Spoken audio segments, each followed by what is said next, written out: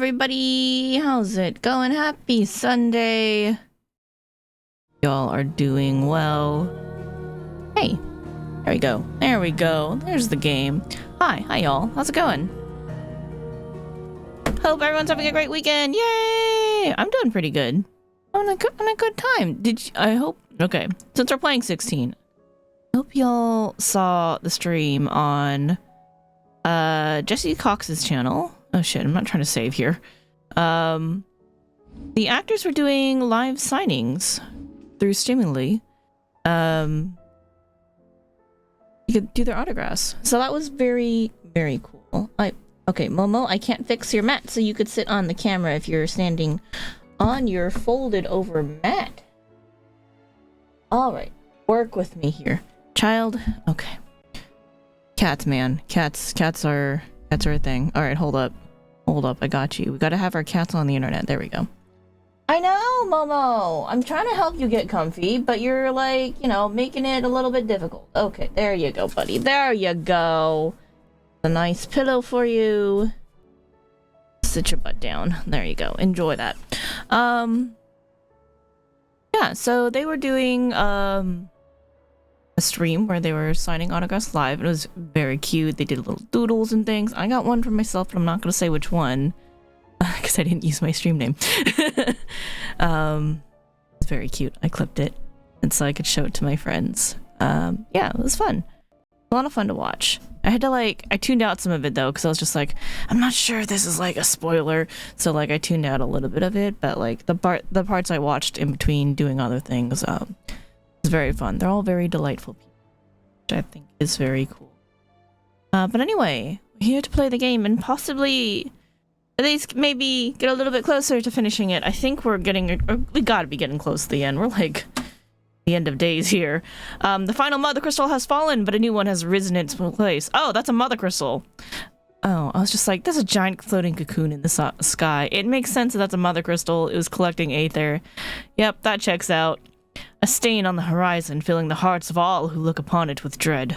Origin. There, deep inside, a reckoning awaits. So yeah, that's happening.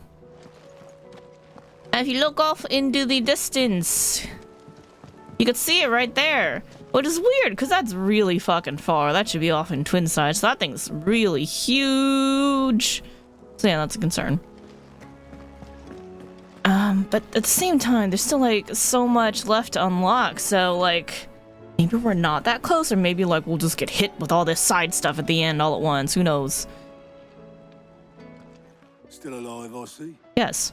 Something tells me that eyesore on the horizon is your doing. It was an accident? Excuse me? It's a long story. One that I'd rather only tell once. Right. All hands on deck then. Gosh darn it, I heard that sound skip. We may have to restart the program to fix the sound again. It's fine, not to worry, we'll get to it. See how bad it is. Is this everyone? Yeah, it's skipping. Okay, I can't deal with that. Hold up, sorry. I know we just started. Give me a second. I'm a little scuffed, it's okay. Okay, it'll be okay. Enjoy this Momo though, he's adorable. Okay, we're back.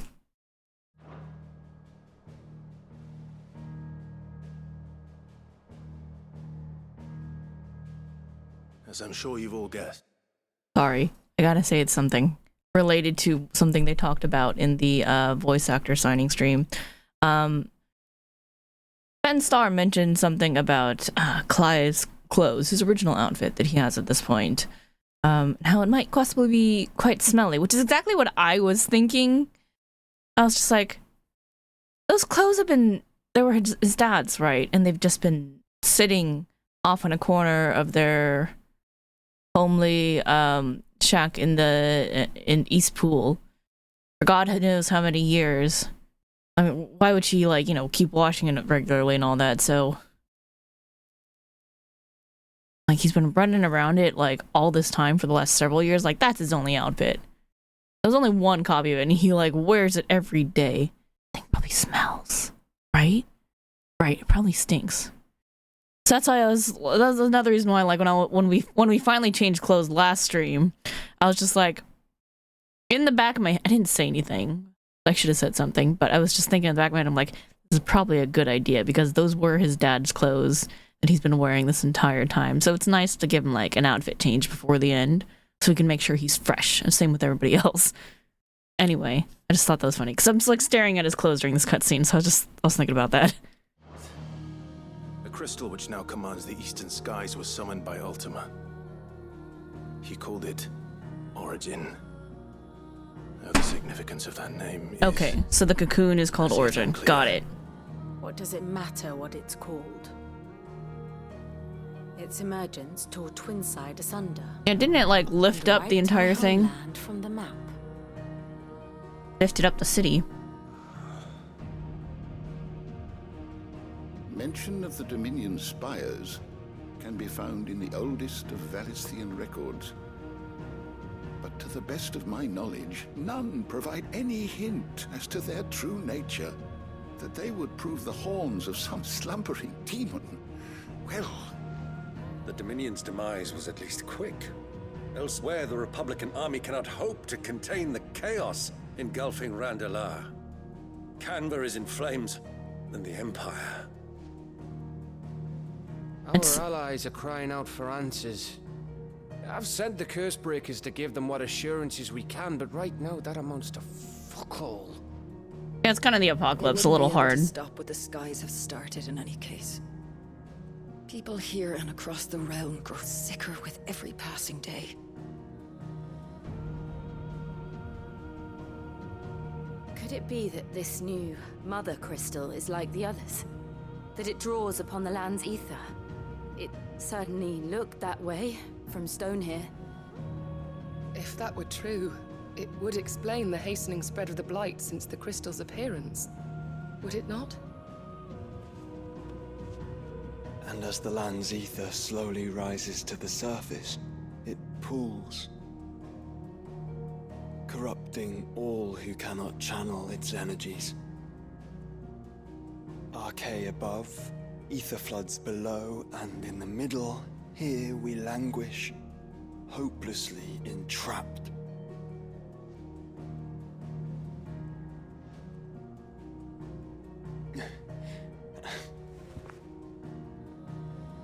It's all right. When we faced him at Stone here, Ultima told us his true power quickens in the halls of Origin. Needless to say, we cannot allow that to continue. It was definitely a this is not my final form thing. We'll have to find a way into the crystal. How are we gonna manage that then? It's up in the sky. And fast as she is, the Enterprise can't fly. Yet.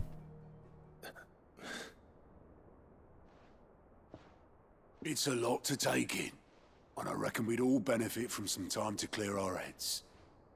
The answer will come to us. Don't you worry. Ain't that right, Clive? Right. That's right. Well, go on then. Ooh, that was a really bad sound skip. Hold up. Let's try that again.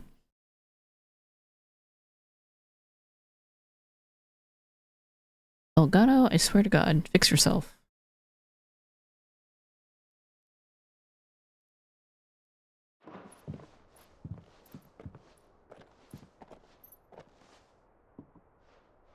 Same goes for you, Clive. You won't solve anything like this. Trust me. Go and get some fresh air, eh? Thank you.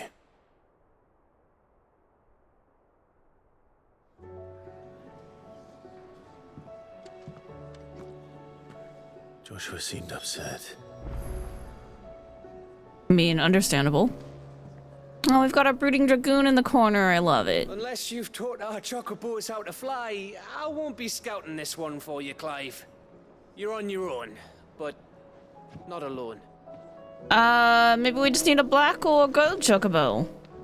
If there's anything special you fancy supping on before you go, I'd be glad to make it for you. As long as it's brown. Thank you? There is much to consider.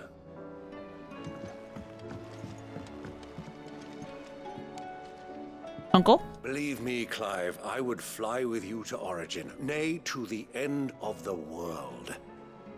If I could. Alas, my fear of heights prevents me. Ah. Alright. There. I think I listened to this one already. I'm gonna go.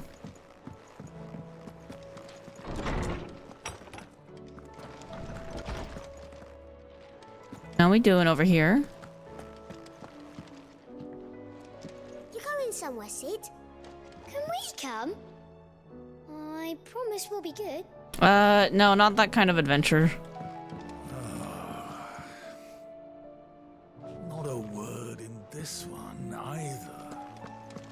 Sid, did you know that chocobos are far more Yep, that's... Yep, I know. Knowledge hoarded is knowledge lost. I tell you about my adventures. Holy shit, that did a lot. You wish to study the We didn't even tomes? play for that much last I time. was wondering when next you'd visit. If you have a question for me, I should be happy Alright, to answer Ultima, it. one of a race of ancient godlike beings. It was their creation of magic that led to the rise and spread of the Blight, the few survivors of their race fleeing to the unspoiled land of Valisthea to attempt to remake the world. For this, they created the Mother Crystals to harvest huge amounts of aether, and sowed the seeds of humanity that it might one day produce a vessel strong enough to channel it. That the humans would one day develop wills of their own, they did not foresee. Valisthea... Ultima... Countless eons ago, Ultima arrived here, fleeing the Blight that devoured his own homeland, and resolved to rebuild the world and usher in a new and final age of pure reason. It was he who placed the Mother Crystals in each corner of the land, that they might harvest the aether he needed to achieve his end. The new world is the paradise Ultima seeks to summon into creation, and also a failed Amazon MMORPG, one free from the Blight that almost ended his race. Though Barnabas believed that he and his fellow faithful would be allowed to join his deity there, he was mistaken. Only Ultima and his kin shall have a place in the new paradise, a paradise freed not only from Blight, but from humanity. Freet Risen is two icons of fire united as one! Body of a Freet and the wings of Phoenix. Its appearance closely resembles that of Ultima, as depicted in the ancient murals of the Circle of Malleus. Could this be the final true form of the vessel that Ultima requires to remake the world? Logos is where Ultima uses mythos to describe the vessel he has long awaited. One into which he can pour his soul and cast a supreme spell. Logos indicates its blasphemed form. A vessel over... Oh, okay. So Ultima says mythos to describe his justly. Yeah. Logos indicates its blasphemed form, a vessel over which the will of another has complete claim, making of itself a false god. See, so we're now Logos. A place in the interdimensional rift is a place beyond space and time, termed both a rift between worlds and our darkness by its creator, Ultima. Clive and Joshua were forcibly summoned here by the mad deity when they ventured too close to the heart of Drake's spine. Upon fighting their way free, the pair emerged to find their victory over Ultima had resulted in the shattering of the Mother Crystal.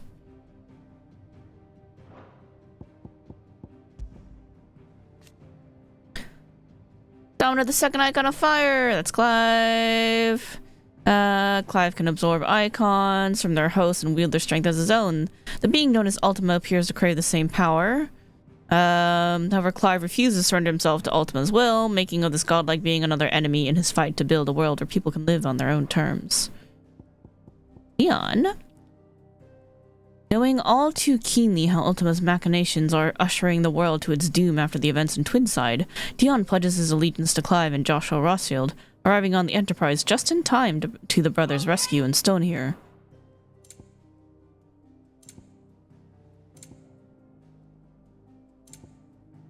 Edda! Young woman with child who made her home in the Waluda village of Aesla. After the arc sky spread across the land, her fellow villagers turned Akashic and departed for reverie, leaving her alone, afraid, and in hiding. By fortune, she was found by Clive and Gav, who took her back to the safety of the hideaway. It is speculated that the reason she survived is because the child growing inside her is a bearer, and thus more able to resist the effects of aether. Good theory. Still want to know who her husbando is. Ooh, we got one empty there. Okay. There goes the cat. Alright, Kingdom of VoD, the sole surviving nation in Ash. Shortly after the death of Barnabas, Thar, Messiah, of the Zemeckis and Cat's Paw of Ultima, Drake's head was shattered, leaving the capital of Stonehere without Mother Crystal and King. Stonehere is the capital of VoD.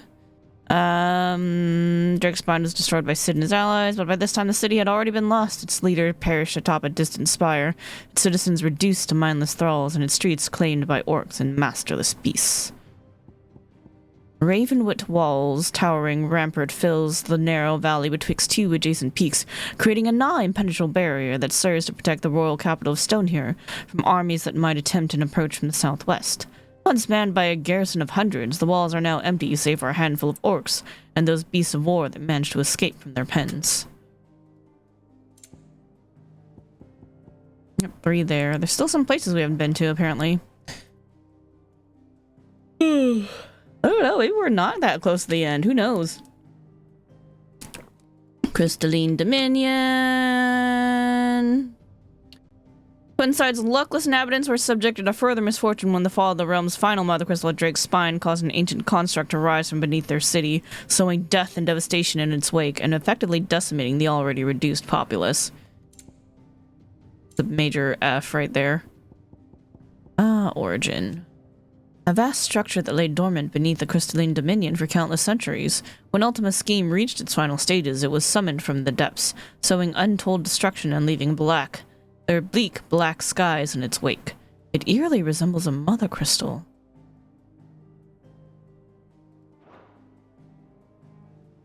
Well, shoot, I missed one somewhere.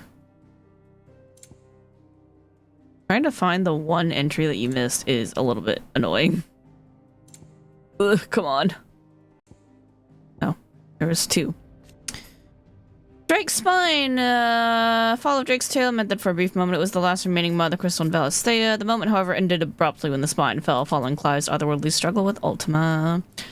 The fall of Drake's spine in 878, already besieged Akashic and Beastman, was rocked yet further by the destruction of the Mother Crystal. Yep, we did that. Mysteries of the Realm. The Mother Crystals. Clive and Joshua learned that they were planted here by Ultima for that very purpose, that the creature might accumulate enough aether to cast a supremely powerful spell, one that would remake the world. Magic is the art of channeling. Crystal's curse petrifies the flesh. For this reason, Ultima's incorporeal form prevents him from casting a supremely powerful spell with which he means to remake the world. So he seeks a vessel strong enough to withstand the torrents of aether required. That makes a lot of sense. Yes. The Akashic. Let's see. Usually manifesting as extreme strength and aggression, Ultima's casting of Primogenesis turned much of mankind directly, gifting Barnabas' Akashic army. With the despair they wrought, he sought to strip the wills of the rest, making them in his eyes pure. Ultima's thralls, soulless automata largely composed of aether, whose only drive is to see that their creator's will is done. They appeared all over Valisthea after Ultima brought about Primogenesis, and the skies of the realm fell dark. Great beasts, the behemoths and Fafnirs of the realm. Large, dangerous beasts to whom all others bow. These creatures ruled for generations as the kings of great forests, our tall peaks, only to be driven from their homes by the blight, and forced into unwelcome contact with humanity. They tend to have little tolerance for ethereal exposure, so it is common for them to turn Akashic on the merest contact with an aether flood. Ooh. Sin. In Ultima's eyes, mankind's greatest sin is the awakening of free will. The servants straying from their path the Creator had laid out for them and forging one of their own. However, Clive contends that this is a sin by which Ultima is equally disdained, and indeed, if humanity is indeed Ultima's creation, does not their every action and every emotion stem from him? Touché. A good point. The deadlines. Barren waste, little no knowledge, most Valistheans spreading of blight is in fact driven by the mother crystals that drain away the land's aether for Ultima's ends. Though the beings flew to Valisthea to escape the blight, overuse of magic by the human civilizations that followed only succeeded in despoiling this last unblemished land. Okay, but we still don't know what's actually causing the blight. Is it just, you know, like... This is like the burn in 14, where... You're gonna hear no sound for a bit while I restart this, because I hear it blipping again. Is it like the burn, where it's just like, yeah, there's no aether there. That's why it is how it is. It's not really, like, explained in 16 terms. Like, we kind of have our experience from 14, but... I'd like them to confirm it.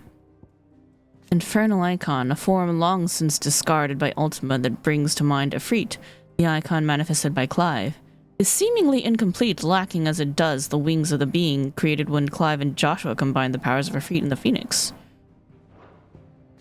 Interdimensional Ultima, in order to further test the strength of the vessel Mythos, Ultima lured both Clive and Joshua deep into the shadowy depths of his fractured mind, where he faced the brothers clad in the remnants of his erstwhile flesh, the Infernal Icon.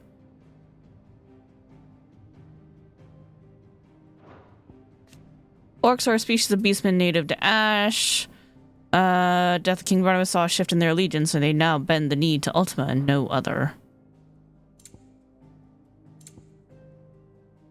Behemoths, towering agents of destruction known for their distinctive dual horns and a roar that can topple the mighty heavens.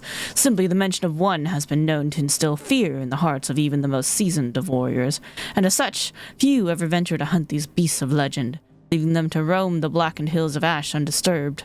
That is, save the scant few the royal army has somehow remarkably managed to fetter and tame for deployment on the front lines of battle. So what's well, it's kind of interesting here. The bestiary is done, but we haven't been to all the locations or talked to all the people or unraveled all of our mysteries. So these are just it's a very limited 3-page list of monsters it keeps cycling through. Just like not one of my favorite things, but what can you do? Budget limitations, you know? Only do so much. I just wish there was a little bit more variety to keep it interesting. But then that would take away from other things we're doing in the game, so give and take. Anyway. Alright, so that one's done. These are almost done? Missing one. There's one person we have not met yet. Okay. There's a few missing from these two. The door to the shelves shall ever be open. We have one other person to meet someday, eventually. No new hunts, though. Maybe until after we speak to Joshua.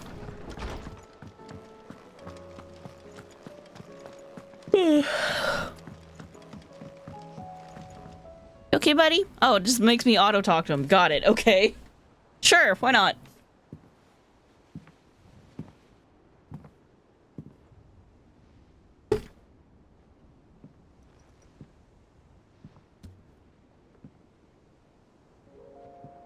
Ultima may have created us, but he doesn't make us who we are. Only we can do that. And if he would have us fight for our survival, so be it. It's what we've been doing all along. Much like Ultima himself, it would seem. His new world being naught but a means to survive. And so, we must contend to decide which of us shall inherit the land. Should Ultima prevail, it will mean death for us all. Of that, we can be certain. But even should he fail, what world awaits us? Yeah, that's what I was just thinking. So it's like, okay, obviously if they fail to stop Ultima, they're all gonna die. So like, that's not good. But if they do stop him, like, the world's already pretty screwed up by the Blight. So it's like, unless we can figure out how to fix the Blight, that's gonna make things very, very difficult regardless. It's blighted. There's aether floods everywhere. It's pretty messed up right now. A withered, godless place where our newfound freedom will most like prove a chain in itself. Well, that may be.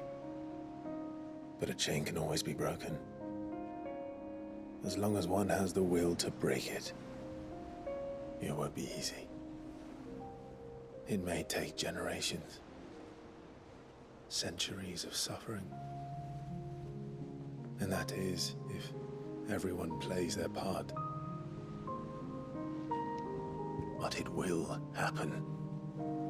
And when it does, it will be on our terms. That is the world that awaits us. Indeed. And what better world could one wish for?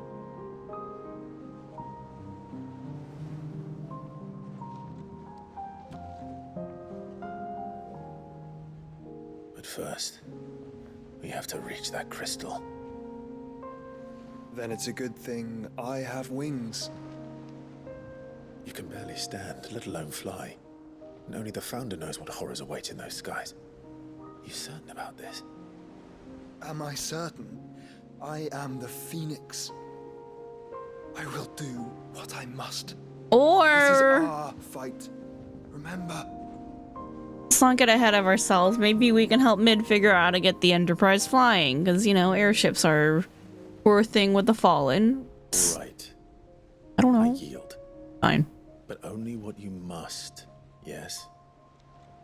I'm still your sworn shield. That you are. And what of my wings? Oh, Bahamut. Yeah, he can fly too. Lest you forget, you go to stand against a god. I would not have you succumb to fatigue before the fight begins. Ifrit, your brother mentioned that some few of the dominants who had lost their power to you were still able to prime. Is that true? Yes. It is. But their icons no longer submitted to their will.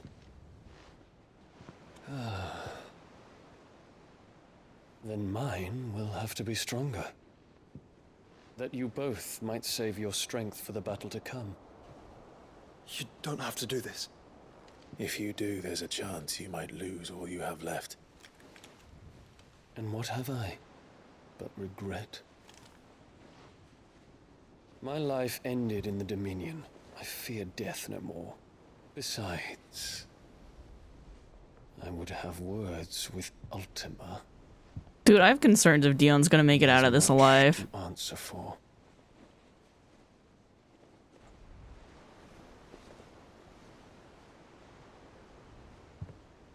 We are in your debt, Dion.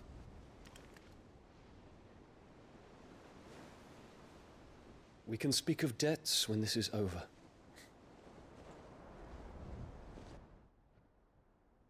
Yeah, because as far as he's concerned, he's repaying a debt. Who knows what's gonna happen up there? He speaks like a man who knows he's not coming back. Yup. Death flag. And has come to terms with that. That doesn't mean that we have to. Does it, Clive? Time to talk to Jill. I only hope she understands. Take as much time as you need, brother. Something tells me Ultima will wait. Yeah, for some reason the final boss always waits for the hero to get stronger. Farewells, and let us be gone. Weird, isn't it? She's in my room. Of course she's in my room. Alright.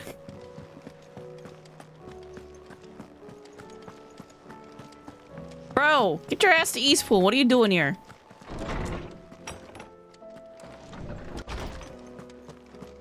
We're outside the room. Jill.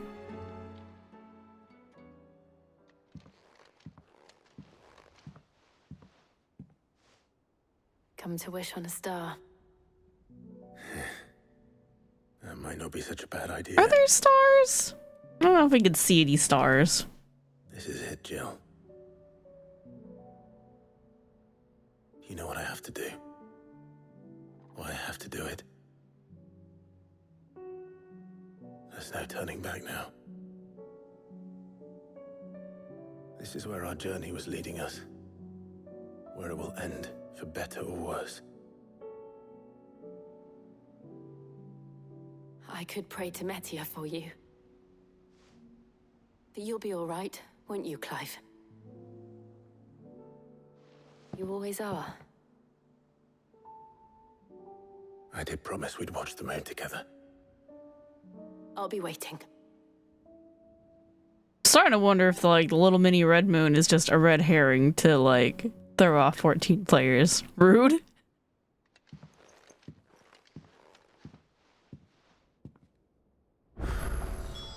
Ah, there's all the side quests. Beautiful. Better make sure I haven't forgotten. Clive? Do you have a moment? Of course. Always. I wanted to give you something. Is this? I stitched it from the cloth you gave Hortense. The piece she said you liked best. I told her I used to enjoy needlework, but I didn't think she'd remember. Aw. It's beautiful, Jill. You didn't have to. When I was very little, I recall my mother telling me that young ladies of the court would give knights ribbons from their hair before they went off to war. I still wear mine, so I made you this instead. Red is the color of passion, the fire in your heart.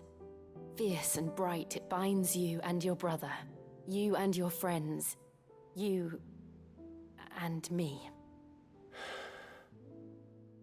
Our bond. May it never be broken. And may it ever bring you back to me. I will always, always be here. Thank you, Jill.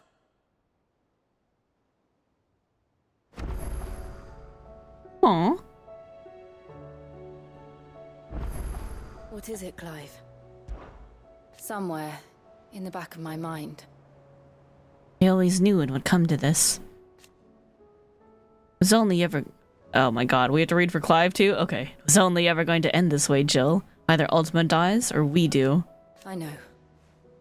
I still don't think I'm ready for it. The thought of what you have to do makes me want to cry.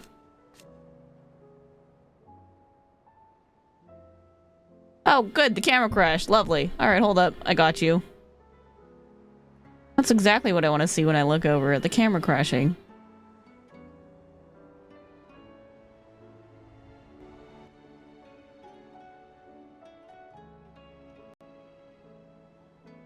It's been a funny looking clip. Anyway, fixed it. Good. And cry. Shout, scream, laugh, do whatever you feel. Our feelings make us who we are. Make us better than Ultima. Thank you. Clive. And a long time ago, I swore that only the stars would see me cry. And so for now? I'll save my tears until the clouds part, the heavens return. I'm always with you, Clive. Oh.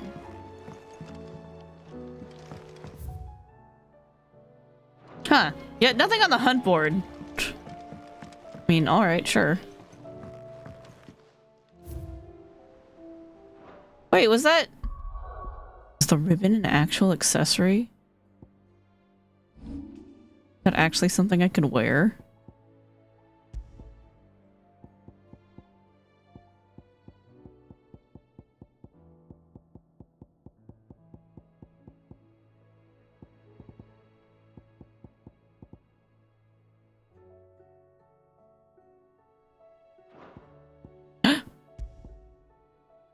No, not that.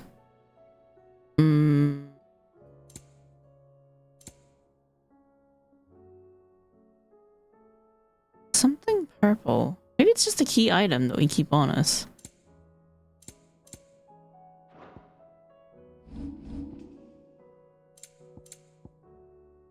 Oh, yep, key item. A small square of embroidered red velvet gifted Clive by Jill. Red is the color of passion. Fire in your heart, fierce and bright. Binds you and your brother, you and your friends. Me. She said. Alright. Oh boy, that's a lot of side questies to attack. And there's stuff on the reading table too. Alright, we'll go there and then go there. And like this? Or should we go the other way? No, we should go this way. Okay. Well. In a mood! In case you haven't noticed, your poor hound spends all of his time of late on my rear deck whimpering like Gav in his cups. Something ain't right and my gut tells me it's not to do with the supply of antelope bones. What is it this time, Torgal? What's going on, Torgal? I gotta pet my dog! Obligatory pet your dog once a stream. That is the rule of the internet. Unspoken streaming rules. Alright, in search of a lost home.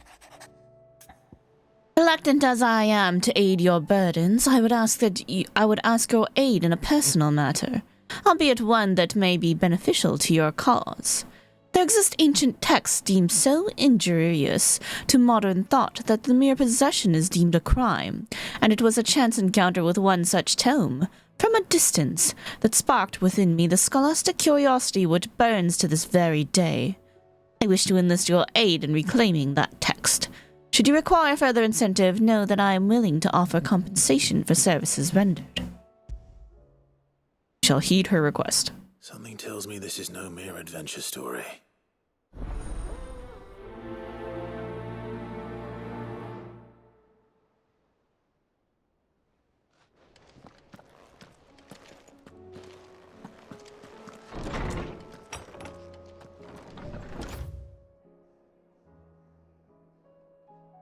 Wait, okay?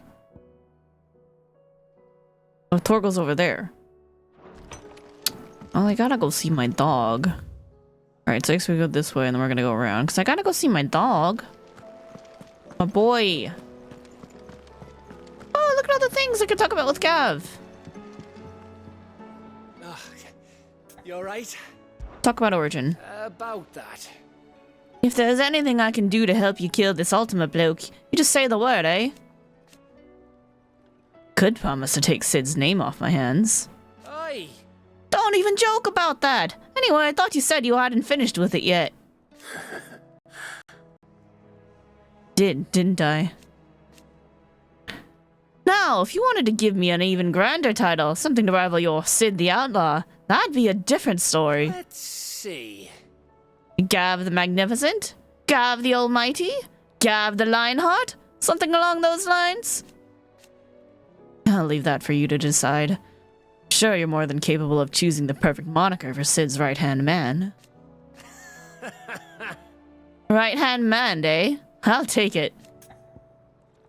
Oh, Gav. Such a delight. Alright, Uncle Byron, what's up? Let's talk about Origin. You're set on this plan of yours, then? I am. You never were one to shy away from a fight. Some might say it runs in the family. Ha! Your father would be proud. Thank you, Uncle. He'll be with us up there. As for down here... You may take comfort in the knowledge that the realm will be in my capable hands until your return. Deed. Clive, my boy! Rutherford informs me that we owe you our thanks. Hadn't intended for you to get involved. But such are the times we live in, huh? I would have done the same for anyone else. You're far too modest, Clive. You'd make a terrible nobleman. But tell me, is the realm truly in as dire a state as Rutherford suggests? Yes. From what little I saw, you were right to be worried. I suppose I should have expected the worst. But I was rather hoping the great and good of the realm might have things a little more under control. Alas, it seems that firm leadership is in short supply these days, and without it, the people are bound to lose their way. We must move quickly. But where do we start? True, the challenges that face us are many. But in my estimation, there are two key areas to be addressed before any other. The realm's armies and her larders. As you've seen firsthand, it's every man and woman for themselves out there. Kind of like what we did in Certain Dolomil. cities have banded together to try and maintain some semblance of order, yes? But such cases are few and far between. And yet, the only remedy for the chaos that faces us is unity. A unity that transcends even the borders laid down by our ancestors. In short, if Storm does not stand together, she will fall apart. But how would one even begin to unite the realm? The armies, my boy. As I told you already, we begin by restoring order among the ranks of those sworn to maintain it. Sadly, I doubt I could convince even the lowliest gaggle of privates to dig a latrine together. But I do know someone the High Commanders have been known to listen to on occasion. Field Marshal Eugen Havel. I thought he was retired. He was, until an Akashic army tore through Randalar and killed most of the rank and file. There is no man alive more capable. Literally. And as luck would have it, I've already spoken with him on the matter. Ah, that's what you were doing. And he's agreed to help. On one condition. That he first speaks with you personally. Havel has always been a man of frustratingly rigid principle, and he has certain qualms about clasping arms with, well, with an outlaw. I mean, fair. I extolled your many virtues as best I could, of course, but the old goat was adamant that he be allowed to appraise you in person. You don't mind, do you, my boy? No, we good. That is your wish? Of course not. As long as chaos reigns, we will never build a better world. I'll do whatever it takes. And if the Field Marshal wishes to speak with me in person, then so be it. That's the spirit. I'll leave for Randalar at once. Would you send a Stolas? Of course. Rutherford is already in the Dalmekian capital. I'll have him tell Havel to expect you forthwith. Excellent. Thank you, Uncle. No, thank you, Clive.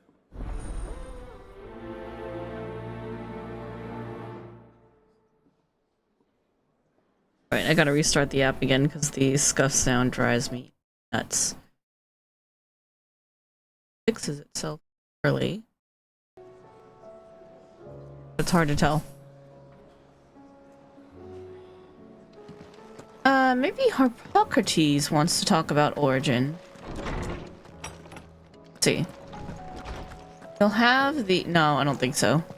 Well, actually, we don't know. Okay. Good morrow to you, my friend. Ah, he does. Beautiful. Ah, yes. Arrived at a solution, then. Dion will carry us. Indeed. A feat befitting the final act.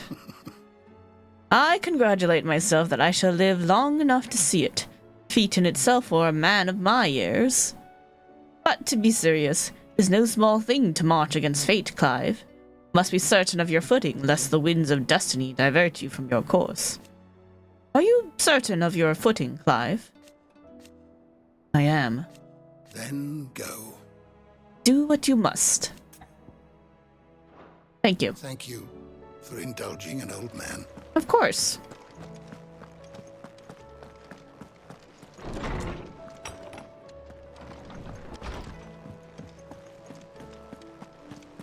Alright, I gotta go see what's wrong with my dog.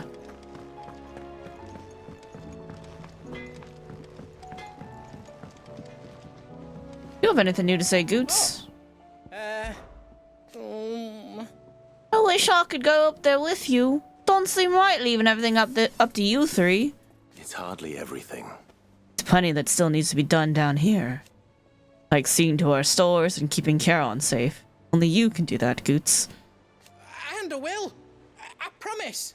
I won't let none come to harm no matter what. You can count on me.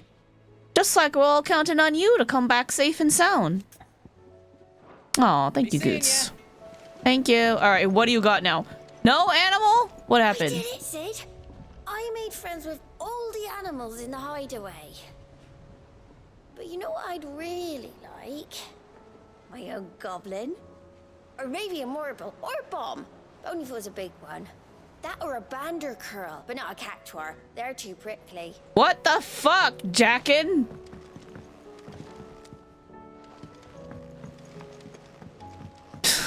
That kid's one of my favorite people to talk to.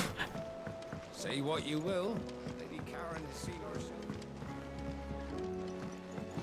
Eh, whatever. Buckle, what's wrong? What's wrong with my dog? Pining for something, boy. What is it? What do you see out there?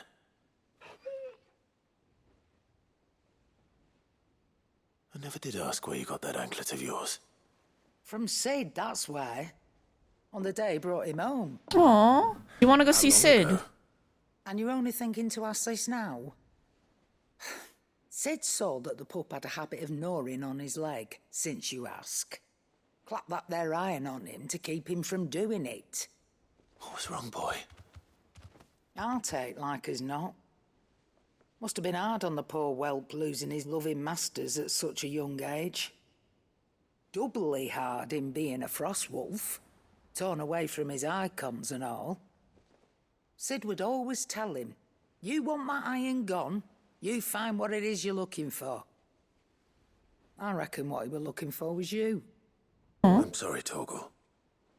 Sorry for making you wait so long. Let's get that thing off you. No. Reminder of Sid, you can't have it. Doesn't sound like he wants it off. Indeed. You miss Sid as much as the rest of us, don't you?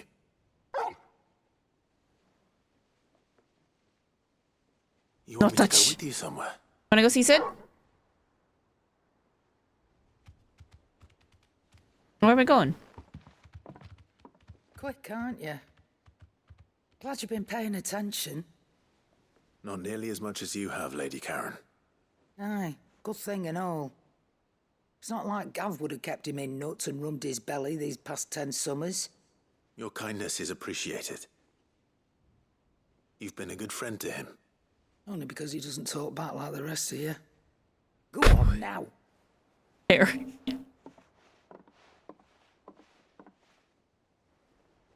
Where to then, Torgal? Where you going, boy?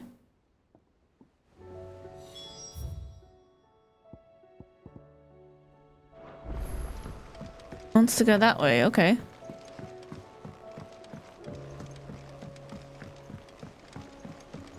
Rest of y'all gotta wait. My dog's more important than you. What's up, buddy? All right, Torgal. Where are you taking me? I'm going to need a little bit more than that, boy. Do you have a better hint for me? Unless... you've already given me one. Back on the rear deck, you were looking west, toward Rosaria.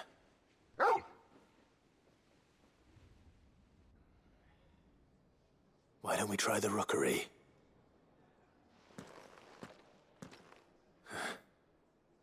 I haven't been to the island in almost 20 years. To Port Isolde, then. Fingers crossed the old mooring is still there. Oh, we gotta go on a trip with the dog. No, these guys are closer. Might as well go here. Oh, hey, what's up, Joshua? Ah, Clive. Let's talk about Origin. This is it then, brother. My last dance with Ultima awaits. Only the Founder knows what awaits us up there. Indeed. Whatever we find, we shall overcome it. It will not do to disappoint our friends. They all believe in you, Clive. They would follow you to the ends of the earth if they could. You're wrong. My friends don't follow me. They spur me on. I couldn't have made it this far without them. Nor without you, Joshua. You gave me your blessing and made me your shield. Without you, I don't know how I would have even survived. Even when we were apart, you were always with me. I trust you'll be with me now until the end. Of course. Whenever that may be.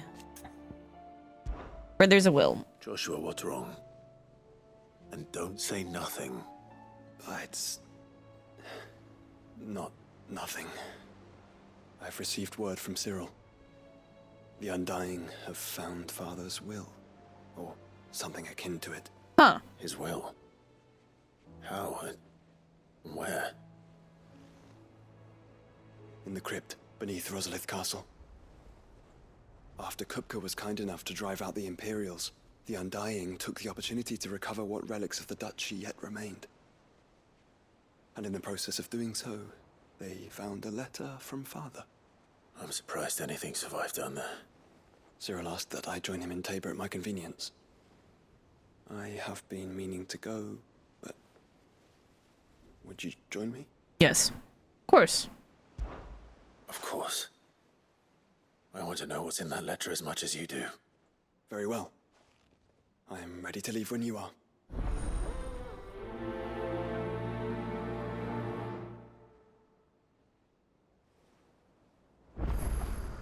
Back to Tabor then.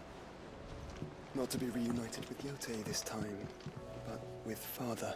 How is Yote holding up? Must we away? My decision is made. Shall carry you and your brother to Origin, that the Lesage name might live on in honor, not in infamy. Even if I should not. Highness, you're not. You said it yourself. This is a journey from which I may not return. Yet, I am resolved to go. Ultima took much from me, and he means to just... tongue died. He means to strip us all of what little we have left. He must be stopped. Whatever the cost. He must. Thank you, your highness. Or as over hasty as your brother. Save your thanks for when this is over. The time is nigh. You're the one who's like, I might not live to see you later. Doris, what's up? Cid, do you have a moment? Always. By all means. Well, not always, but, It's my you know. old master. Seems there's no escaping her. She found some way to send me a letter. And something else. Records from a Waluda prison. Seems they were keeping a lot of bearers there. How did she come by such a thing? Finding bearers always was her strong point. And it seems the cells of Balmung Dark are full of them. Foreign captives, the masterless. Bearers no one would miss. And even better for her, bearers with no one to look after them. When ether started lapping at the walls, the jailers fled. Leaving the bearers to be liberated by whoever happened to come along next. I see. Cid, I'd like to believe that I've earned your trust by now. Yeah, and while I'm well aware that you've forbidden Cursebreakers from traveling to Waloed, I can't let those bearers die in their cells. I'd rather risk shipwreck on the Shadow Coast than leave them to starve. Escort Doris to Balmung Dark? Yeah, we go together. Then we go together. We'll be needing the Enterprise if we're going to navigate the Narrow. Does that mean... I'm making an exception, but we travel together. And we stay no longer than we have to. Ash is an inhospitable place at the best of times. We save as many as we can, and we leave. Thank you, Cid. There was a name in the prison register. A name from my past. Chadwick. Another of my former master's protégés. A gifted soldier, and the closest thing I had to family. The thought of him held captive in that place. He must be very important to you. He was. Is. Then we find him. The entrance to the prison lies in the shadow of Ravenwit Walls, just beyond the portcullis. We should head there as quickly as we can. I only pray there are still bearers alive to save. As do I, Doris.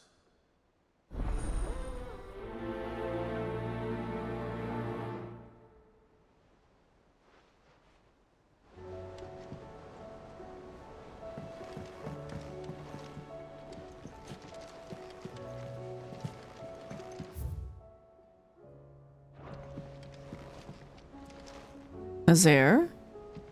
Cid, I was wondering if you could help me. With? It depends what with. A bearer. but recently freed from his bonds, is keen to join the Curse Breakers. As you know, the work we do is not easy, which is why we test every volunteer's suitability. I was hoping you could oversee this one's evaluation. I don't mind, but... Yeah, why this one? Because he wants to be a scout. Our ranks are filled with men and women capable of breaking chains and putting slavers to the sword. But scouting, we're few with the nose for that, which is why we still rely so heavily on Gav.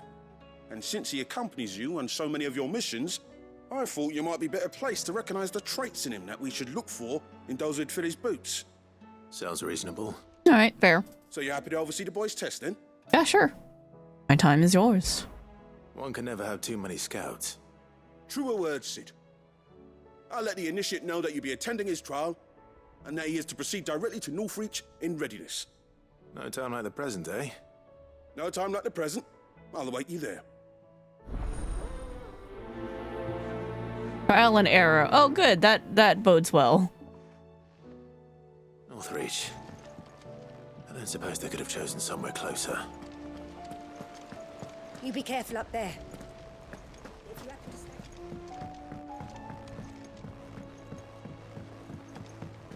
No. Otto, what's up? Ask about Origin. Bust you to go and pick a fight with the bleeding god. And sign up for all this excitement, you know. No. Sid did say the higher-ups wouldn't be too happy about us trying to change the world. You've got me there. It ain't as if I have anything better to do, so no more lip out of me. But it's the lip that keeps us on our toes, Otto. Is that right? Well, I'd better start looking for something else to moan about then, hadn't I? Talk about the hideaway. No one around here is bold enough or daft enough to say I'm fit for the knacker's yard, but sure as hell ain't getting any younger. Might be time to take a step back. Let the fledglings spread their wings. Young goat's as bright as the inside of a barrel, but his heart's in the right place. His constant failures never seemed to dim his spirits either. Reckon the same might have been said of me when I was his age. If it weren't for Sid. Given me the room to fall in a hand to help me up again, I never would have changed. It'd have been the goats leading the goats, Clive, assuming we'd made it that far. I know you'll do right by us, Clive. Thank you, your faith is appreciated.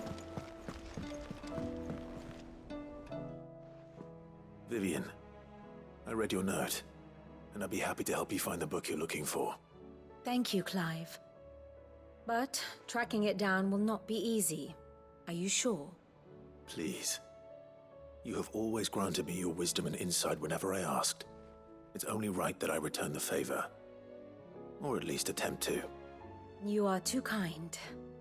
Alas, what I ask of you is rather more trying than delivering the odd lecture. I spoke with Harpocrates to see if he had any inkling as to where another copy might be found, but perhaps it is best that you hear the details from him. I just came from that way. Okay, fine. Forgive me, Clive, for asking this of you. But this book, it set me on the path to becoming who I am today. Its importance cannot be overstated.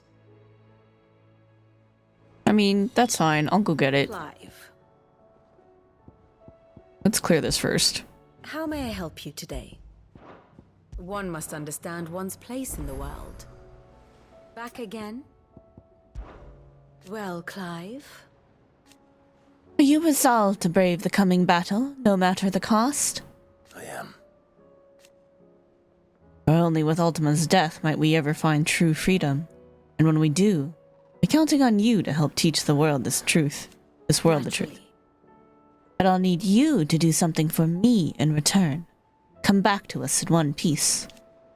For how am I to recount this true history of the world without a first-hand account of the heroics, those who fought to change it? I shall... We shall all be praying for your safe return. Harpocrates knows of the tome I seek. Whether what he has to say makes you happy to have agreed to help me is another matter. Fair. Godspeed.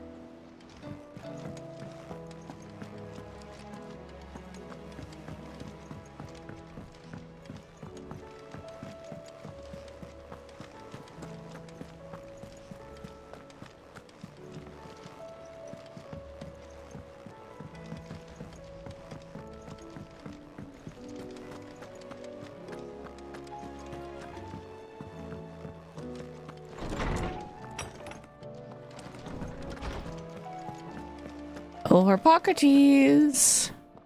My friend. Ah, Clive, my boy. What a pleasure it is to see you. Harpocrates. There's something I need to ask you. I've been charged with locating a book called From a Distance. Then you seek a rare gem indeed. One whose name I had not thought to hear from your lips. You've been talking to Vivian. I mean, of course, who else was she gonna get to go get it? But she didn't seem keen to tell me very much. I take it she didn't like what you had to say. And yet I gather it did naught to dissuade her. Clive, if the young professor has tasked you with obtaining a copy, I fear she asks the impossible.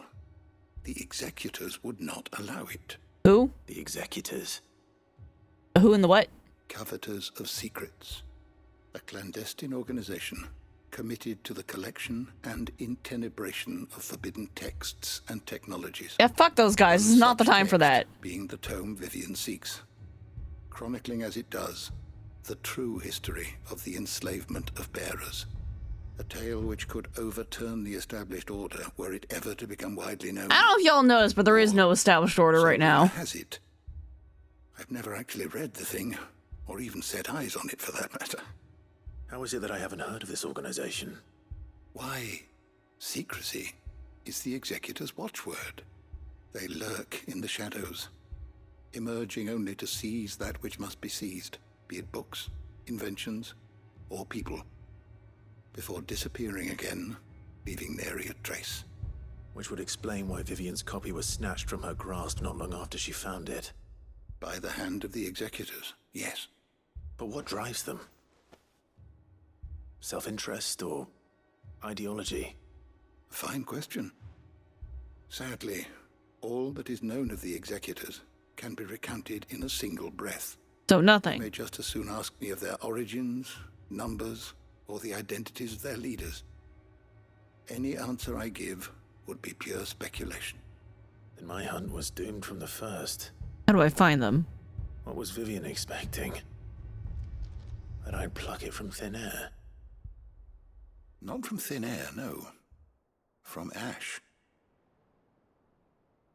Rumors of the executors are rife among the scholars of Storm, but rather less so across the strait. I have a friend. Well, I had a friend in the village of Garnick, a collector of rare tomes, upon which subject we would oft correspond. Alas, I have heard naught from him since the skies fell dark.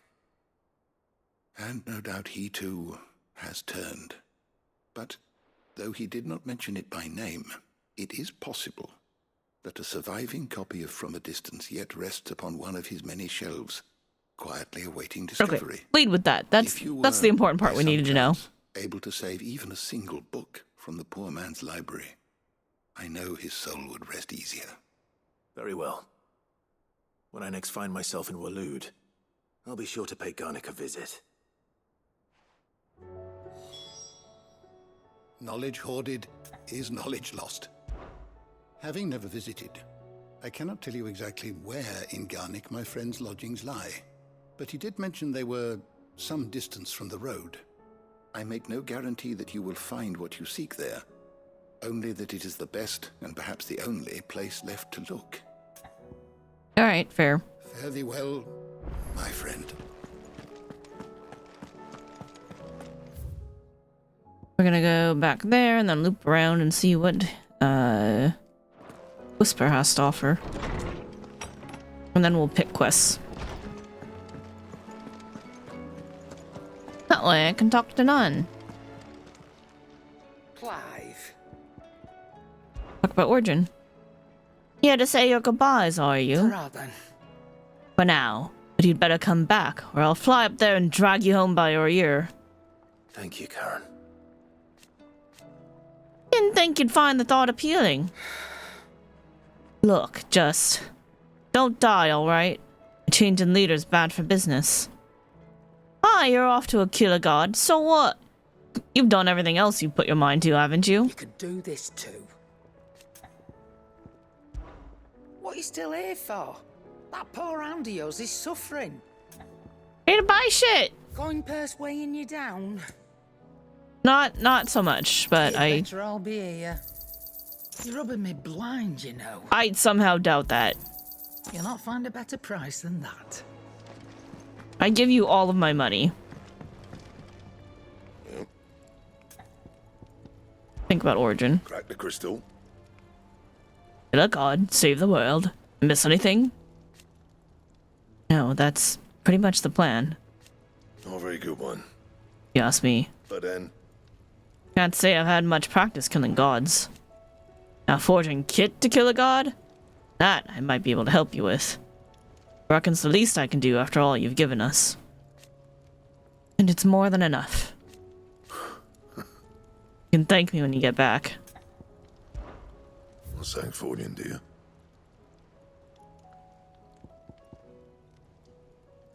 I still need 2 Orichalcum and another dark steel. Where am I supposed to get these things? Anything else? Say what you will. Lady Karen has seen us.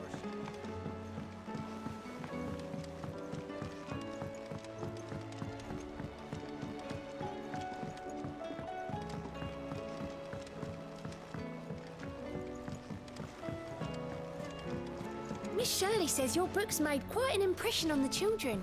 You've inspired them all to become writers themselves. Is that so? We'll need to find some more parchment then. Gotta make that paper.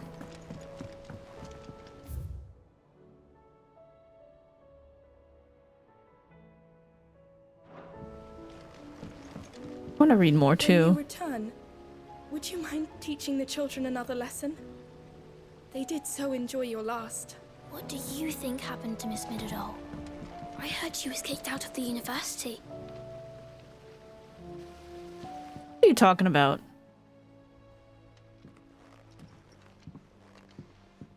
Sid, you have to help us. With what? You didn't take apart another of Mid's contraptions, did you? No. Well, yes, but that's not what we want to talk to you about. It's Miss Middledore. She's been acting strange. You trying to figure out how to get the airship to fly? She's barely ever around. When she is, she acts like we aren't even there. Her head's in a crowd. In the clouds. That's what I said. In the clouds. That's not what you She said. does have a lot on her mind. When did you last see her? Not long ago. Right after she got back from saving you from Stonear. Then it's probably just about the Enterprise. It did take quite a battering on the way there and back. You didn't break it, did you, Sid? You really should be more careful around Miss Middeldore's inventions. Don't listen to her. Even if you did break the Enterprise, you could put it back together, couldn't you? But who's gonna put Miss Middledore back together? She seems really sad. I'll go find her and talk to her. I'm a little worried about Mid myself. Why don't I go and see if I can cheer her up? You do that? For us? I mean, more for her, but sure. Don't scare him. It's not a real dungeon. Thanks for the warning. Still weirds me out that they call it a dungeon.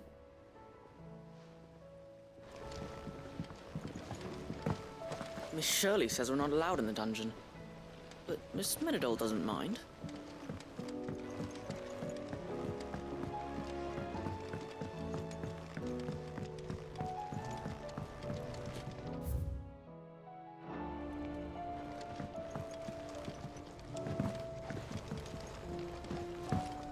Oh my god, talk to her! Mid, if you have a... That's it! I knew it! The answer was right here under my arse all along! If this doesn't steer to the skies, nothing will! To the skies? I knew you were trying to make the You aren't Enterprise trying to fly! give the Enterprise wings, are you? I love you, Mid. What else would I be doing? Obviously. Children seem to think you're avoiding them. They're worried about you. No, she gotta make an Is airship! this really so important that you need to shut yourself away from everyone? Yes. The Enterprise is already the fastest ship in the realm, and that's with the sea beneath her. But what if she weren't bound to the waves? What if she weren't bound to anything at all? It's not fair. The gods get the skies all to themselves, so I'm gonna do something about it. I love you, Mid. The Fallen had their chance, but they relied too much on magic, and see where that got him. But not me. I've discovered how to do it without.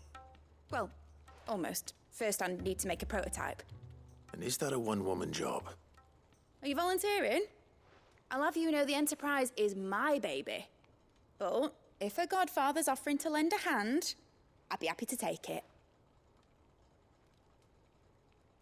First, I'll need oil, and not just some old drippings from Miss Molly's spits in the Tub and Crown. Refined stuff, like they make in Ordill. Then I'll need some bone, or shell. Light, strong, preferably no longer attached to the beast. Adamantoise? If it's beast bones you're after, I'm sure the curse breakers will know where you might find some. No, they'll know where you might find some. You're the one who offered to help, remember? Yes, how could I forget? I should speak with one of the curse breakers before I set off for Old Hill. See if I can't find this bone while I'm there as well. They make an oil down at the docks in Ordill that's as slippery as the sea nasties they render it from. With that and the bone I told you about, I shall be able to finish the prototype. That crystal certainly don't bode well. But just think of all the secrets it must hold. You are crazy. If you're planning on going up there, bring a bit back for me, could you? I would really rather not, but see what happens. Whoa, there's an upstairs I can get to now. What's this area? Yeah, I've been here before. I totally forgot about it. One moment you think you've freed the realm from her fate. The next, a darker one rears up to replace it. What awaits us when we finally attain release? True freedom? Or something else entirely? That's deep, dude. I will not let them be forgotten. Armin, what's up? Sid, may I have a moment? Sure. Of course. It is an honor to finally speak with you. My name is Herman. I've been with the Cursebreakers for some time now, and I wish to be deployed to Ash. Any assignment will do. You sound like you're from there. The lands across the Narrow are too dangerous. I will not send good men and women to risk their lives needlessly. Why would you want to go back? I need to retrieve something. Something important. I was raised in an orphanage. The Badbach Conservatory. Or rather, I was held captive there. It was not a place of nurture. It existed solely to turn bearer children into mindless weapons. We were tortured until we feared no pain. Tormented until our hearts turned to stone. And few ever survived long enough to become tools of the last king. I can't imagine. I lost so many. I can't even remember all their names. But they must be remembered. They cannot fade away, faceless and forgotten. The Institute was run with military precision. Every child measured, every name recorded, every death logged with meticulous care. Sid, allow me to travel to Ash and recover the registry so that my brothers and sisters might live on. Why don't I just go for you? Let Herman go to Ash? No, I'll go instead. You were a good friend, Herman. But the fact remains that Ash is simply too dangerous. Sid, please. Even should it cost me I'll my go. life. Too dangerous for you, Herman. But not for me. I'll go to Badbach and find the registry. You will? Yeah, don't worry about it. I won't let you risk your life. I don't know how to thank you. You can start by telling me where I'll find this orphanage. Vida Grace. Hidden in a forest, overlooking the plains. All right. I'll see what I can find there. May the mothers guide you.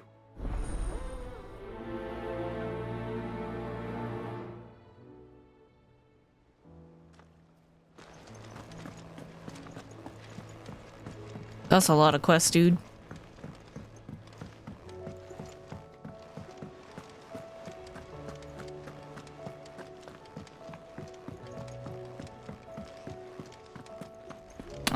other favorite NPCs to talk to. All this time, my heart has wandered hither and thither in search of the perfect companion. When all along he was here, standing right beside me.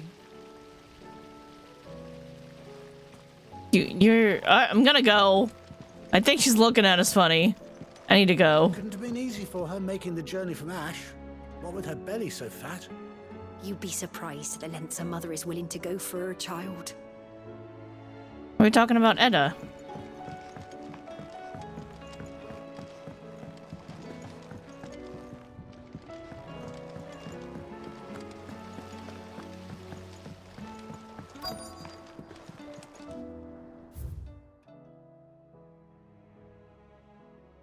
I don't even remember what we're doing over here. You nearly collapsed back there. It's just a touch of the vapors.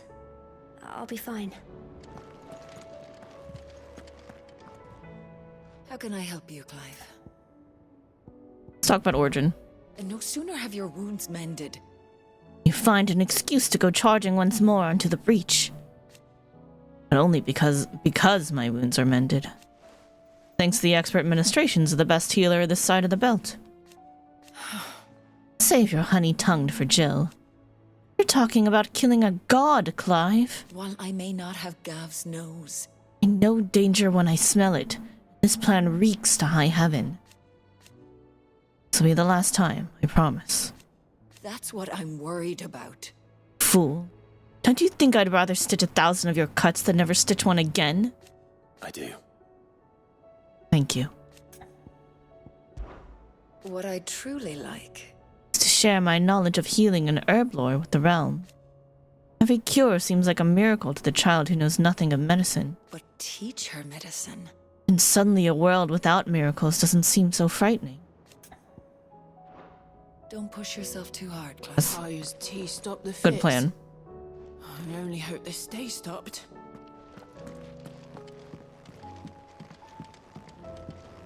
Oh, Yote. Greetings, Lord Marquis. His Grace and I. Often spoke on our travels, and a certain saying of his remains with me even now. Duty is the enemy of freedom. At first? I thought he spoke of his own plight, that though he was able to roam the land again, his duty to unearth the truth about Ultima prevented him from being truly free. But I came to understand that he spoke not of himself, but of me. It was my duty to him. That his grace judged to be inimical to my own freedom. I believe that this is why he bade me remain here, that I might at last be released from my duty to him. Few others in his position would allow the cares of a humble attendant to weigh so heavily upon them, nor take such drastic action in response. My lord. You are resolved to go, then? I am. So is Joshua. I know you fear for him, but I'll do everything in my power to keep him safe. I do not doubt it. You are, as you always have been, his first shield. I was only ever his temporary protector. Now his grace has bade me protect the hideaway instead. That is what I shall do. Thank you, Yote. May you return safely. To us, my lord. Both of you. I prithee do not risk yourself unduly. Thank you, my lord, for taking me in. Everyone here has been so kind. It reminds me of home. I have so many concerns that her name is Edda.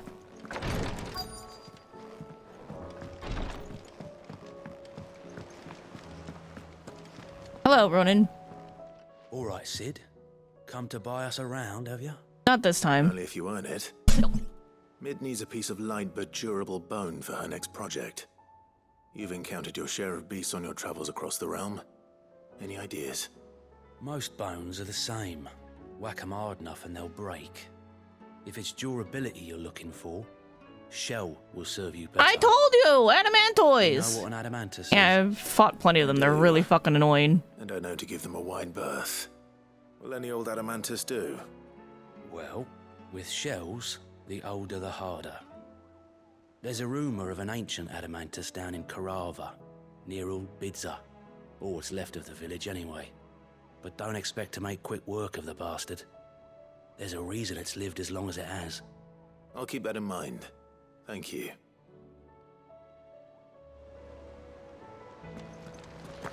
Normally, I wouldn't recommend going anywhere near an Adamantus, let alone one that's had a few centuries to let its temper simmer.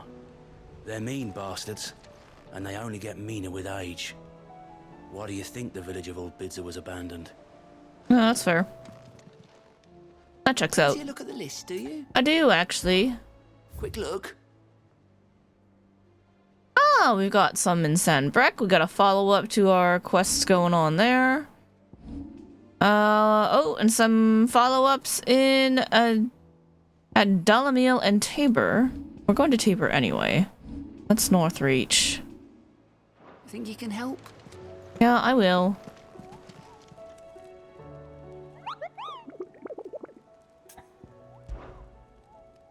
Just make sure we got nothing new here. Yeah, we killed them all.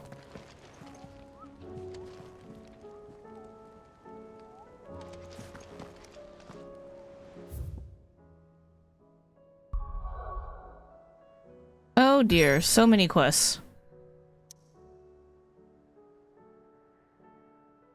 Hold up, let's make sure we follow the right one first.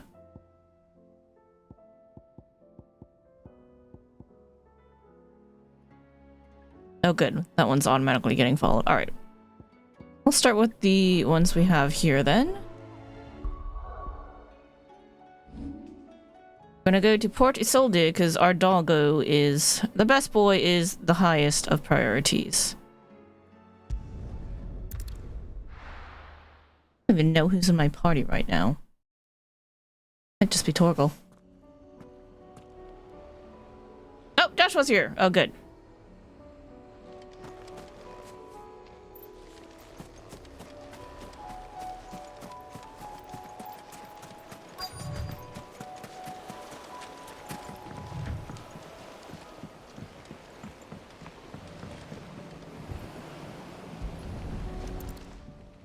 Row, row, row your boat. It's still here. After all these years.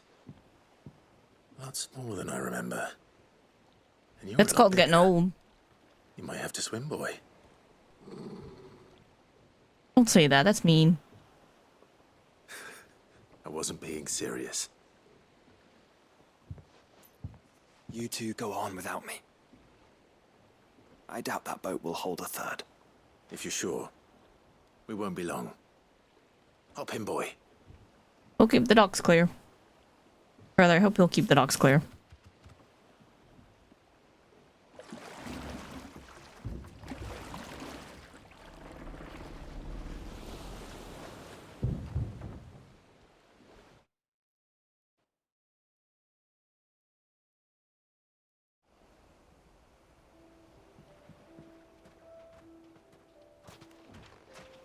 This place hasn't changed at all. The rookery's right through those trees. Come on.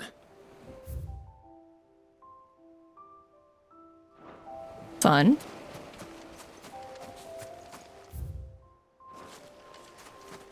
Race you there?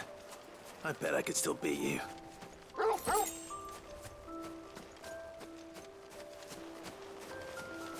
Come on, I gotta pick up the shit. Alright, now we race the dog.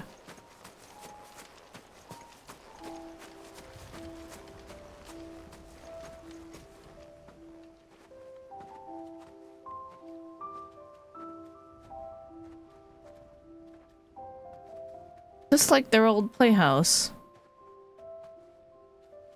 Here we are. This was our hideaway. Wasn't it, Torgal?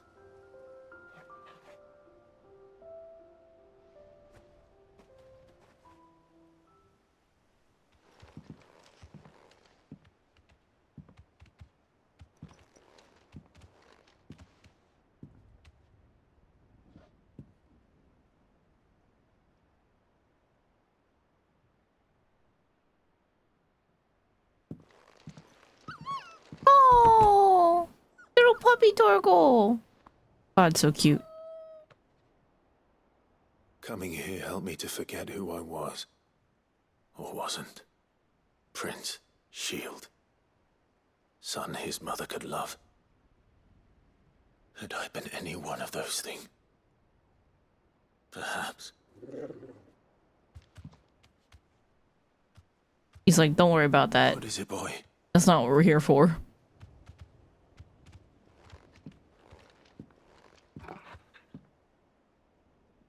Sword? This is all from the castle. And Phoenix Gate. Did you bring these here? Been storing things here. He swam here on his own. My sparring sword.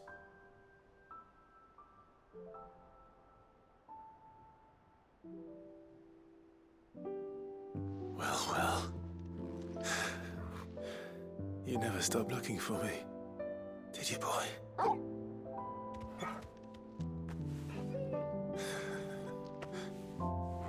Thank Aww. you, Torgal,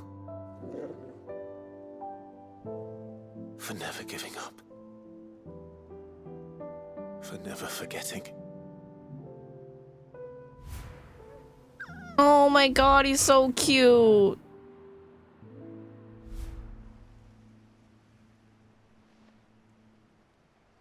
Let's take this with us, shall we? So I don't forget either. That's going in the room.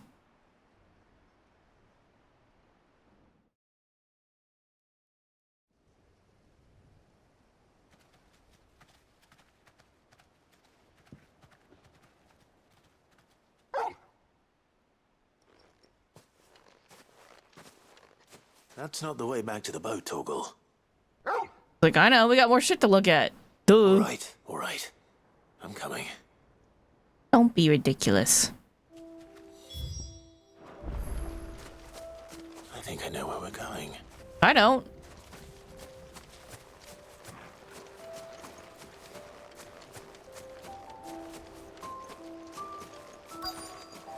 Oh, that's a lovely view.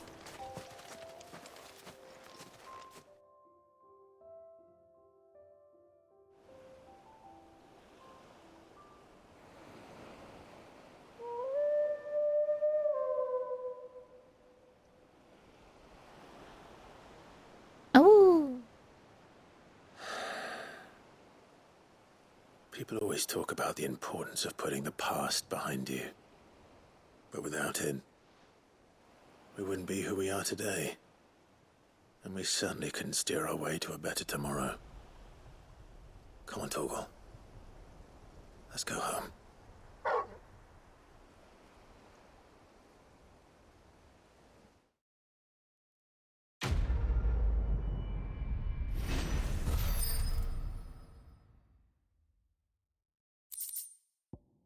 Charred sparring sword, Clive's old sparring sword, salvaged by a faithful friend in the aftermath of the Ironblood invasion 18 winters past. Remember, Clive, your blade is not your only weapon. Rodney Murdoch.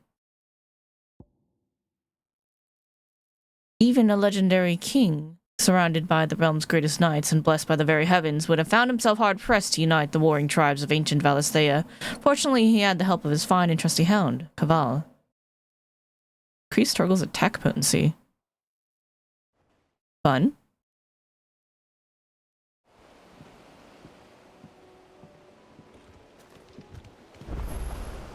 Sorry for the wait. We're ready.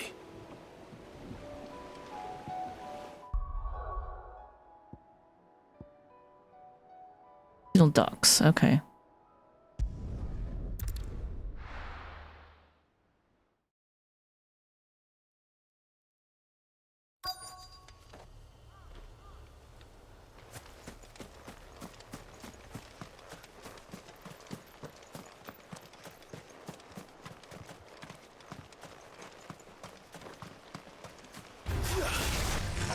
I was thinking to myself, isn't everybody here dead?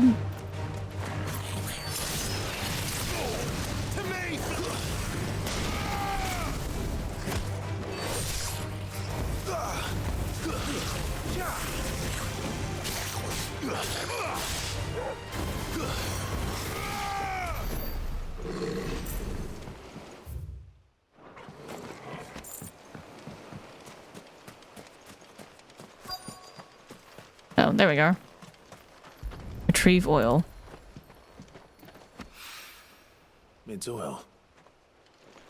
After what happened here, it's a miracle there was any left at all. Right? I was like, ain't that the place that got royally screwed? Wait, what else am I looking for around here?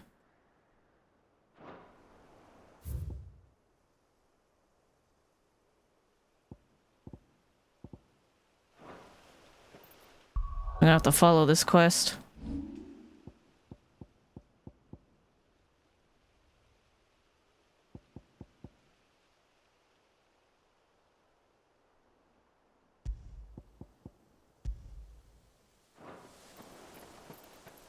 Ah, there. We need more than one oil. I see. I understand. I was like, what are you asking me to look for right now? More oil. Got it. Understand.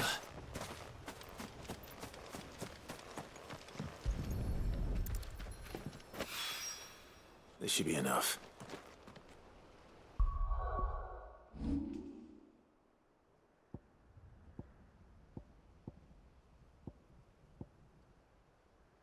We'll kind of do like one of these things. Work our way down and then up and then around. Alright, so Dalamil Inn is up next.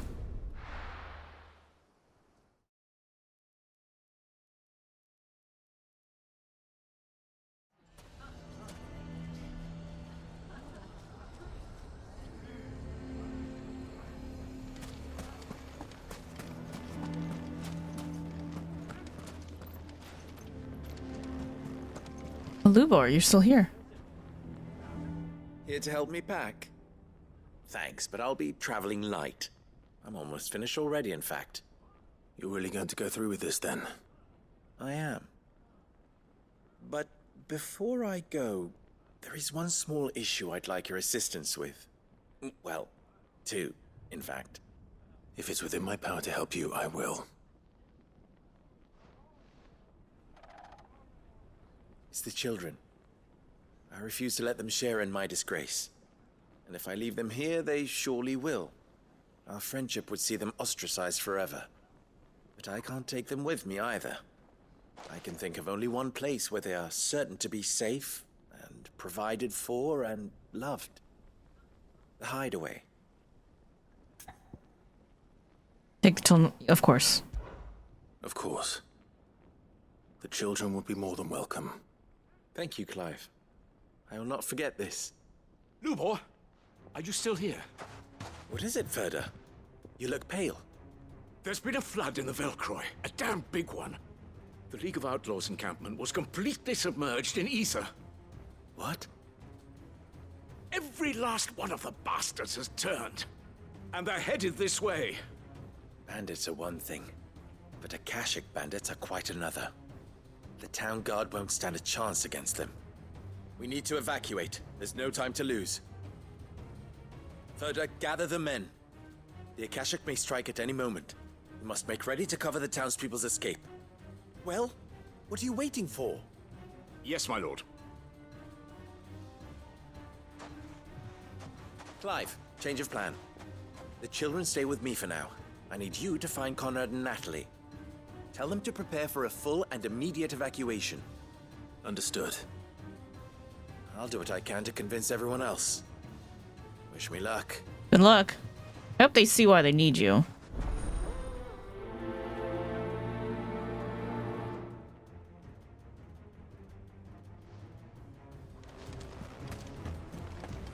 What's in You the have to listen to me. They're Newborn told me coming. they're like people. You need to evacuate. Even meaner Know and your place, scarier. bearer. Are you all gonna be like that fucking stupid that you're just gonna let yourself get wrecked? Because you're too busy being a racist? Idiots. Why do they always have to make such a fuss outside? Huh? What's the commotion?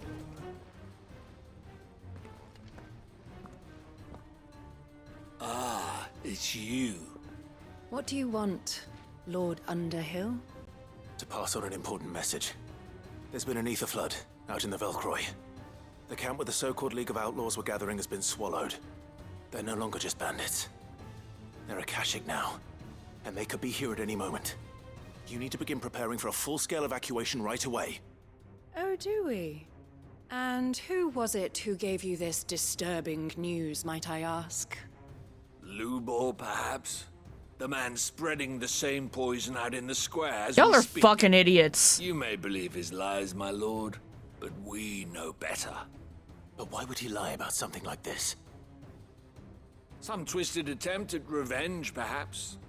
If he had not been unmasked, he may well have been elected our leader. You guys are so fucking short-sighted. Oh my god. One he might well feel aggrieved at having been denied. Just because you're a bunch of spiteful bitches doesn't mean everybody else is. But it has become all too evident where your sympathies lie. Lubor cannot be trusted, and neither, therefore, can you. I know it's not gonna happen, but I hope these guys get gutted by For the Akashic. sake of your people, ask yourselves if there is any chance that this is true. There isn't. You can be certain of that. Now be off with you. One of you needs to get stabbed at least. You're making a mistake. Let them die. Come, Clive. If our words will not move them, then we must find another way to help save the town. I'm sorry, Joshua. I forgot you were still with us. Let's speak to Lord Furder. It made sense when we were in Rossolith, but oh my god, I gotta pet my dog. Hold up, gotta pet Torgal. Please let me pet Torgal. There we go. Now feel good, boy. Good boy. You ready to go eat some Akashic? I'm gonna do it. You lied about being one of us, and you're lying now. Some of these people need to get injured. I think we Not the baker. The baker's fine. raving about now. The baker's a friend. What are you selling? What do you mean you got something new? Possibly.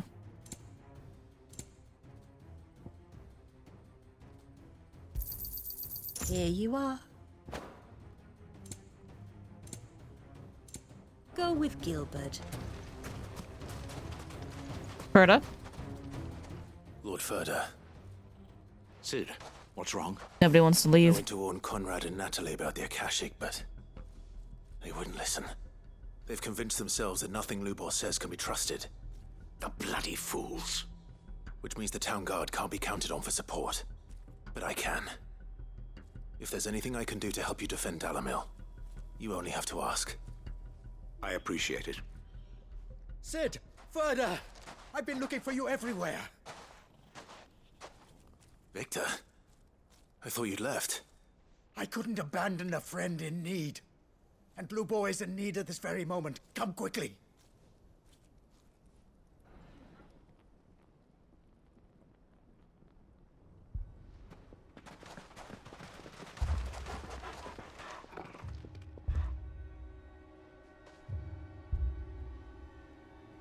You have to believe me. The Akashic are coming. They don't eat, they don't sleep, they don't tire, and they don't care who they kill. The shit flying through the air is like, no, oh, sorry, that's in the crystal. Never mind. There won't be no parley, no mercy granted. We may have saved the town once, but this is different. I do not ask that you forgive me, but please believe me. If you do not run, you will die. You will all fucking die!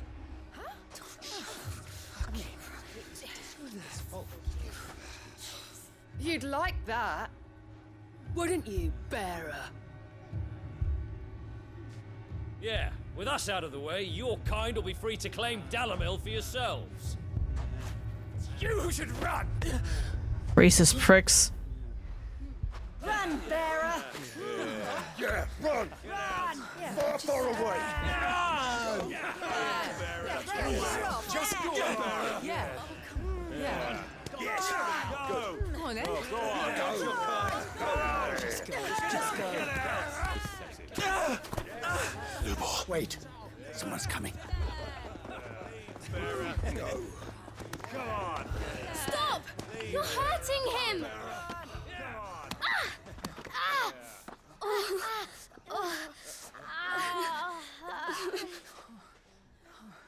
Why would you assholes hit fucking children with stones, you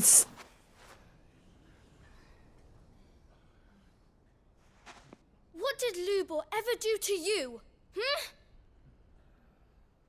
He solves all your stupid problems, and he keeps all of you safe. You know there's nothing he wouldn't do for this town. Who was it who made that cleaver you use every day, Conrad? And what about your counting table, Natalie?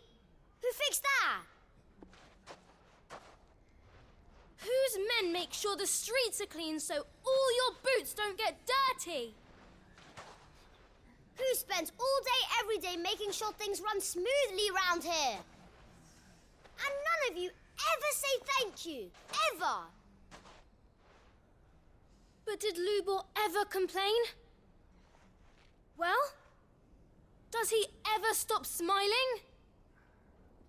He keeps this whole place going. And you act like it doesn't even exist. Your bad people all deserve to get stabbed by an Akashic. But I know the game's not gonna go that way. We're gonna save them, they're gonna have their enlightenment. Lubor, we've heard enough. No! We will not run. The town guard will not abandon the very place it is sworn to protect. And I will not give up for lost the stores that we labored so hard to fill.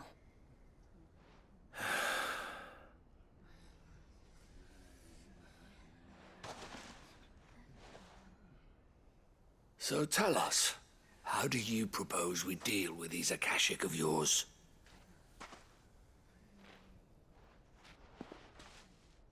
We won't run, but we will fight. That's a better solution than giving in to the Dark Urge. All right, then.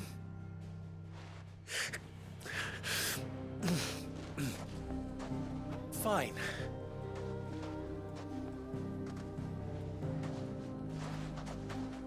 Gather round if you don't want to die.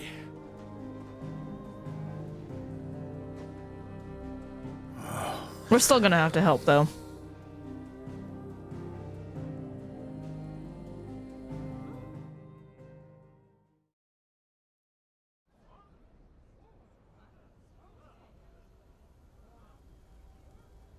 Allow me to explain the situation.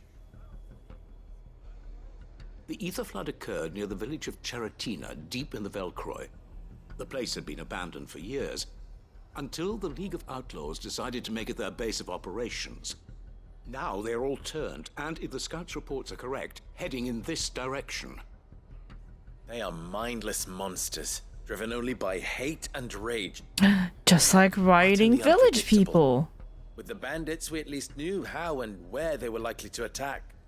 When these creatures come, Dalamil will have the bitterest fight it has ever faced on its hands. The town guard will muster at the north gate. The rest of us will take the south. Both forces will provide men to serve as scouts and messengers, ready to spread word of the size and nature of the Akashic force as soon as it is spotted. And as soon as it has been, we will converge on its position and see that it is driven back from Dalamil at all costs. Conrad, can I count on the support of the town guard? Always. I leave the selection and coordination of the messengers in your hands, Victor. And the command of our men in yours, Ferda. If you would both be so kind. Consider it done. As you wish. Natalie, I would ask that you and your people have the townsfolk barricade themselves inside the bathhouse. And tell the merchant not to waste time securing anything beside the essentials. Preserving life is our one and only concern. As long as we survive, it doesn't matter what trinkets we might lose. Our riches can be regained. And if anyone doubts that, let it be known that the Briar's Kiss stands ready to cover any losses. Very well. I shall tell them. Where do I fit into this plan? Where else but the most perilous place of all? I would like you to travel to the home of our erstwhile League of Outlaws, Cheratina itself. The main host is most likely still there, and Dalimil will not be safe until it is eradicated, root and branch. Okie doke. A little gardening. How pleasant. I doubt it. I have a feeling these weeds will be particularly stubborn. Luckily, so am I. So you are. All right then, we all know what we have to do. Now it's simply a matter of doing it. For Dalimil.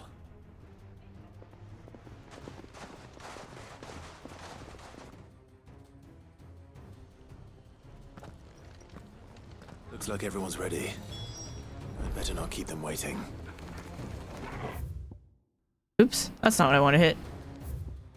Which way is Seratina? Alright, it's in the other direction. No. That way. It's that way. Lines in the sand. Faster to go this way.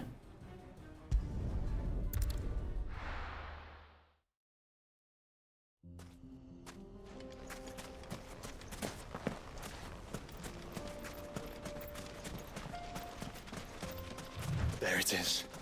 The flood. But what's waiting for us inside? Fun stuff, for sure.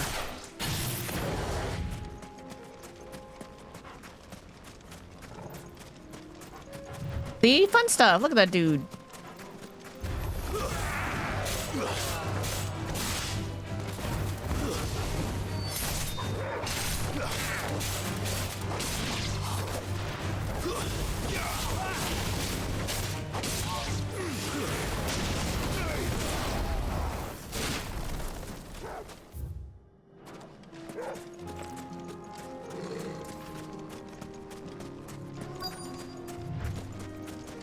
Here we go. Oh look, see, fun stuff. Single one alive.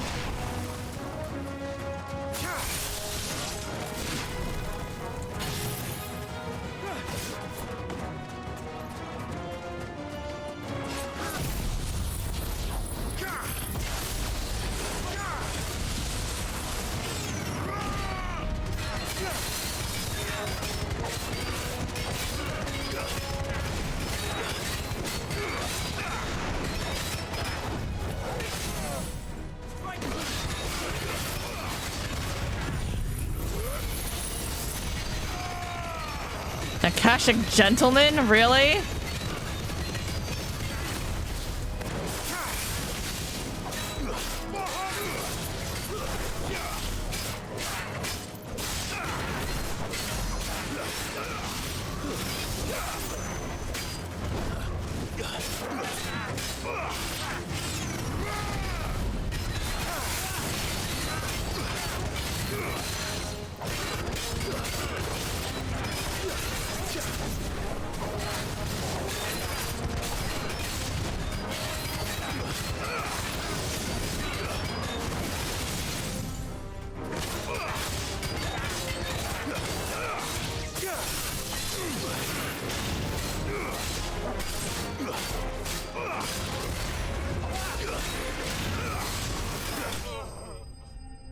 All done.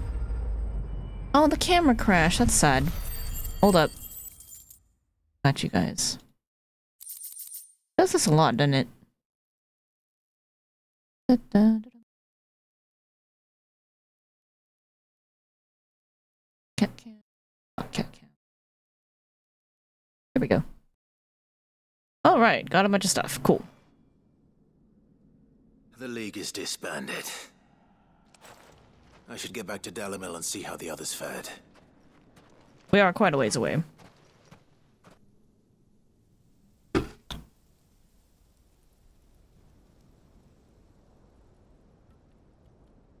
Oh, good. Teleports us. Beautiful. Don't have to come back myself. Sometime later. All the Akashic we were able to find have been dealt with. Seems that might be the last of them. The last of them here, perhaps. Lubo, Sir Clive has returned. Clive Underhill at your service. Clive! What news from Charatina? It's done. Root and branch. I knew you wouldn't let me down. Thank you, my lord. Friends, the Horde has been driven back. The Akashic have been defeated. And we need not fear the arrival of any more, thanks to Clive. Victory is ours. We bloody did it! We saved Dalimil. Lubor, allow me to apologize. After all you have done for this town, we should never have doubted you. Damn right. But we did. And for that we are truly sorry. We only hope that you can forgive us. I still think one of them should have at least got stabbed a little bit. We need you, Lubor. Dalimil needs you. So, if you would still like to be considered for the position of mayor, you have our backing. You do remember that I'm a bearer, don't you? We do. But that is not a stain on your character. And it never should have been. It is a stain on ours. We thought only of what we perceived bearers to be, not what you truly are. The man who saved Dalimil twice over. I see. But I will only accept your proposal on 2 conditions. Good. Don't just accept it right off. It just looks weird. Firstly, that you will both do everything in your power to rally your people to my cause. Yeah, no more throwing stones at him. That's fucking Town Guard and rude. the Merchants League do not accept my leadership, it will be doomed from the start. Unity is the key to defending Dalimil, and I do not doubt that we shall need to call on our combined strength again. When that time comes, I will expect us all to pull together, just as we did today. Of course. You have our word. And secondly, you will accept that if I am to lead you, the mistreatment of bearers must end here in Dalimil. Any bearer within our walls shall be afforded the same rights as any other citizen. They will not be judged by what they are, but who they are. As we failed to do, and came so close to losing everything. We agree to your conditions. And we have only one in return. That you continue to work for the good of Dalimil, as you always have. Condition accepted. Well then. We have an accord. Seems my mayorship is all but confirmed. Do I get some sort of special hat? What a question. Love it.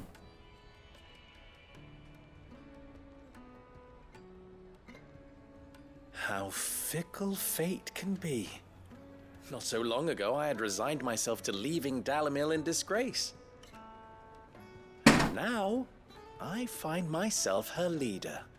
Here. For everything.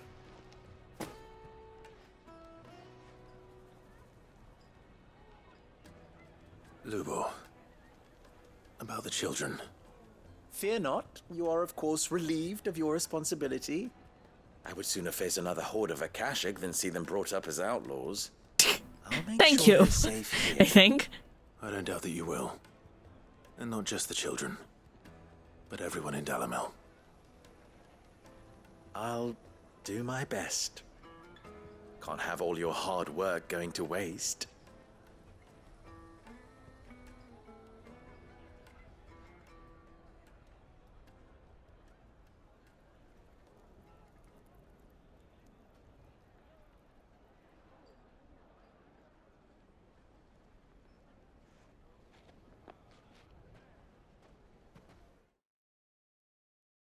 What are they up to up there?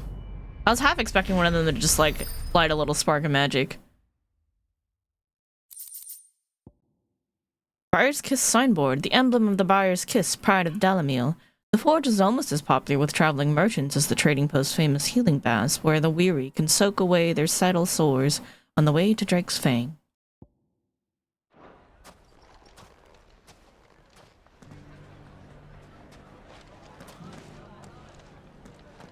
I shall devote my every effort to creating a haven for man and bearer both. Just like a certain someone else I know. Someone to whom I owe a debt of gratitude. Glad to hear it. Well, I certainly didn't expect it, but Dalamil seems more united than ever. Right? I'll have to redouble my efforts to bring Costness under control. Can't have Lubor showing me up again. From bearer boy to mayor of Dalamil, how far Lubor has come, and how richly he deserves it. True. I knew they'd change their tune. Dalamil would be lost without Master Lubor. As they're only too aware. I doubt they'd have accepted any other bearer as their master. Not wrong. Alright, we got some stuff to do though. So we're gonna go south to the fields of Karava. Go to Bucklad.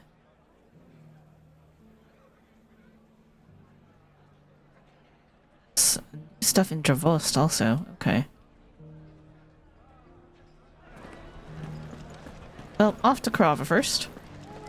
Bearer or no, Lubor saved this town. And I spat in his face. Yeah, you're a dumb bitch. Ginger and ginseng, pimento and pepper. How about a few spicy sausages to put in your pot, eh? The Drake's They'll warm you farms up are no still end. selling well, you'll be pleased to know. I am. Make Lubor a present of some. Try and get the mayoral seal of approval. That'd be real nice. I support the baker. You're going to join the watch after? The baker has been a good person this entire time. The fellow who used to run this stall took to his heels.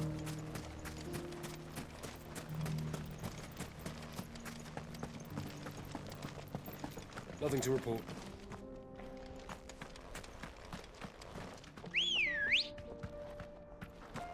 Hello, Ambrosia. Hug on the left wall. Got it. Faster!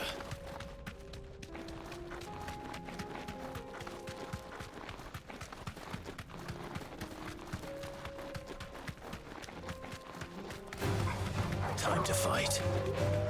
It is not actually, Clive. Calm down.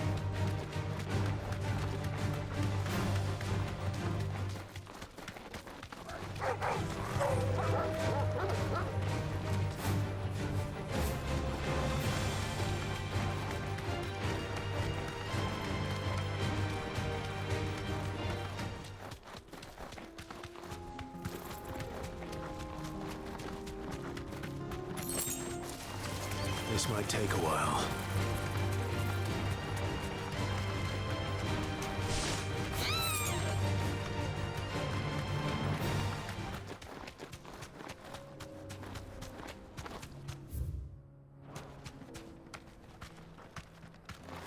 Oh, that must be our turtle. Our adamantoise. Here we are again. Karava. If you were a tortoise, Torgor. It looks like we found him. We're gonna ask where would he be? Cause right there.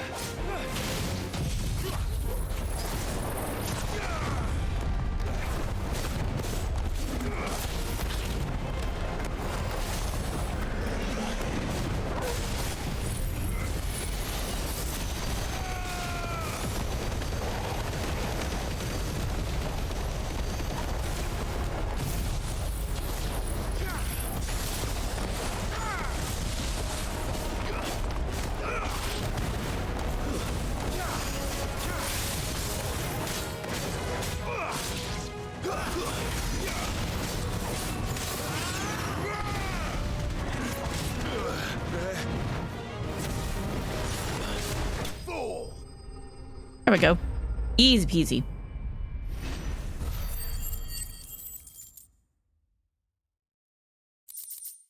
Adamantoise shell. It is believed an adamantoise will grow a thin new layer to its protective shell once every 2 moons.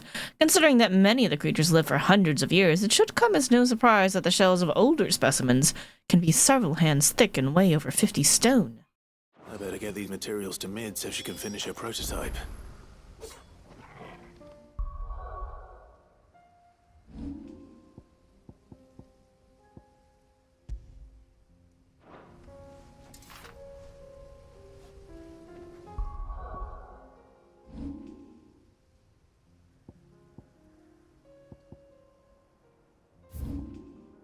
Dravos has some new stuff to sell, though. I want to go there.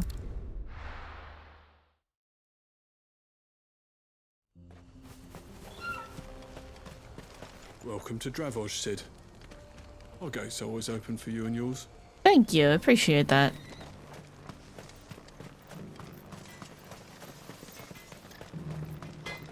What do you think? I made myself a pair of bellows, just like Blackthorn showed us. Give him my thanks, will you? These things have stoked a fire under our asses just when our spark was about to go out. I'm glad. I have some things for sale. I'm sure you do. Holy hell. I cannot afford the thing that you have for sale. I sell some stuff.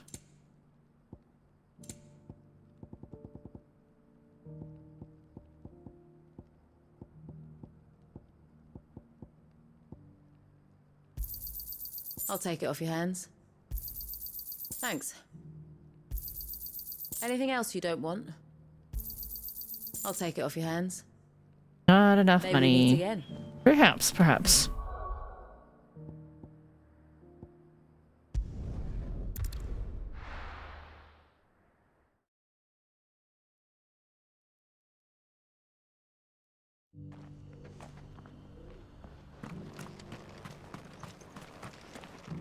Are you buying or selling? Buying, hopefully. Oh, Will of Darkness for a gung here. There goes all my money. Of course. Come again.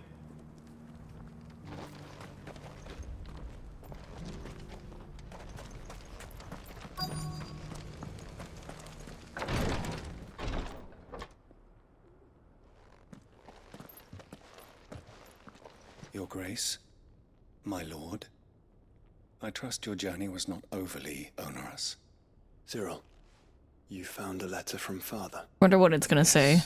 I have it here.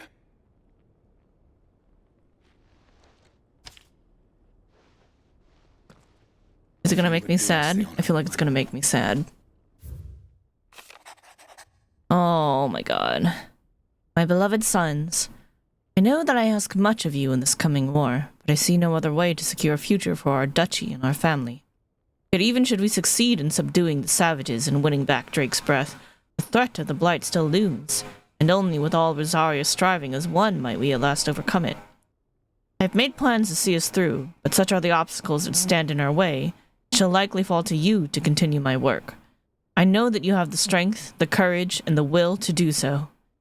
This shall be an arduous inheritance, so I offer you another, that you might be reminded of the love and the faith that I hold for you both.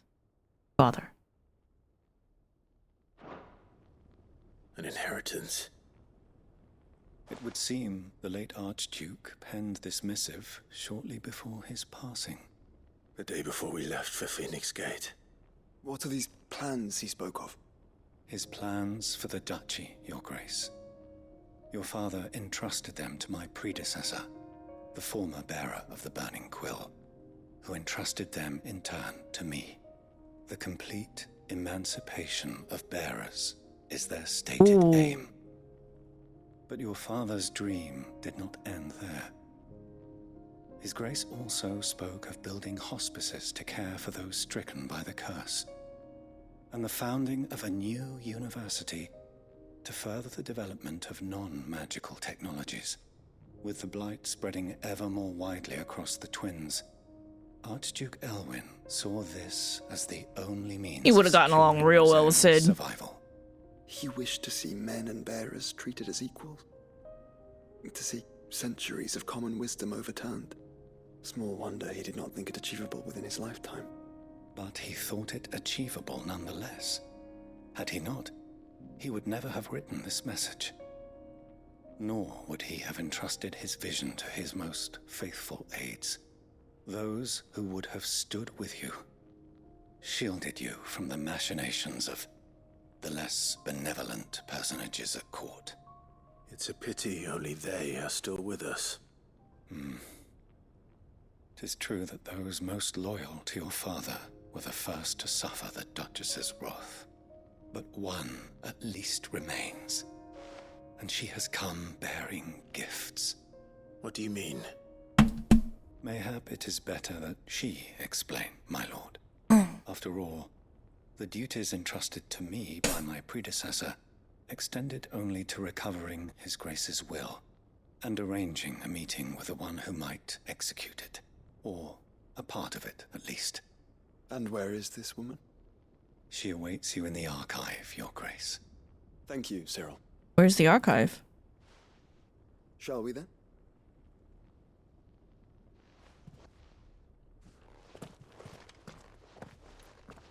I guess Joshua knows where the archive is. I don't know where I'm going.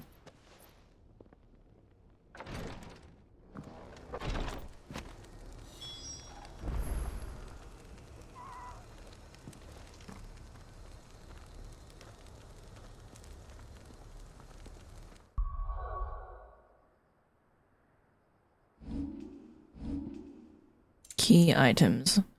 Archduke Elwin's final message to his sons, penned not long before his untimely end. Trusting in you to keep your brother safe.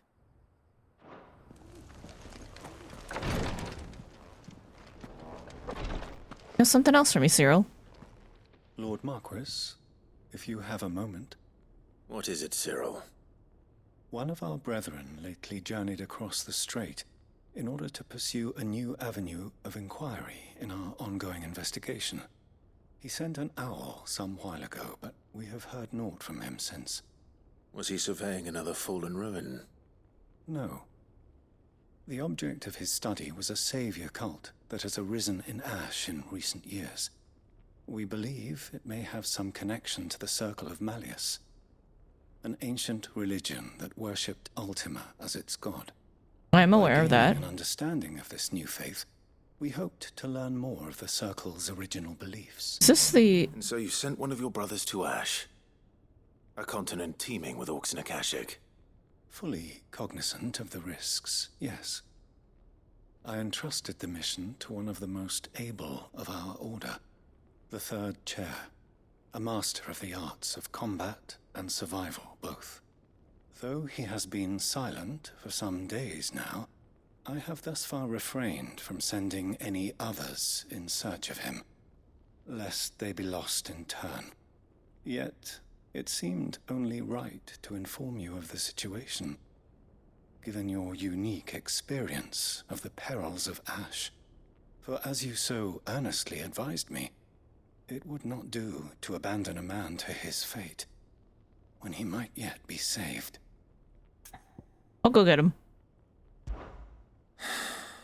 It would not. I feel like either this third chair or Can you be any more specific? this woman we're about to go meet in the archives. The last owl I received from him mentioned a village where he had heard the cult were wont to assemble. I think one of them is probably the last entry. Was its name.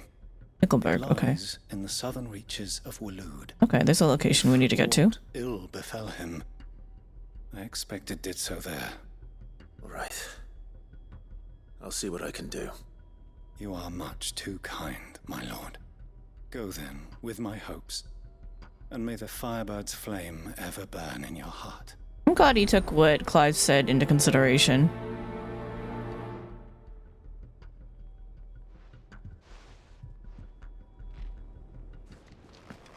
News has reached us of the black bulk that soars over the strait. Lord Cyril has ordered our survey teams to investigate it forthwith. It would seem that your battle is coming to a head, my lord. I pray that you and your brother will emerge victorious.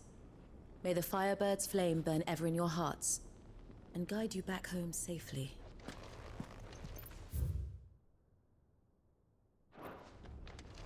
If this new faith really is an offshoot of the Circle of Malleus, then... Let's concentrate on finding the third chair first, shall we? Yep.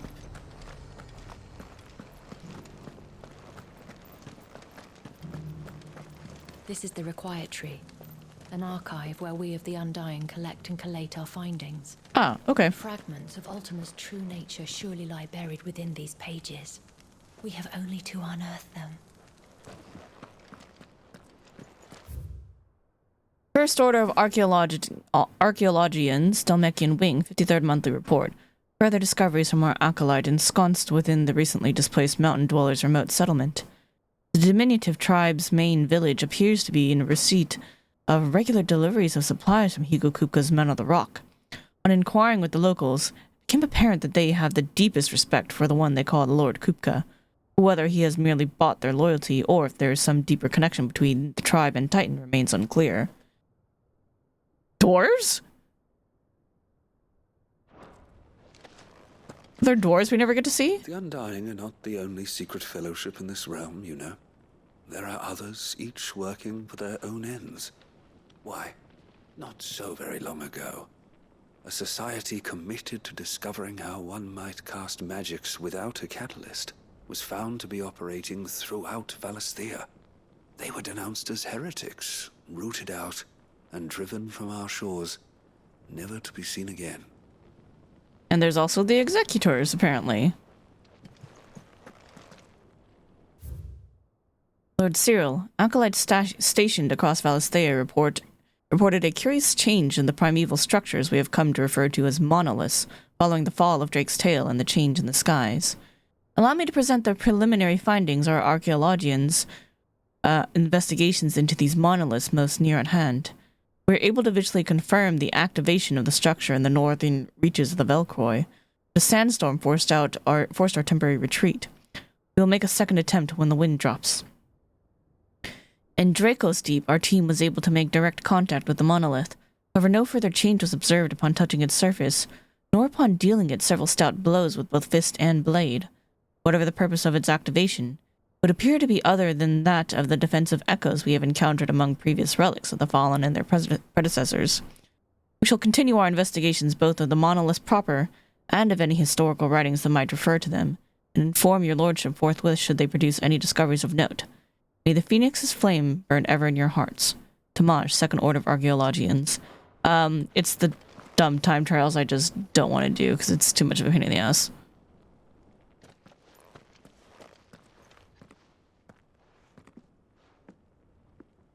My lord, your grace.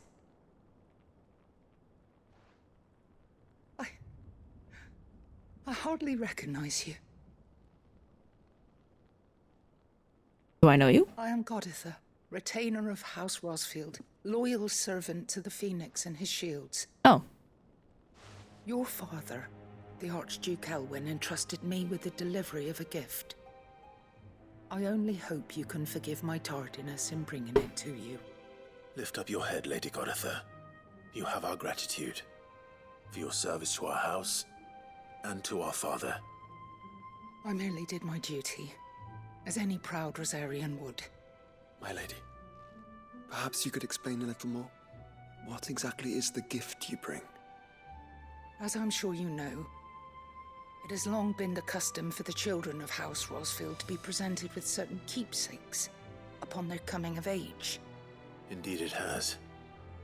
Our father often spoke of the day when our turn would come. And had he lived to see it, he would have presented you with the treasures I bear. Matching armbands for you both. Oh. Alas, he did not live. Indeed, he was taken from us even before they could be completed. He had intended to claim the Heartstone with which each armband was to be finished himself, but it was not to be. And his gifts remain incomplete. I see. What is the Heartstone? Bring them before you as they are. It was your father's wish that you be presented with the finished articles, not these works in progress. Well, what's the Heartstone? I'll go get it. His grace long since gone, and the stone left unclaimed. I had little choice. You are grown men now, and his house is yours.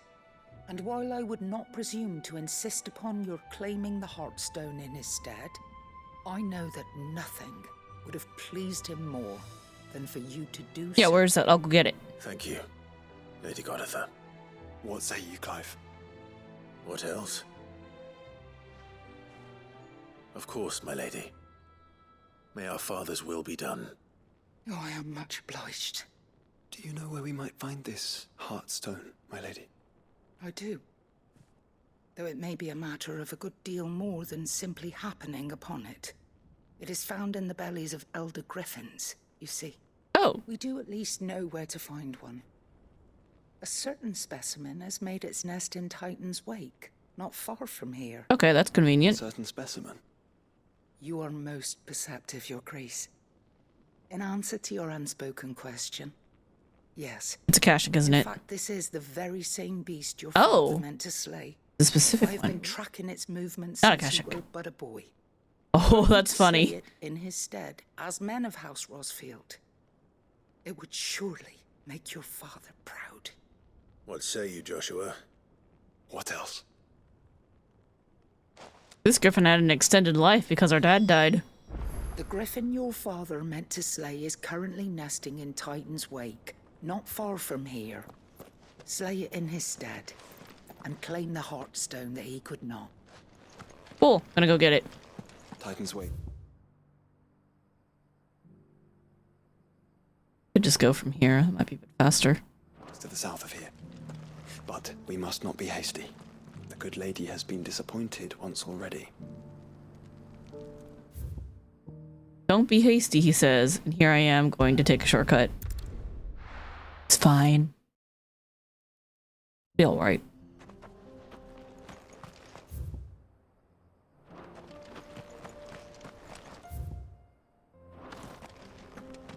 This way? Which way? That way. This way.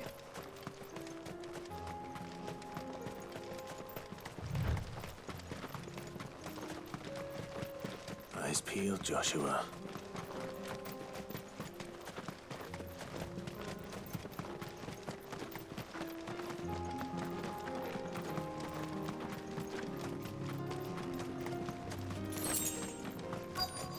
That looks like an older griffin. There it is. The House Rosfield.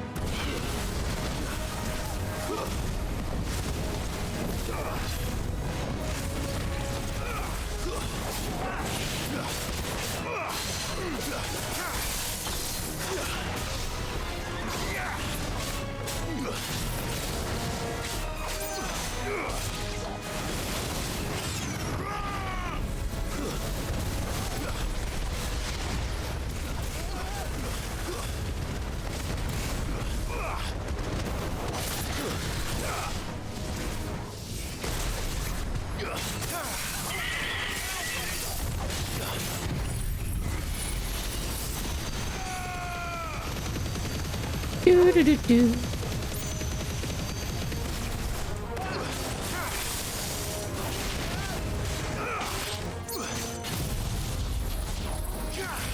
Judgment Bolt! Eat it.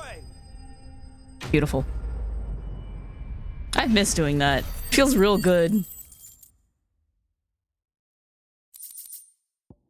Heartstone! Griffins suffer something akin to the crystal's curse, their flesh slowly turning to stone over a lifetime of channeling aether. Unlike bears, however, the effect is far more gradual, limited to a sac around their hearts, the slower progress of petrification resulting in the formation of a gemstone of rare beauty. Interesting. Is this the Heartstone? I expect Lady Goditha will know. I agree.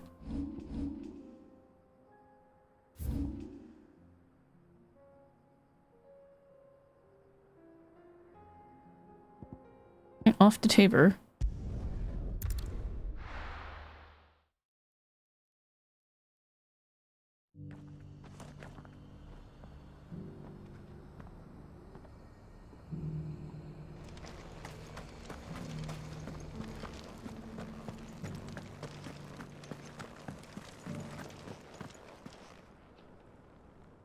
Oh, thank the Founder you were safe. Yeah, it was easy. Griffin is slain then? Yep. And the Heartstone claimed. Here you go. We got 2 somehow from 1 griffin. Don't worry about it. Yes. This radiant luster like frozen flame. It is just as your father described it. Thank you, my lord. Your grace. Your father would be so proud. Lady Goditha, the lapidary is ready. Thank you, Cyril. I will be with him shortly. If you would excuse me, I shall have the stone cut and set forthwith.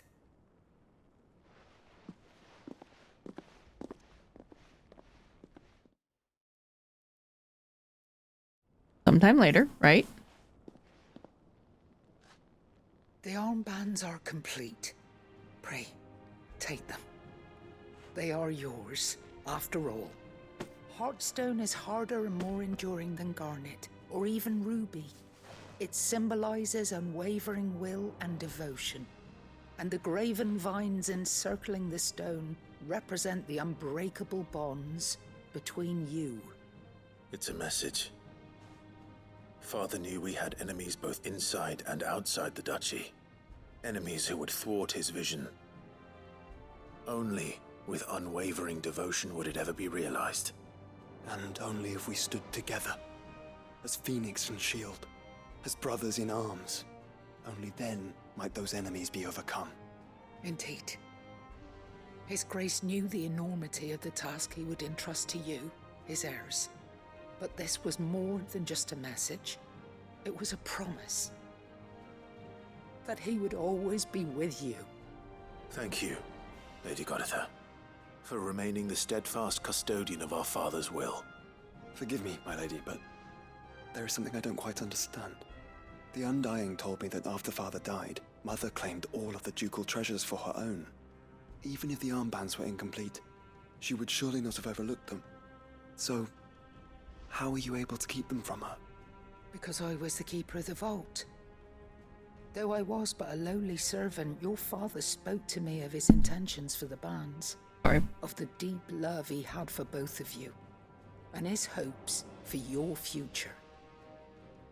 In the days before the disaster at Phoenix Gate, I discovered that the Duchess had ordered her jewelry be sent away from the castle. It was then that I knew she meant to betray us.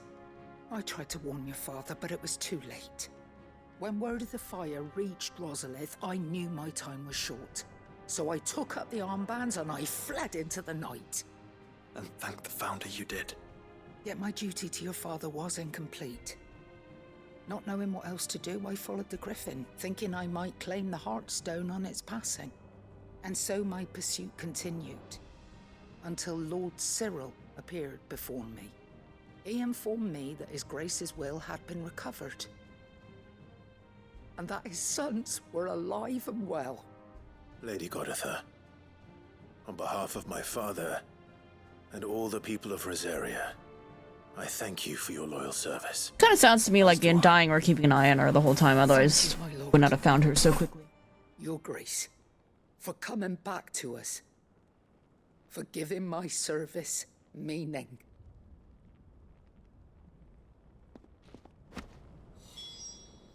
Founder's Grasp. I remain your faithful servant, my lord. We gotta put it on, right?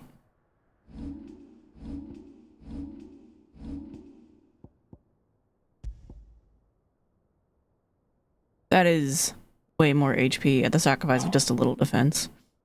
Fashioned after those pictured adorning the wrists of the mythical founder in ancient engravings, Archduke Elwyn intended to gift these bands to his beloved sons upon their coming of age, that they might serve to remind them of the unbreakable bonds they share as proud scions of the ducal line, and the unwavering devotion that would be required to see their duty done.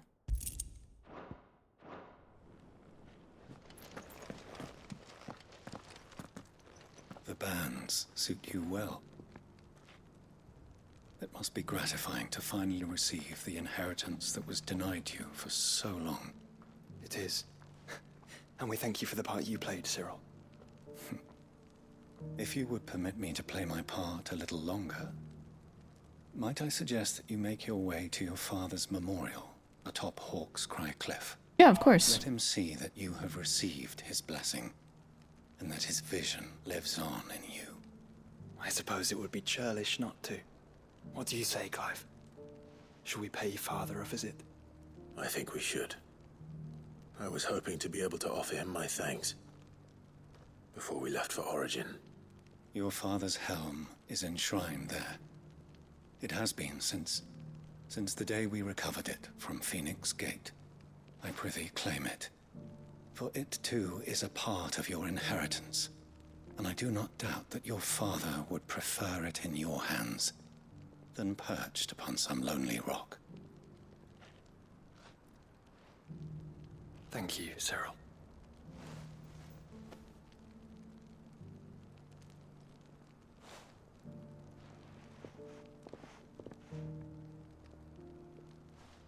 Come on, Clive.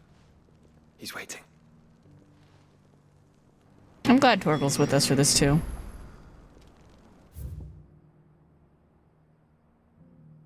But first, we need to go to Bucklad and then south of it.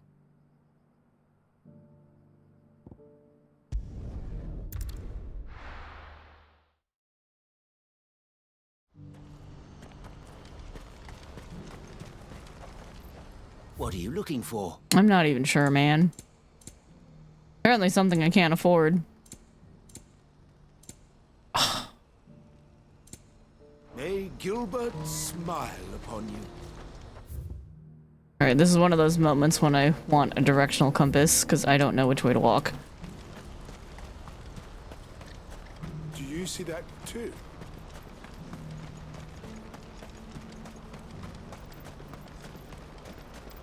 Papa? What is it? Oh, please, just make it stop. I'm scared. It's all right. I'm here.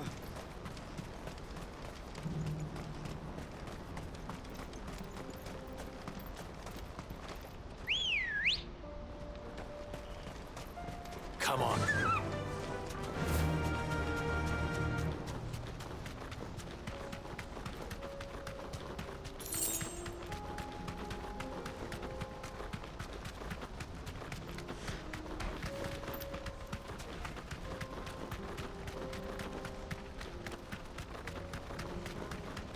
To the gates of Rondala.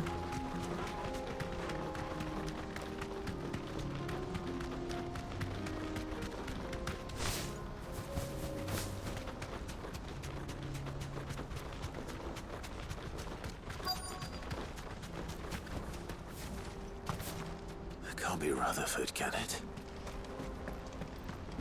What's going on over here?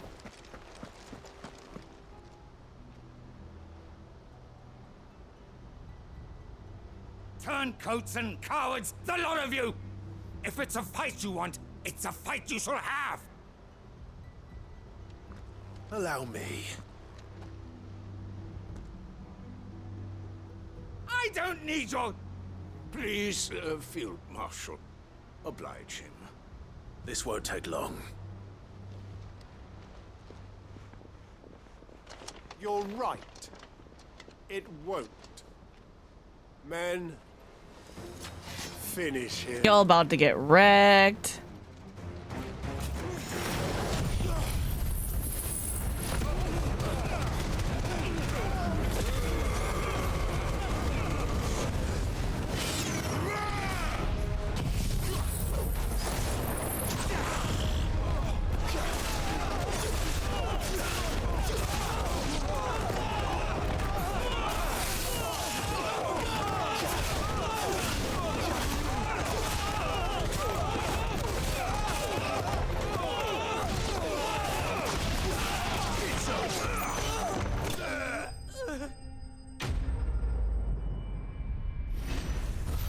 Easy peasy.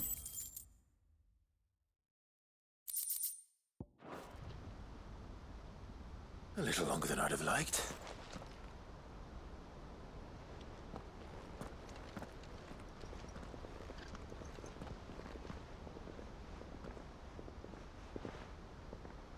Field Marshal Havel, I presume. Are either of you injured? No, my lord.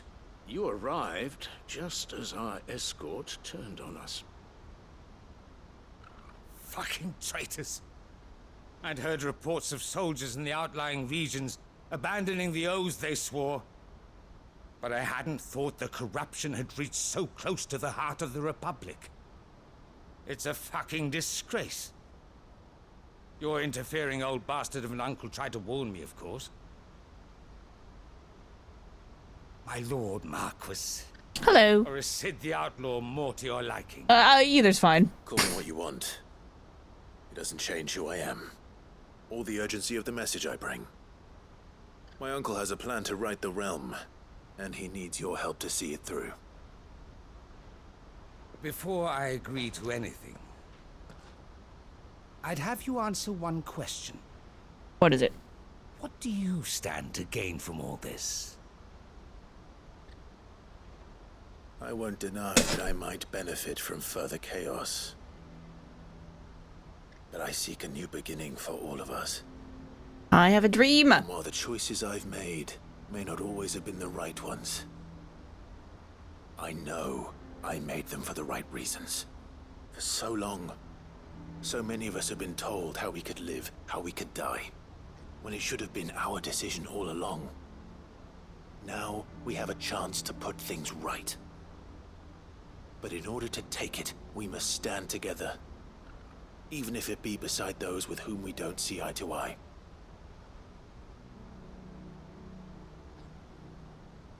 Certainly not the words I expected from an outlaw. But perhaps your uncle was right. You are no ordinary outlaw. I'll never hear the end of this. All right. I'll start by ordering my most trusted guard to bring the Dhalmekian fringes under control. Next, I'll make contact with my counterparts in the Imperial Army and see if I can't convince them to try and restore order in their own territory. Thank you, Field Marshal. But they are not the only ones we will need to convince. What do you mean? I don't doubt that I can bully some sense into a few generals.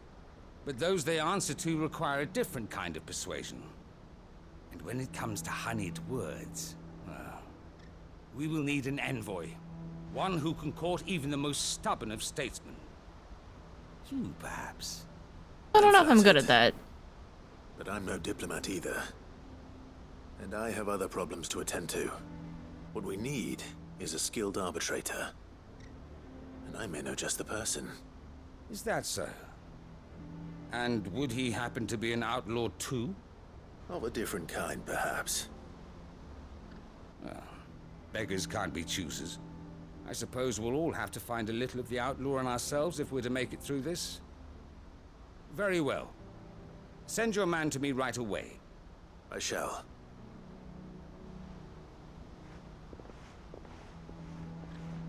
Who's our arbiter? My lord Marquis. Your lord uncle bade me escort the field marshal to his manor in Port Isolde. And I will see that my associate joins you there. Very good, my lord.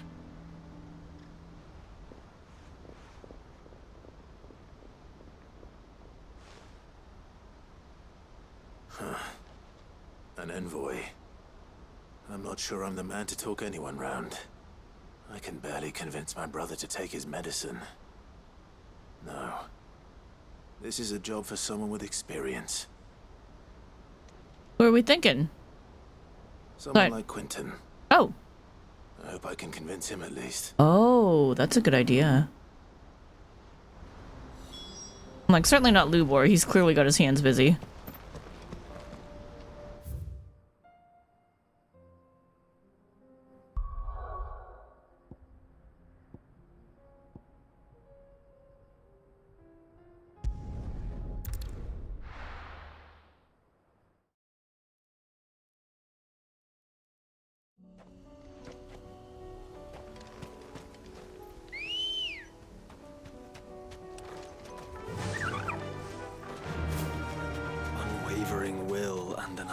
unbreakable bond. Do you really think we're strong enough? To save the world? Of course. To have overcome Father's political enemies? Of that I'm less certain. Especially knowing what we know now. What Mother was truly capable of. But perhaps these bands would have helped. Knowing he was with us would have made all the difference.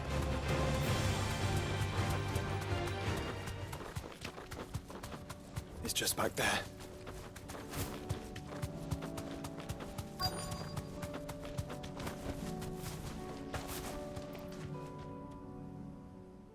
Ah, we came across this before and I had no idea what it was.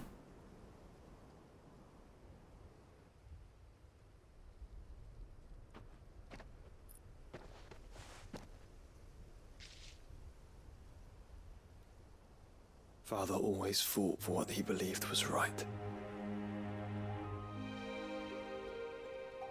It wasn't until that night at Phoenix Gate that I realized I had never fought for anything. I always had someone else to do the fighting for me.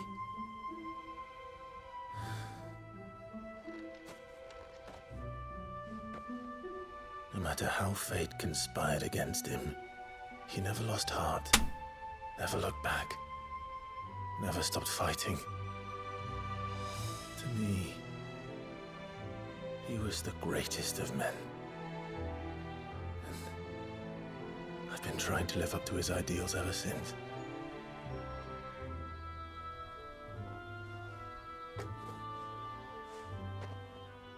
We all have, Clive. We all have. And we'll keep trying. Because that's what he would have wanted. What he would have done himself. Even if it meant standing against the very gods in the heavens. I shall be borrowing this, Father, if I may. That Good. you might watch over us as we follow in your footsteps.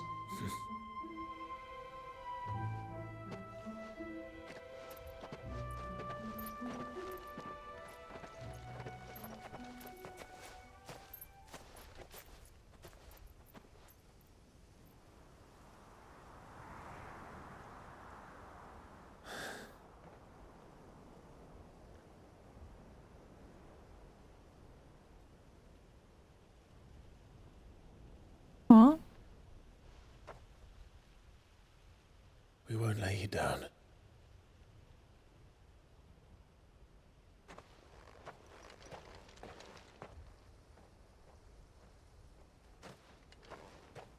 Onward then. Onward. To the end. And to a new beginning.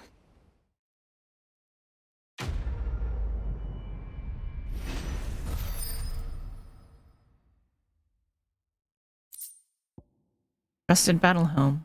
Archduke Elwin's helm, worn during his victorious campaign to quell the Northern Uprising. War is coming, my boy. We must make ready. Archduke Elwin.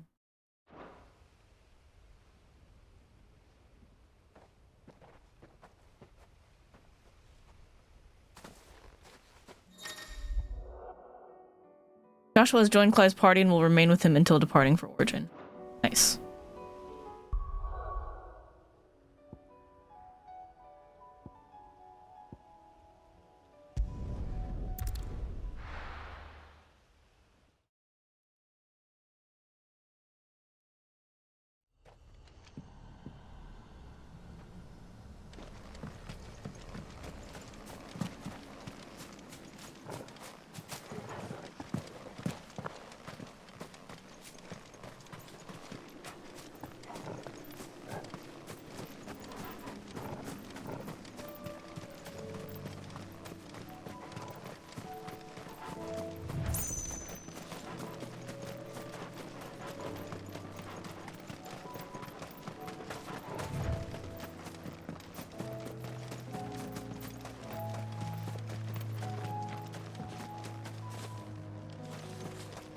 Of course, I ran into the damn vines.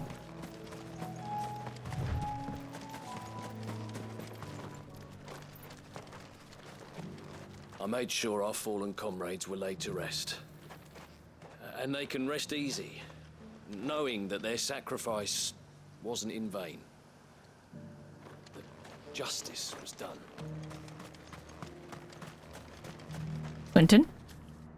Quentin, I have a proposal for you. Do you now? Something tells me you'll be asking more of me than a cask of Gotand gold. Go on then. Propose. When you say it like that.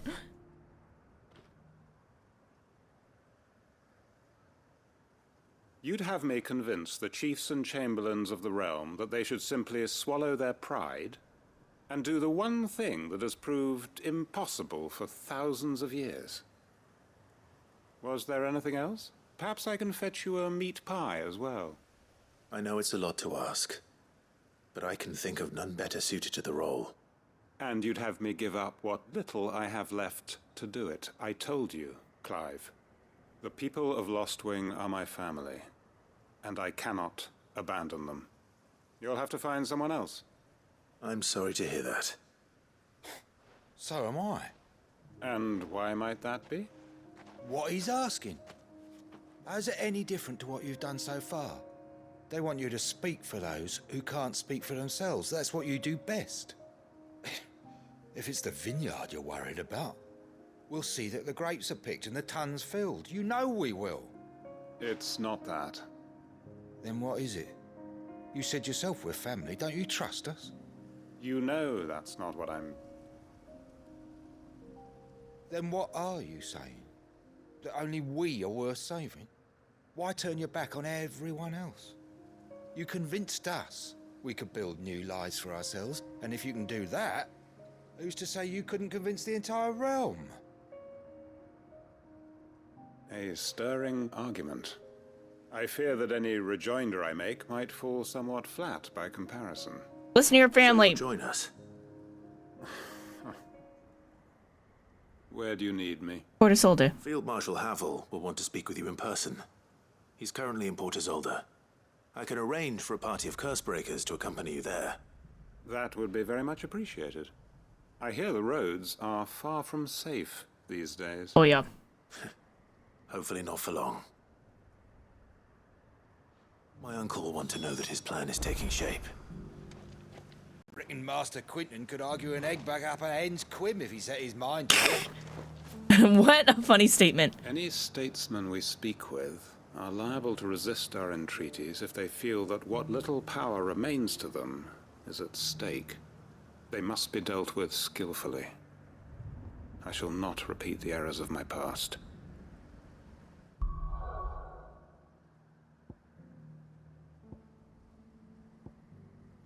There's a new quest over there? Oh lord, okay.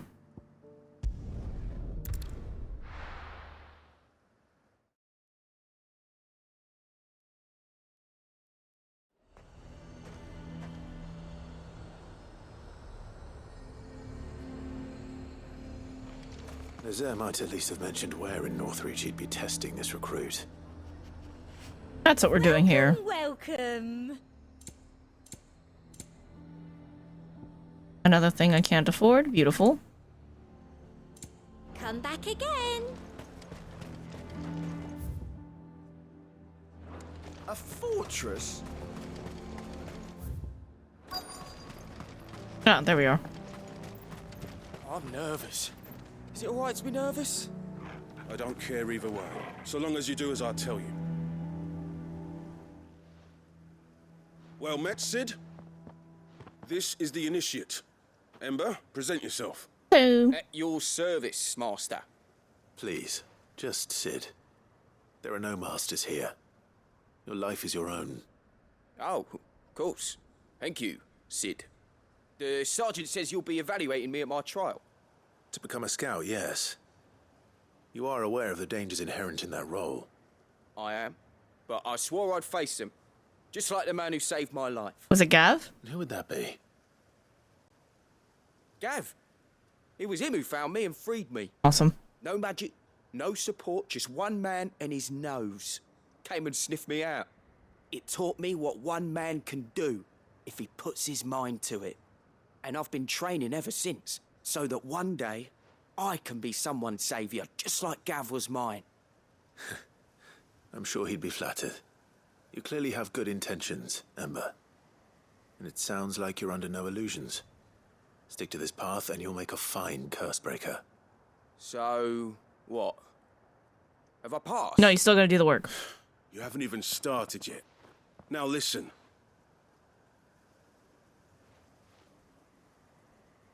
Not far from here is an Imperial lookout, Eastwatch.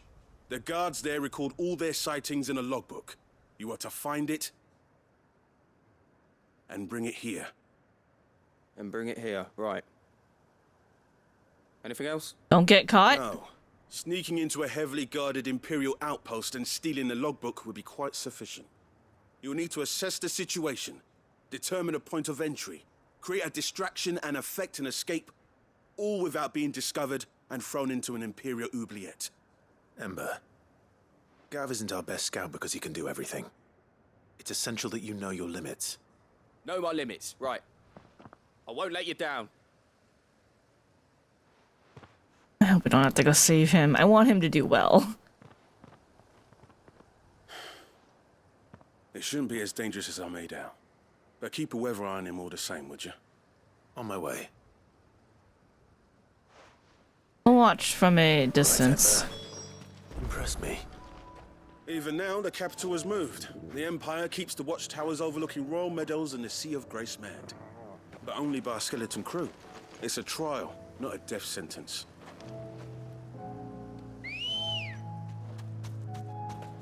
Let's go.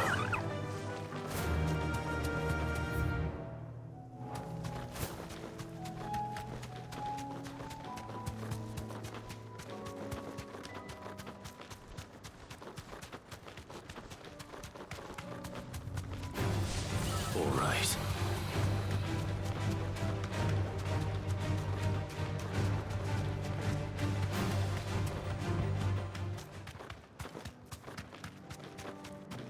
These are clean kills. Perhaps young Ember really is ready.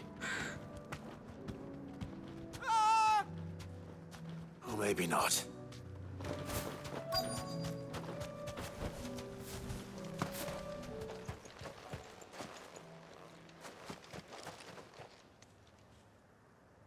Damn it.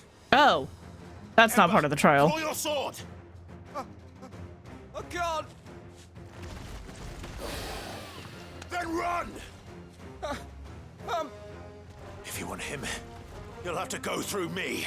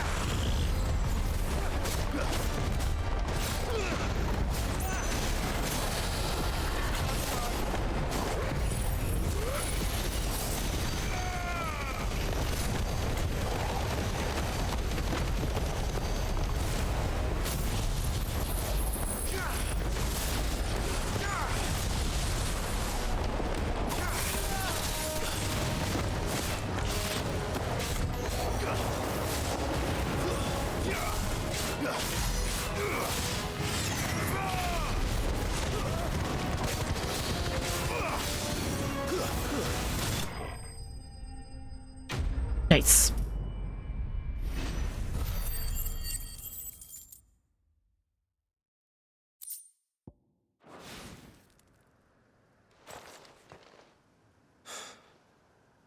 Ember, are you? Where's he?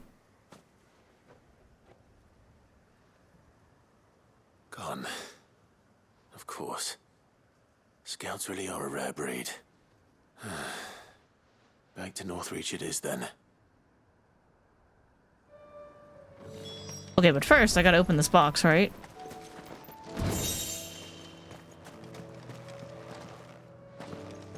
What on earth was that I just picked up?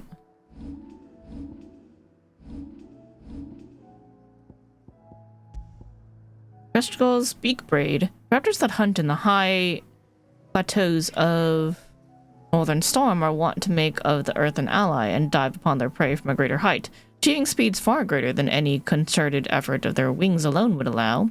When venturing among the peaks, sturdy headwear is advised. An excerpt from the Valisthean Pilgrim.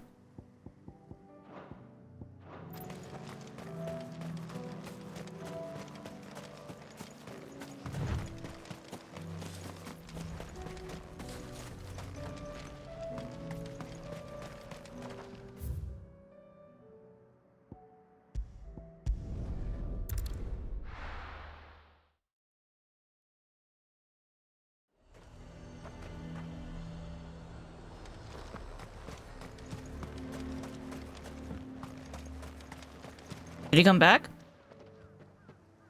I didn't expect you back so soon. Where is Ember? How did he fare? I thought I'd find him with you. He must have fled. I followed him to Eastwatch, where I found him being set upon by a wild Avis. He was just standing there. Didn't even draw his sword. I had to step in and take care of things. But by the time I had, he was nowhere to be seen. I assumed he'd set off in your direction, but apparently not. Oh, I'm sorry, Sid. I knew the boy had a nervous streak, but he seemed like... The right man for the job? You have to go back in and get the book. I believe this is the logbook you tasked me with retrieving. Eh? How did you... Don't you tell me you breached the tower while Sid was busy saving your skin. What? Wasn't that what you asked me to do? To bring the thing back without getting caught? He has you there, Nazaire. And he did it all on his own.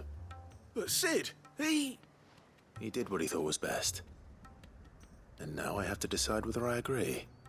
Of course. He used us as the distraction. That's pretty funny. Your evaluation back at the hideaway. Don't you leave my sight. Yes, Sergeant. We were the distraction. Got it. Understood. This won't be an easy decision. Fair's fair. A fortress? The garrison is threatening to pull their settlers from the markets if we don't cooperate.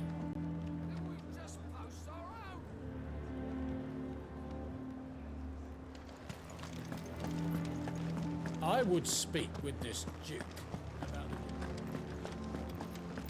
Saw the captain just now. Your town needs you. There's some shit going down in Northreach. Oh, what's happening? Do you have a moment, Clive? Yes, for you, always. It's the Duke, unsurprisingly. His Eminence has assumed full control of the garrison and put every able-bodied man to work on the fortifications. The town was left all but unguarded, so Philippe was compelled to form a citizens' watch to fill the void. And though my dear boys have been characteristically willing to assist him in this, they want for bodies. So I was wondering if you would lend them your strength, that the people of Northreach might sleep easier, if only for a few nights. Letting the citizens watch your strength? Of course. Of course. Whatever you need. Thank you, Clive.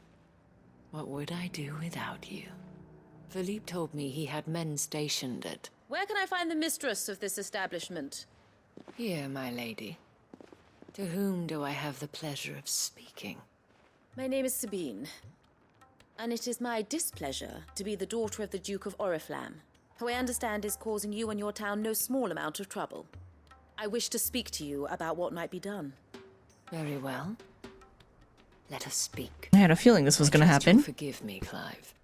Absolutely. Our conversation can wait. Please, proceed. As you know, my father is a most overbearing and supercilious man, and I join you in objecting to his every action. Indeed, I owe you my thanks for continuing to argue against his reckless plans.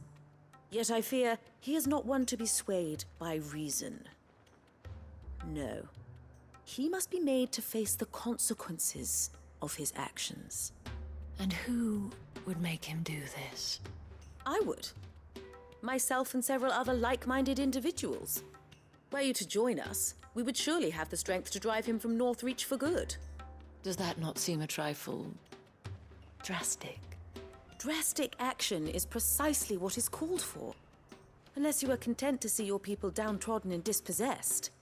My father would have it that citizens exist only to serve the Empire. That they should be forced to make every sacrifice to ensure her revival. But he is wrong. It is not the people who must serve the Empire, but the Empire who must serve her people. Well spoken. He's always been like this. Scornful of the opinions of anyone he judged beneath him. But he cannot be allowed to ride roughshod over the common folk any longer. We must fight him. By all possible means. Fight him? No.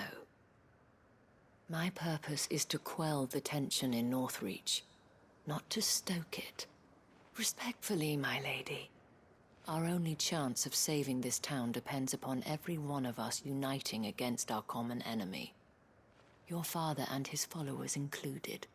While I understand your frustrations, I cling to the hope that he may yet be won round. False hope. Close my window. I assure you. But I see that your mind is made up. I shall bother you no longer. If you will extend me the same courtesy, I bid you. She certainly has spirit. Indeed. But unfortunately for us, that spirit is only likely to harden the Duke's resolve, which may be enough to seal the fate of this town. Not that she cares. This is all about her and her father. Families. I'm sorry, where were we? Where do you need me? Yes. I was about to tell you of Philippe's plans for the town watch, but perhaps it's better that you heard them from him. I believe he's in the market, if you'd be so kind as to seek him out. Right away. It's just a pity I cannot join you. I'd like to see the two of you in action together.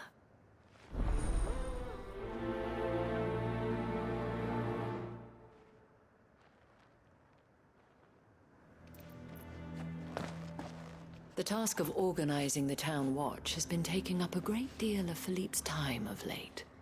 And the rest he spends guarding the main gate to the markets. You'll find him there, most likely.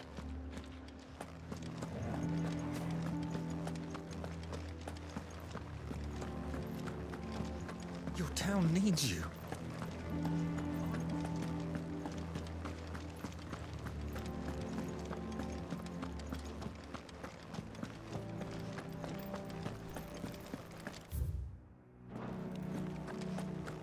What does the dame have to say about all this? Ah, there you are. So you are content to abandon the... Please, I beseech you. If you are a true son of Northreach, you must fight to defend your home. That's what he's doing. That's exactly what I am doing, milady. Or trying to, at least. The land is crawling with fiends, and someone has to keep watch. Even when our true enemy is hiding in the garrison? Fine. You're not the only able-bodied man in Northreach. Thank you so much for your help.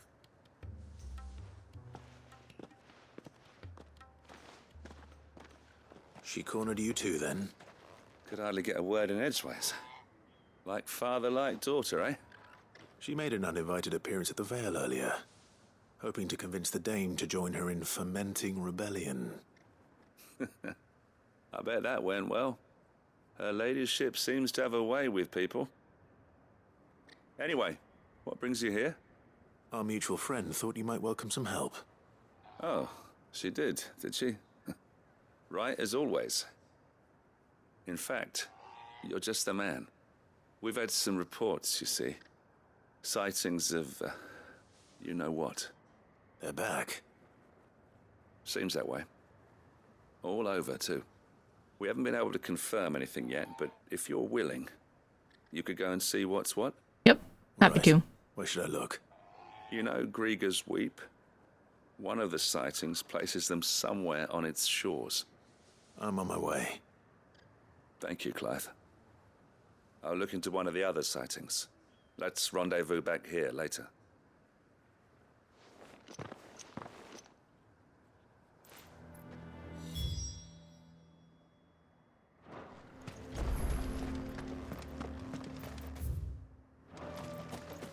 General, this way direction.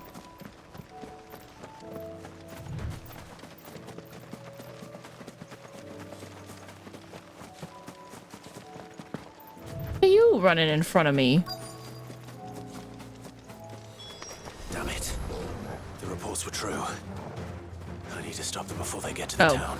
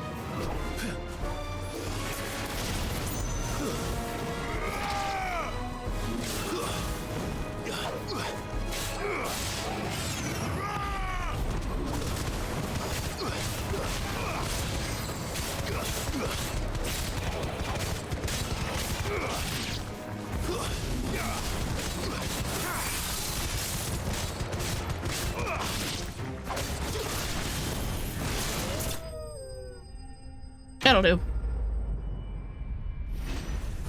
The healers were really annoying.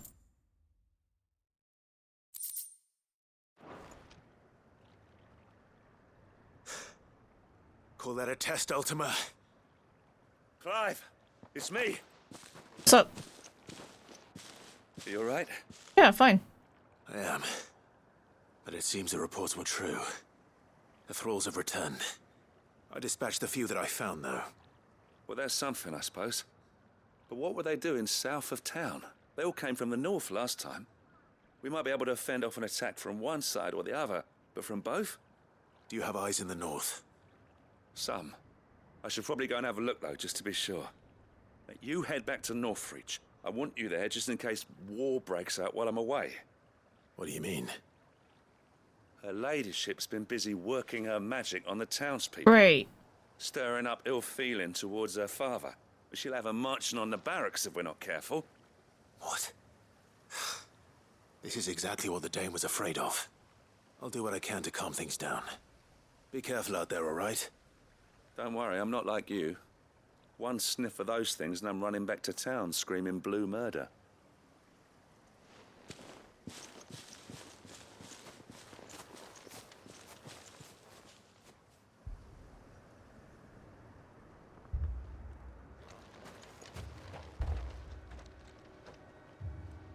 Do you not see, Father? The people of Northreach have given enough, and only a fool would ask for more. Listen to me, Sabine. Where would our people be without their country, hmm? The Empire is their sword and their shield. It is she that ensures they can live without fear. But now she teeters on the brink. Without their sword, how will the people fight? Without their shield, how will they protect their kin? Can the unarmed stand against the advancing hordes? No. But there is yet hope. A new shield, a new sword. A new empire.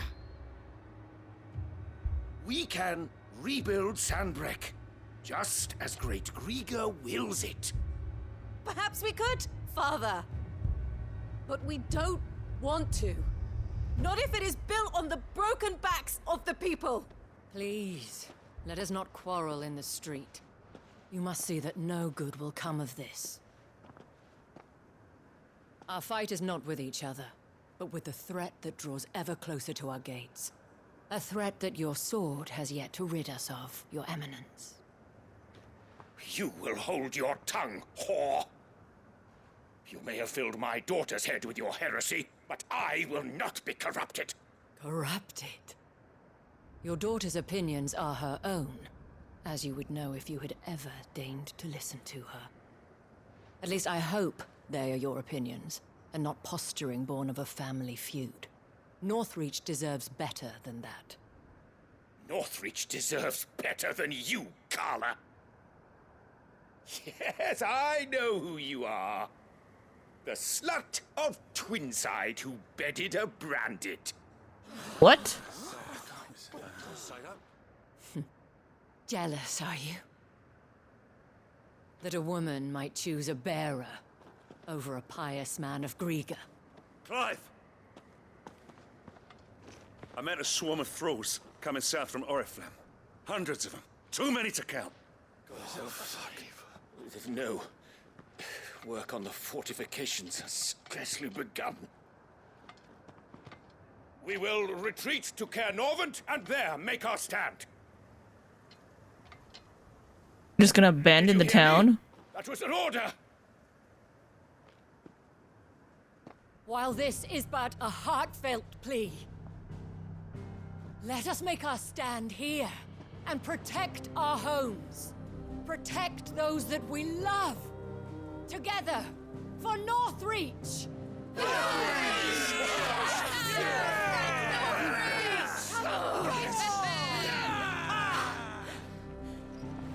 You heard the dame. What are we waiting for? Pikemen to the gates. Archers to the roofs. Quickly, come on!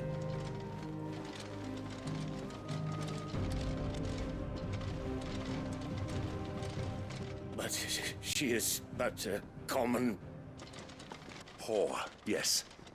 And we'd follow her to the gates of hell. You're an asshole who belongs there.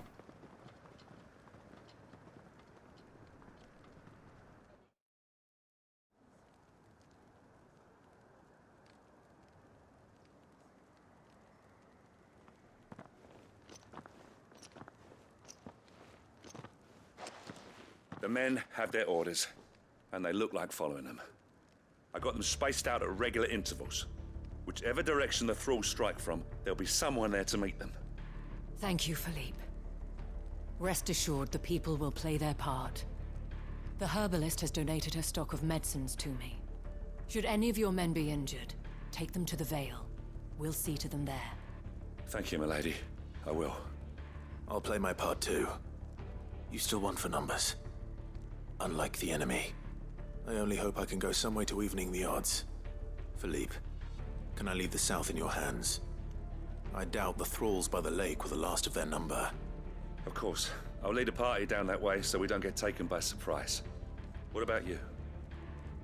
I'll make my way up the road to Oriflamme. I've fought a few of these things. And while I can't promise to hold them all back, I should be able to thin the herd. All right. But take care.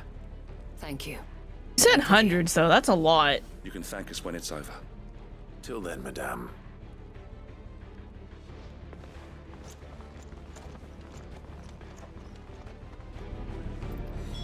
The captain said to bring our wounded here. And we'll be ready for them. We've got ointments and linens aplenty.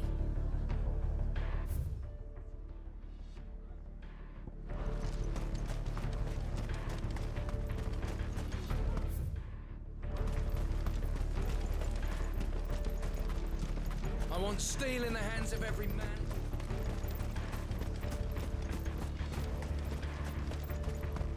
We can help with the wounded. If any get by, you can trust we'll be here to meet them head on. Good. Thank you.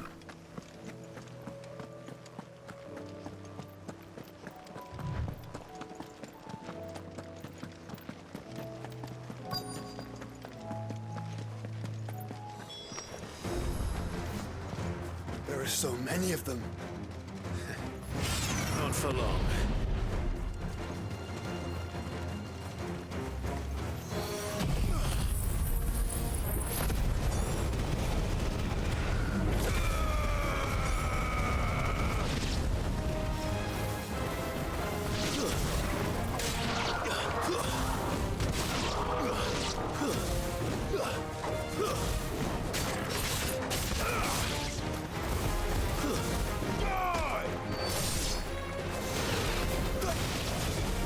Is it over? No. No. It's only just begun.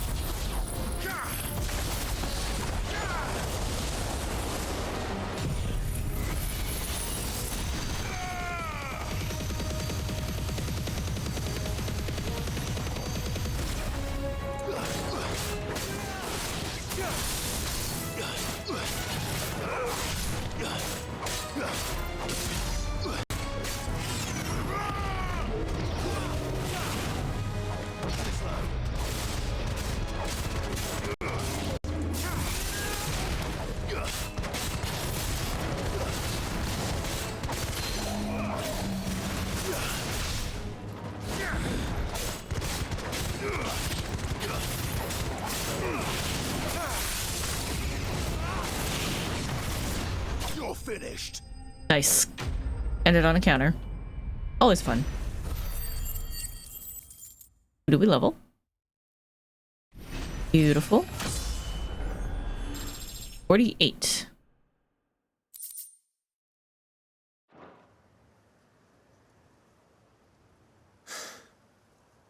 That looks to be the last of them. I wonder how the others fared. Better hurry back to town. Come on, Torgal. Hey, Momo.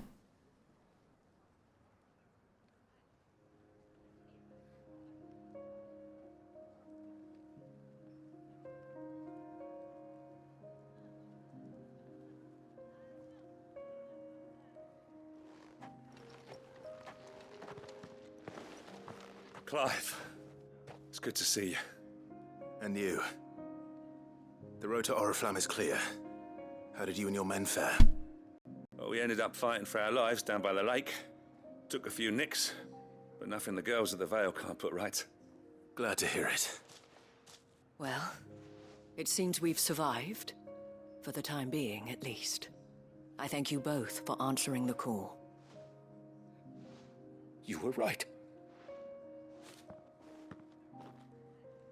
And I was wrong. About everything. I had thought that the only way to unite the people was under the banner of Empire.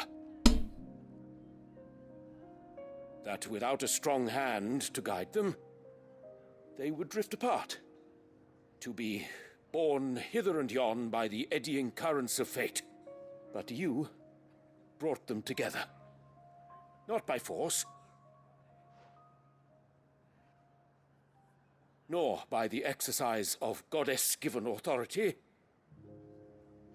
but by simply being one of them. By knowing what they feel, because you feel it yourself. Our purpose was ever the same, Your Eminence. You were merely distracted by a loftier vision of empire and glory, while our eyes beheld matters closer to home. You have the right of it again. As did you, Sabine. His Radiance said it himself. Sanbreque is naught without her citizens. I forgot that. And I am sorry. All these people repenting. I'm sorry too, Father. I should never have taken things so far. I only wanted you to understand how the people felt. How I felt. but my anger got the better of me. Do not blame yourself, my dear. This was my doing. I should have listened to you. To all of you. Your Eminence, your ladyship, I do not doubt that you came here with the best of intentions. But I believe the same could be said of us all. We all want safety, security, prosperity. Not just for Northreach, but for the entire realm. And we may yet achieve it. If only we work together. Will you join us in this? Yes. We shall. Thank you, Your Eminence. Now that that is settled, I must go and see to the wounded. The Vale's doors are always open to any soldier in need of relief. Hey, Darjeeling. And today there are more I am already patoing the Kato. You want me to hydrate? Bring me another bottle of water.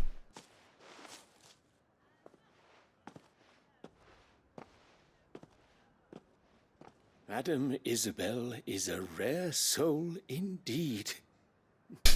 In these dark times, I see that it is not men like me who should lead the realm, but women like her. You're right. If only I'd listened to her when I had the chance. Forgive me for saying so, milady, but you still do. The dame said it herself. We can turn things around. We just have to work together. And that goes for you, too. You're one of us now. One of you? Well said, Captain. Let this be a new beginning. Not only for Sanbreque, but for us. Yay! Well, since there's nothing more to be done here, I should see if Isabel needs any help moving the wounded.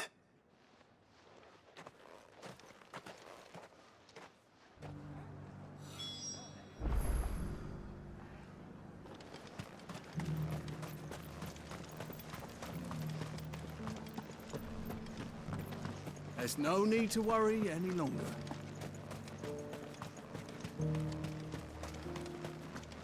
I saw several soldiers being killed. We did it! Is this the last one? I could have gone the other way. It's fine. How goes the treatment of the wounded? I'd be happy to man one end of a stretcher if it would help. You've helped quite enough for one day, Clive. Thank you. Don't mention it. Oh, but I must. After all you've done for this town, it is the very least you deserve. Tell me, if Northreach had fallen, what would you have done? A woman of your means could find a home anywhere in the realm, but I sense you would rather have died here. It's a long story. Tell me. For you, madame, I have all the time in the world. Smooth, Clive. Very well. Long ago, I had a life in the Crystalline Dominion. I was Carla then, courtesan to the nobility. So sought after was I that it was only they who could afford my time. Alas, those halcyon days were not to last. For naive as I was, I fell in love with a bearer. He was my master's guard, the gentlest man I have ever known.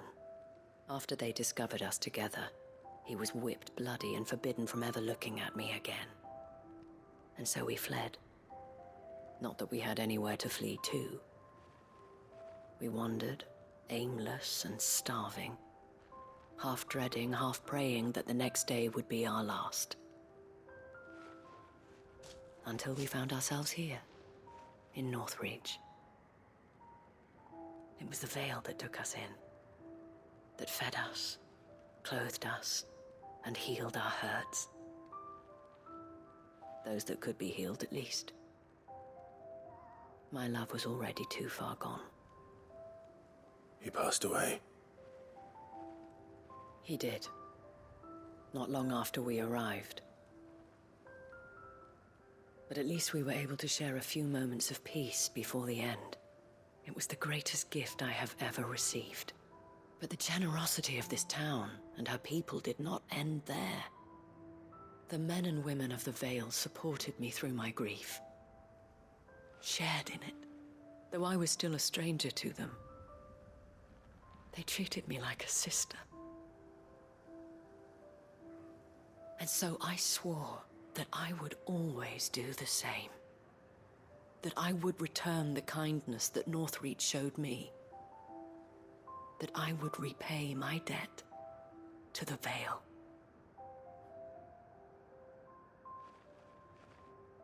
Thank you, Isabel, for sharing this with me.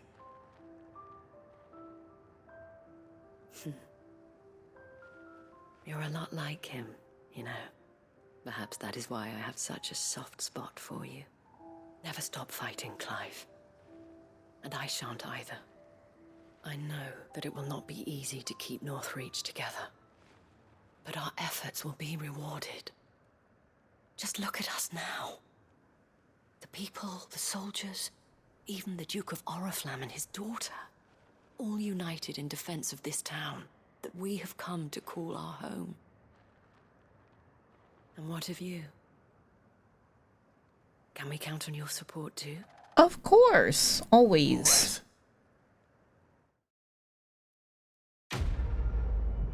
Friend in need is a friend indeed, something like that. Vale signboard. There's the Orichalcum. We need one more of those? The other thing. Two things are needed. The emblem of the Vale, Northreach's far-famed house of ill repute. The town is the gateway to the imperial capital of Oriflamme, where waves of old money and new lap against the opposing sides of the Great Wall.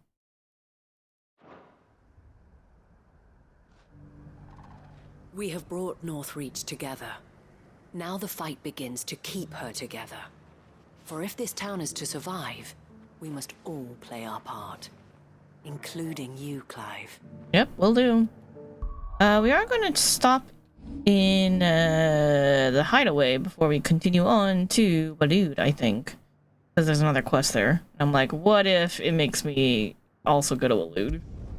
Or else we'll knock them all out at once, right?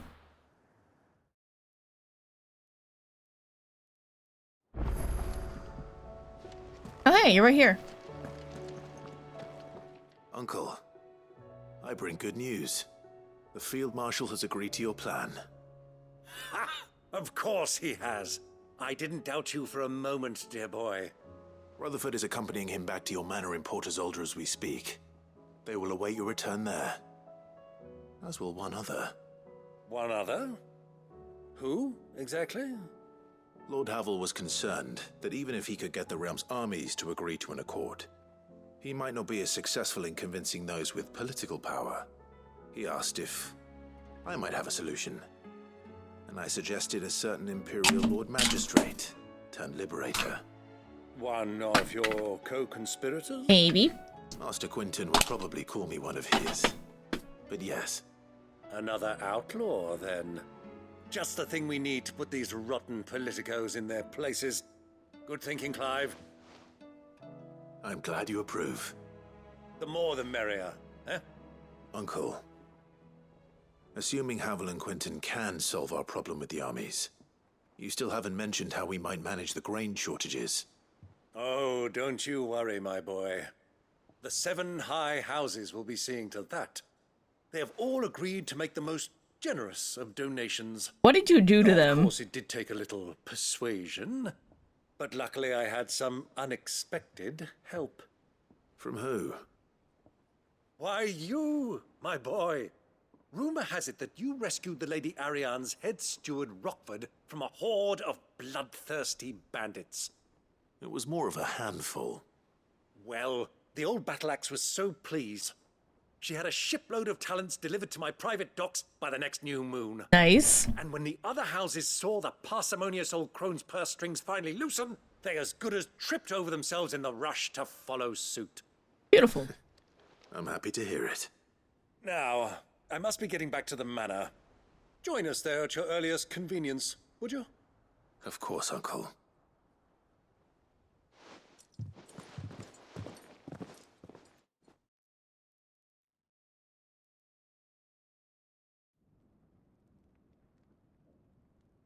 Rothfield Manor.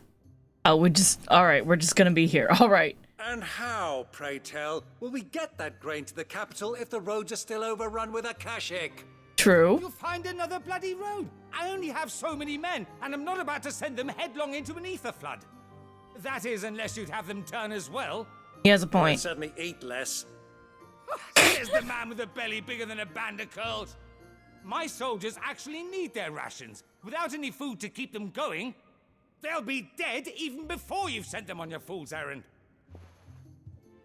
If I may, gentlemen. Thank you, Quentin. Perhaps I might suggest an alternative approach. Though supply routes are indeed disrupted, there is no shortage of ships. Indeed, they bob away in every bay from here to Randalar, awaiting a safe haven. Allow them to make port and fill their bellies full of grain. And once those who crowd the cities are fed, ferry the displaced back to the countryside to work the fallow fields. But I'm sure that you wish to continue your discussion. Forgive the interruption. Thank you, Quentin. Such firm friends as yourselves need no help from the likes of me. Rutherford spoke fondly of the great bond between you. Us? Friends? I can't stand the man. Clive, I'm beginning to question the quality of the company you keep. And what kind of company were you expecting him to keep? The man's a criminal. Criminal? How dare you? You are not fit to breathe the same air as this fine, upstanding young gentleman. Upstanding? He calls himself Sid the Bloody Outlaw. Once more onto the breach. They just like to argue. Sometimes old men just like to argue. Shall we begin again? What we seek here is not to create a new nation, nor to claim the thrones of those that already exist. We wish simply to bring stability to the realm that mankind might weather the current storm.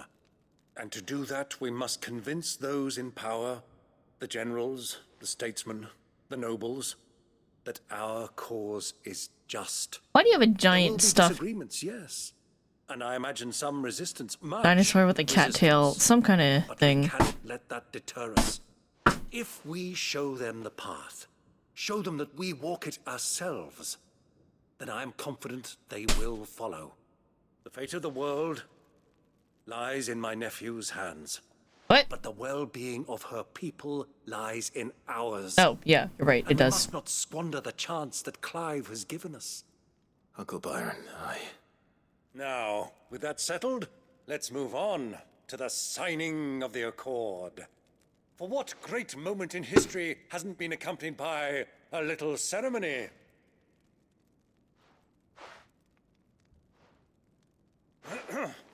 Citizens of Valisthea, I present to you the Tri-Unity. Rutherford, Mike Will. Rutherford's a hard-working man.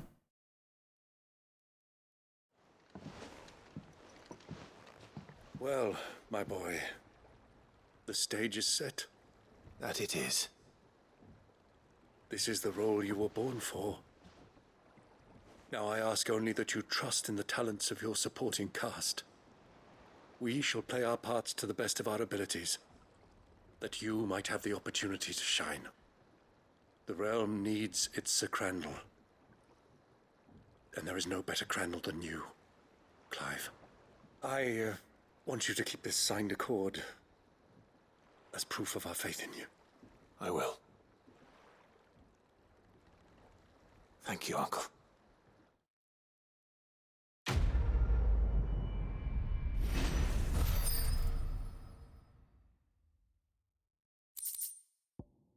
Tri-Unity Accord, signed by the representatives from Azaria, Dalmacia, and Sanbreque. This mutual accord sets the stage for a new age and storm, if not officially, then at least in spirit. For what great moment in history hasn't been accompanied by a little ceremony? Byron Rossfield.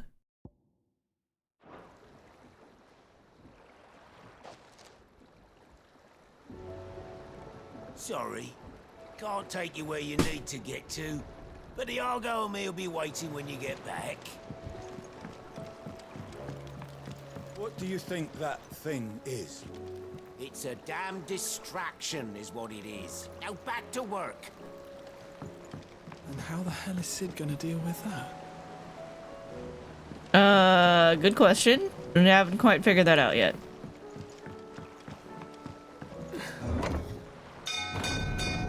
Working on it.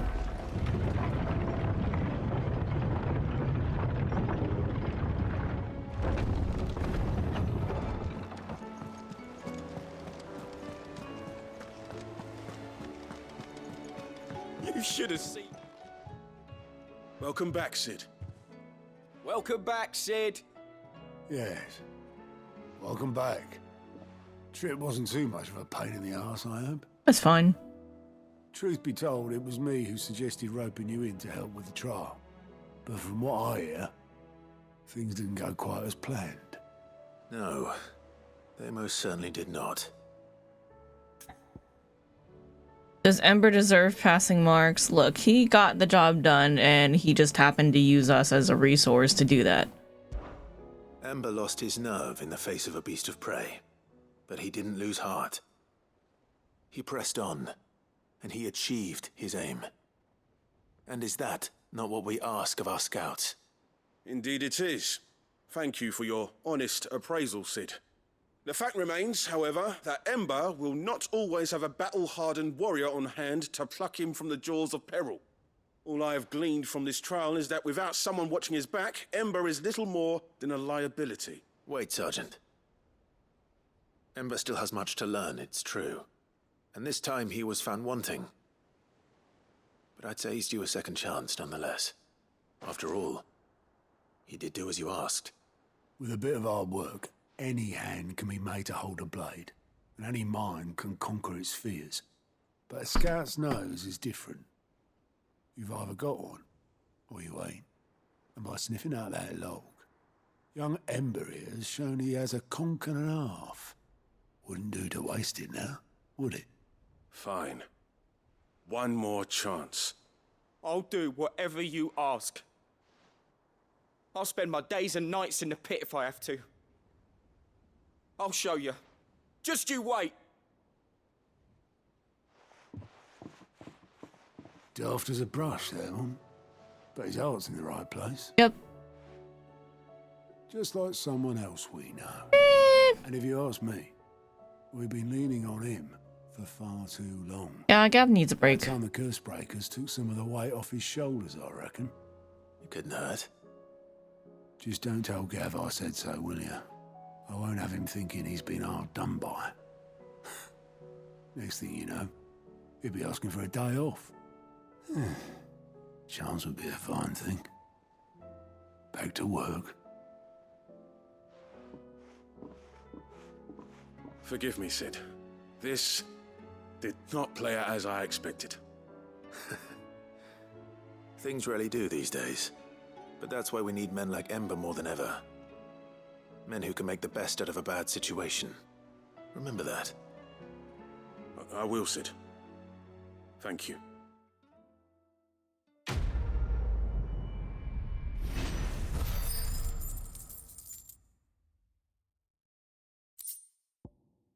I'll drive. Okay. Sid, I wanted you to know. I will be taking personal responsibility for Ember's combat training. And I will not let you down. Good. Ooh, there's new hunts. How may I help you today, Clive? What do you got for me? Come to claim your just desserts? Yes, actually. If the drunken galley captain I shared a table with last night is to be believed, word of your exploits has made its way across the seas to the great continent. What is more, she claims there are those who would see you flourish, herself being one such woman. Genji gloves. All yours. Best of luck out there, Sid.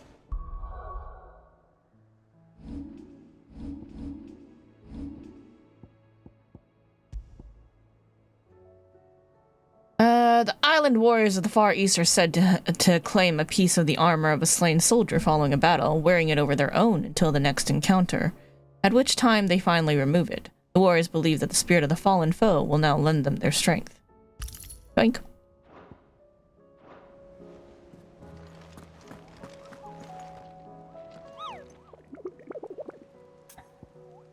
What's new? Oh my god, there's two. Okay, let's write these down and figure this out. Got the Grim Reaper. There's a saying among the Imperial soldiers of Northreach garrison: steer clear of the drowned tower, lest the specter's sickle reap your root. Drowned tower. They speak in typically uncouth terms of the thrall that dwells within the Aetherflood, one whose frightful aspect and command over lesser minions would appear to mark him as a high-ranking member of his species. Cape Orsier Sunbreak. I wrote Grim Reaper instead of Grim Reaper, but it's fine. Knight of Splendent Heart.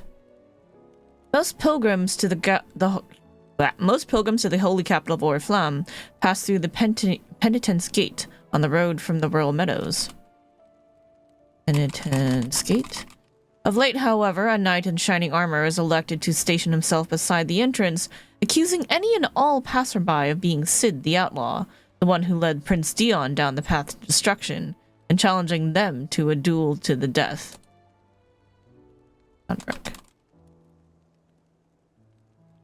Alright, we've got a turned angry dragoon.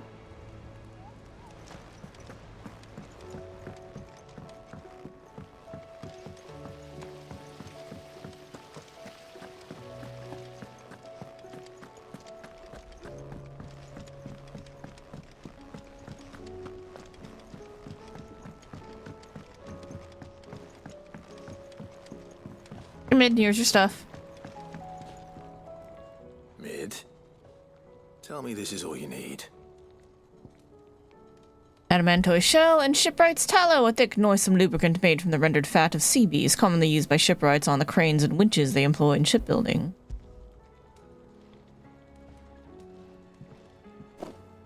Aw, you make it sound like I asked you to save the world or something. Tell me this is all you need. It's most of what I need. She needs one more. After you left, I went over the figures again, and I realized I'd forgotten a 1 and a 0. And a cogwheel. Just a tiny one. Though, that's the problem. Gears that small are a bastard to make, and I may have lost the one Blackthorn spent a fortnight toiling over. Oh my god. Wait. The children. When they took apart your scales, there was a tiny brass gear. Now that I think about it, they didn't use it when we put the scales back together. The young'uns? But why would the... You know what? I don't want to know. I'll keep working on the model. You go and find that cog. Ah, comes full circle. Got it.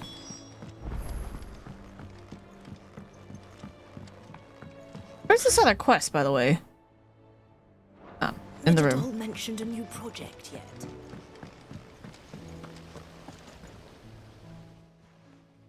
Cid! Is Mid still hiding from us? She wasn't hiding. She's fine. She's just busy working on her next project. A new invention?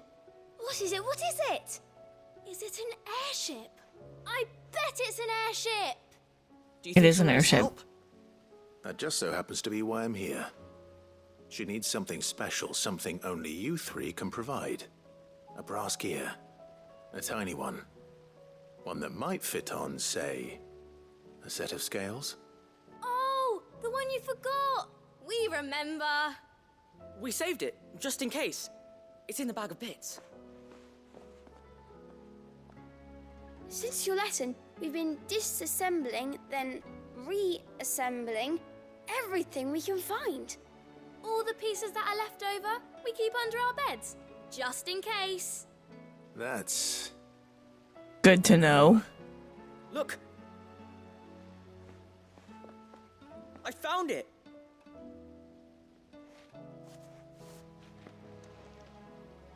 Is that all? Just the gear? We have more parts if Mid needs them. That's all for now. But I'll let Mid know about your... hoard.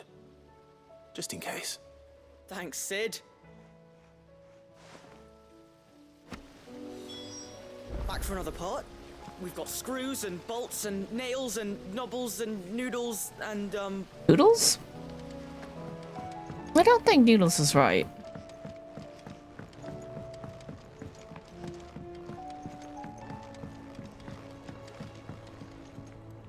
Well, did they have it? Yes, they did. Here you go. Brass cogwheel, an overlooked component of Mid's deconstructed scales, but its purpose remains a mystery to all but Mid. They did. And they kept it somewhere nice and safe. Will it work? Will it work? He's perfect! You're a genius, Clive. What exactly are you going to use it for? Only the most important job of all. The wings aren't going to move on their own, but with the right cog in the right place, well, you just wait and see.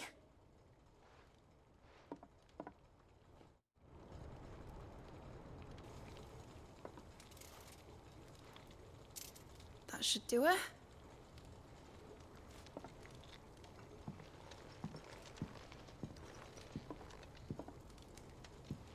Here goes nothing.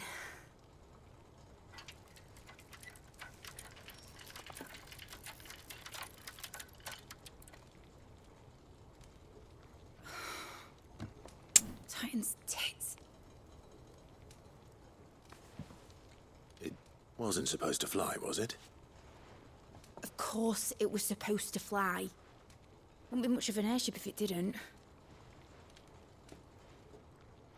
Honestly, these bloody engines are driving me mad. I was so sure this would be the day she soared. The Mithril engine was made to make dreams come true. But maybe this is one dream the world's better off without. Show folk how to take flying. It won't be long till they're raining death down on each other.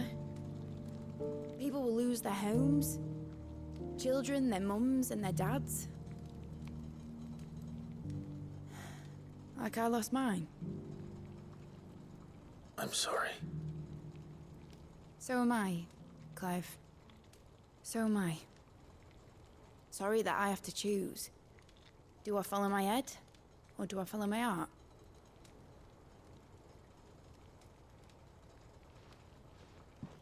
Good question. The first time I stood on the deck of your ship, felt the wind in my hair. It was like I was flying. But imagine how it would feel to actually do it. My dad always said there were two ways of living life. Chasing a dream or shuffling to your grave. And he were right. Right about a lot of things. Not that I like to admit it. People need dreams to chase. Especially in a world like this.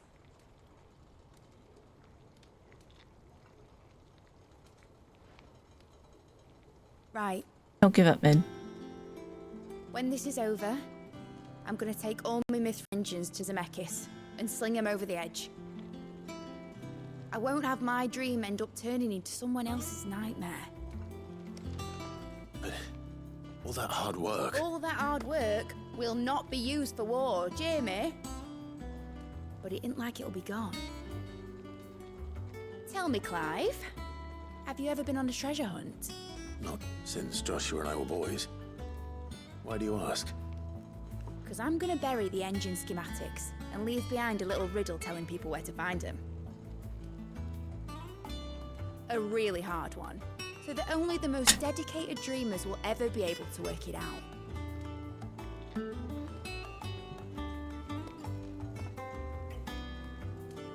Ooh, I can picture it now. Some daft general squinting at the words with a gormless expression on his mug. Like that one, yeah. Right.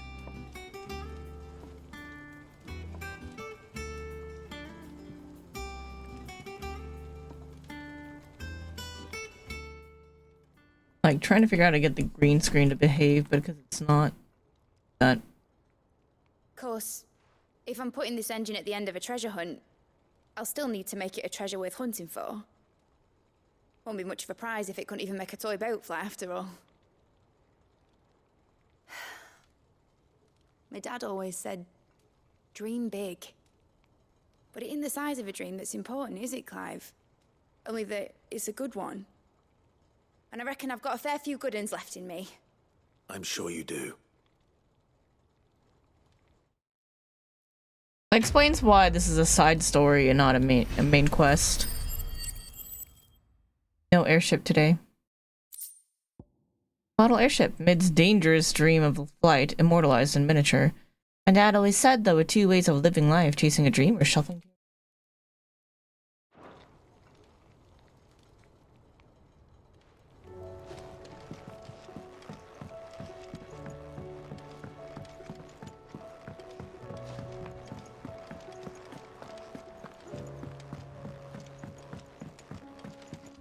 I am going the wrong way. Need to go back to our room, check out all the new stuff, and grab the new quest. See where it leads us.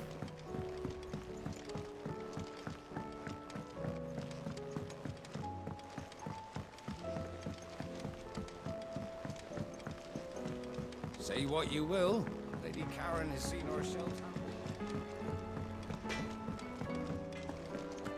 No, it's not in our room. There is one in our room, but there's also one here with Gav. Hi, Gav. Oh, you alright? Silver linings. Something troubling you? No more than usual. It's just... Etta's baby will be coming soon, and I wanted to make something for it. I'm sure she'd like that. Back in the north, families would always make gifts when a bairn was on the way. Yeah, let the little tykes know they were welcome in their new homes, like. So, what's the problem? Well, the problem is that Etta's due any day now, and I don't know if I'll be ready in time. Yeah, I'll help Gav. Is there anything I can do to help? You know, there just might be. All right then. What exactly are we making? A good luck charm. But not just any good luck charm. Not just any.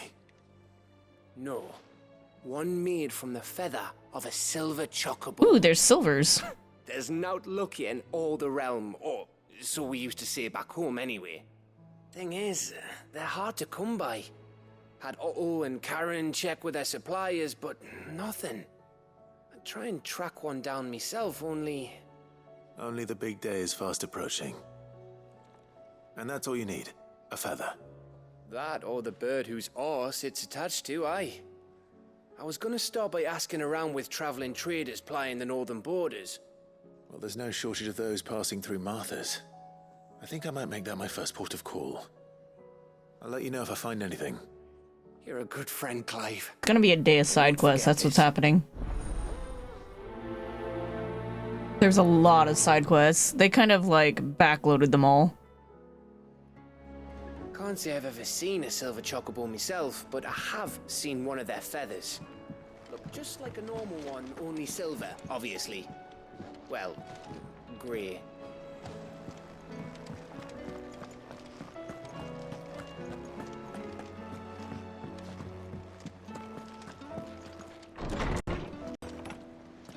Look at all our keepsakes first.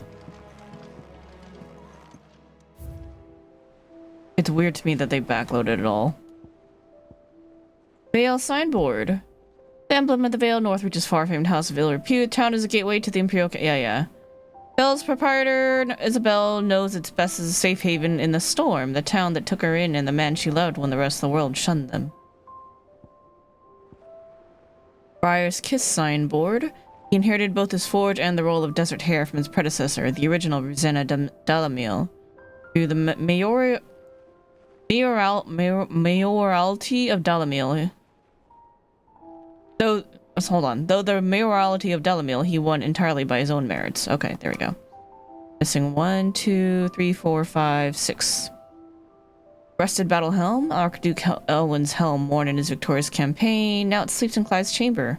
A constant reminder of the bravery and selflessness of the man in whose footsteps he and his brother mean to follow. Model airship. Though the experiment ended in failure, Mid has allowed Clive to keep hold of the model so that once her renown has grown, might sell the piece for an exorbitant amount of gil. Triunity Accord.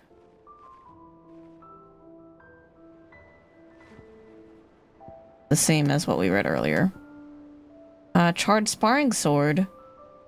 Clive's old sparring sword salvaged by Torgal in the aftermath of the Ironblood invasion and hidden at Clive's original hideaway, the Rookery. It is a reminder of who Clive once was and who he has become, as well as the unbreakable bond between lifelong friends.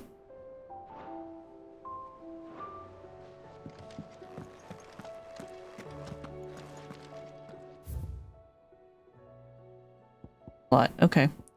Fine, Hound. Two of you have been together for what possibly feels like a lifetime now, but there is still a lot you have to learn about that hound of yours. You'd step in front of a bloody raging behemoth if it meant protecting you, but that don't mean you should take it for granted. At the end of the day, he's a hound, and sometimes he just wants someone to pat his head and rub his belly and give him a handful of kupo nuts. You do well to remember that. A new day.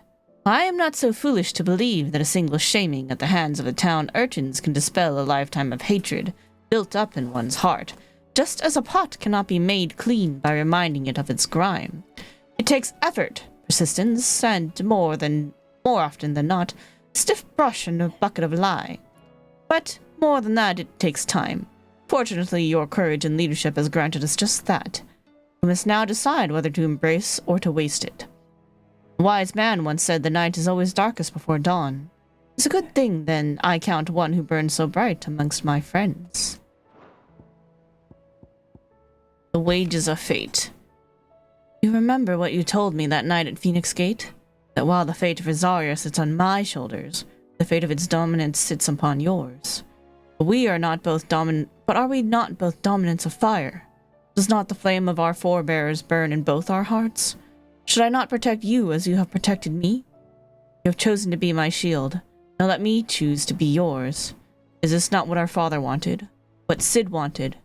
To cast aside fate and forge our own paths? Grant me this, Clive. Let me be your strength. That which conquers all. Isabel.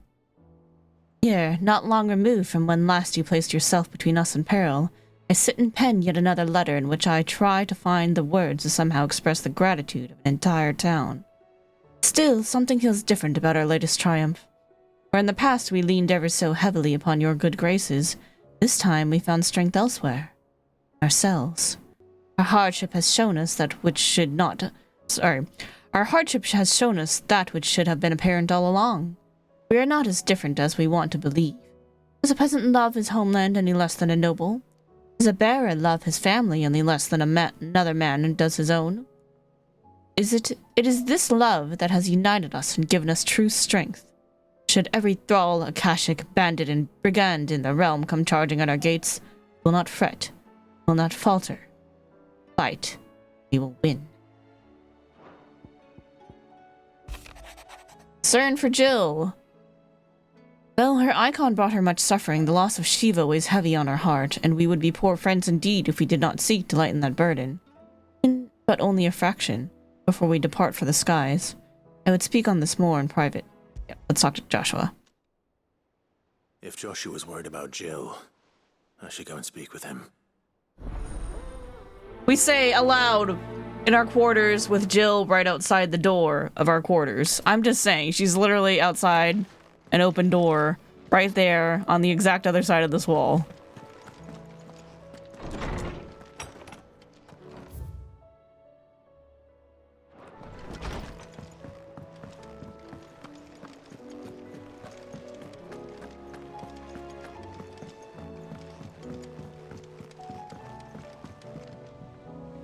Joshua, I read your message.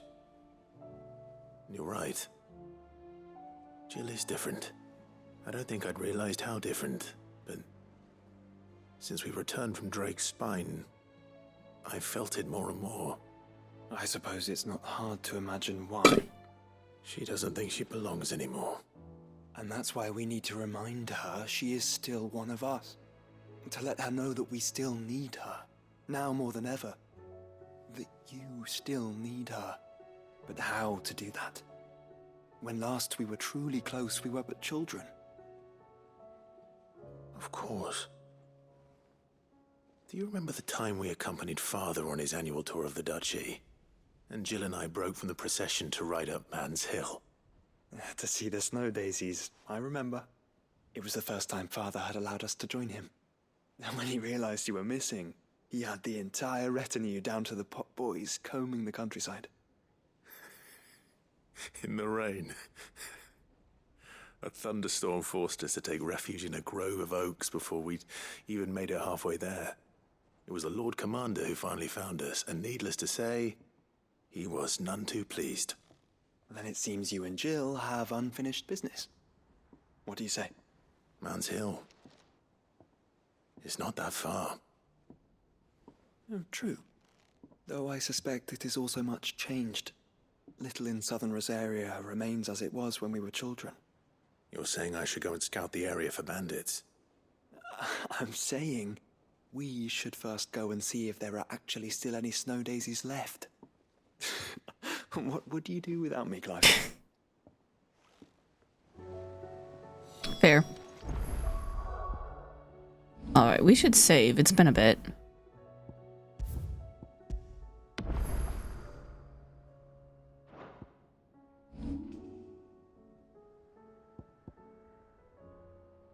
Ooh, 2 to do. Okay. Before we do this, I need a quick break. Gotta get up and stretch. We've been going 4 hours without a real break, so.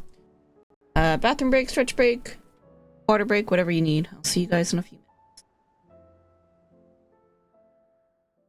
It's fine. We're friends. Really? Of course. Don't make it weird! Not one drop more. Let's make ourselves comfortable, shall we? He's gonna make it weird. This is gonna be funny.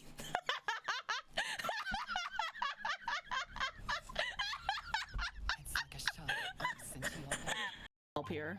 I need to save you to rescue me from this crisis.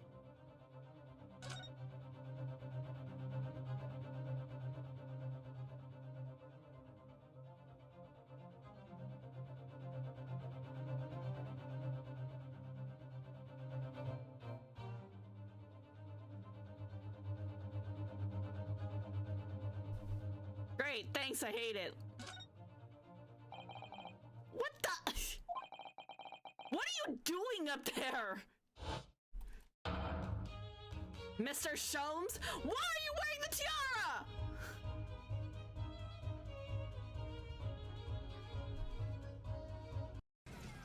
Perpetual way, Ray? Wait. No way. Perpetual way. Perpetual way. No way.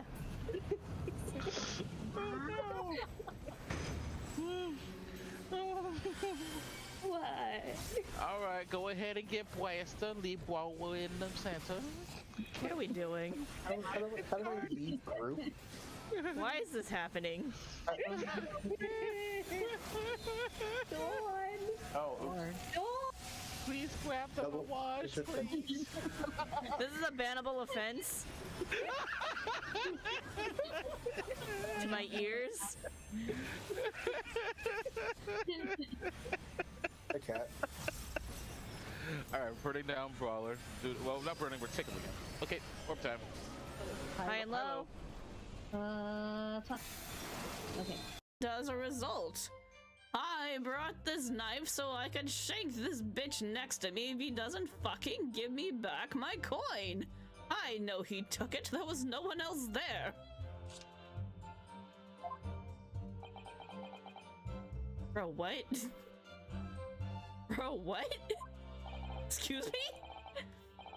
Anyway, the fact remains, Is there no formal job training? Do they just throw you into the fire and expect you to swim? No, wait, hold on. Throw you into the ocean and expect you to swim? Sorry, got my things mixed up there. Yes, what is it? I believe we have found the man to whom the package was intended. Look, you can swim in fire if you believe. Rude! Ah! I'll be able to spot a squat like this. What the heck's going on around here? Running for the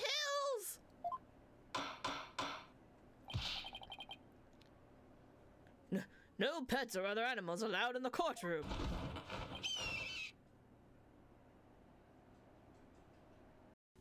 You look pink. Tender and very cute. Weirds me out a little bit that my Twitch profile icon is also pink-haired, so, you know, why did she... Alright, chat, I'm back. You guys all had a good stretch break as well. Alright, let's do these 2 quests, and then the 2 hunts, and then off to Waloed for the side quest there.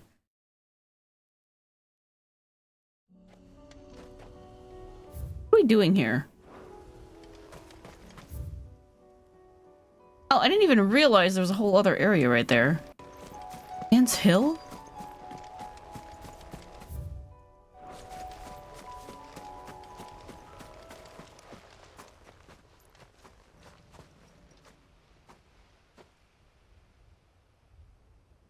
This is the place, but... I'm sorry, Clive. No snow lilies. There's nowhere been spared. What do we do now? We keep looking. Man's Hill cannot be the only place where snow daisies grow. Perhaps, but... it's the only place I know of. Knew of. Then why not ask someone who might know of another? Someone at the backyard? To the hideaway, then. Oh. Wait, are you fucking kidding me? Go back to the backyard. Bro. Bro.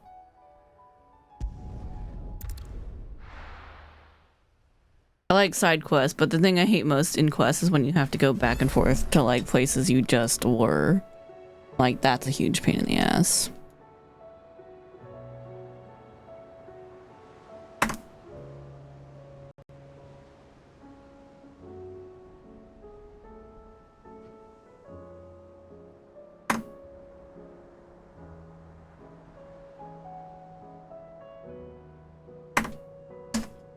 I'm trying to figure out the lighting situation here. There we go. Because it was missing the other side. Figured it out, we're good. Let's hope one of the gardeners knows where to find snow daisies. Hi, Momo.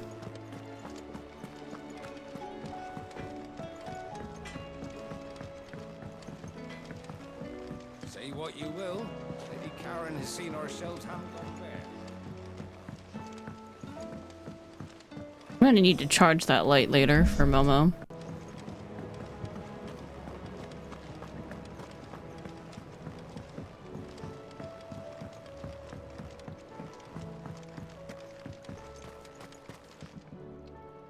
Oh. What brings you down from the heavens, Sid? I need your advice. Joshua and I are looking for a place where snow daisies grow. Preferably in abundance. Snow daisies. Then you'll want somewhere not too hot and not too cold. And where the winds are strong enough to carry the seeds. I reckon Man's Hill would be a good place to start. There in the Royal Meadows, perhaps? Both have similar climbs and the right elevation. If the Blight hasn't claimed them yet. Yeah, Mansell got claimed by the Blight, so... Thank you. Royal Meadows it is. Did you learn where we might find our flowers? The gardener here mentioned the Royal Meadows in Sambrak. Ah, the fields beyond Northreach. Well, if that's the case, then Yote was right. I recalled that she kept a record of our travels, you see. So I asked her if she'd perhaps noted anywhere that snow daisies grew, and she mentioned Oilefeist Bay. Whose shores border the meadows. Off we go then.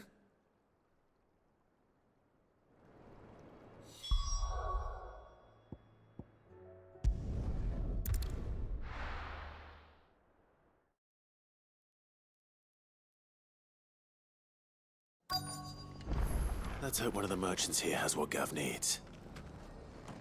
Excuse me. I'm looking for something. Oh, well, then I'm your man. A silver chocobo feather. Oh, or maybe not. Though you're not the first to mention the bird around here.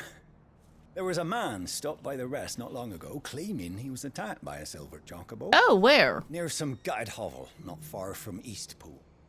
Most took him for a braggart and a liar, but who knows? Perhaps there was some truth to his tale. We'll see. Thank you. He's pulling. Nope, still talking to people here. Got it. Okay, why?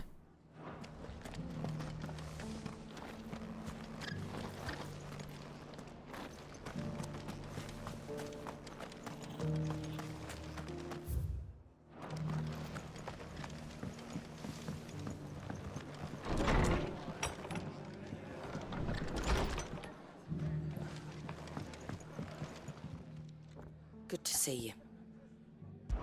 Talk about her past. This a little girl. Family owned a bear.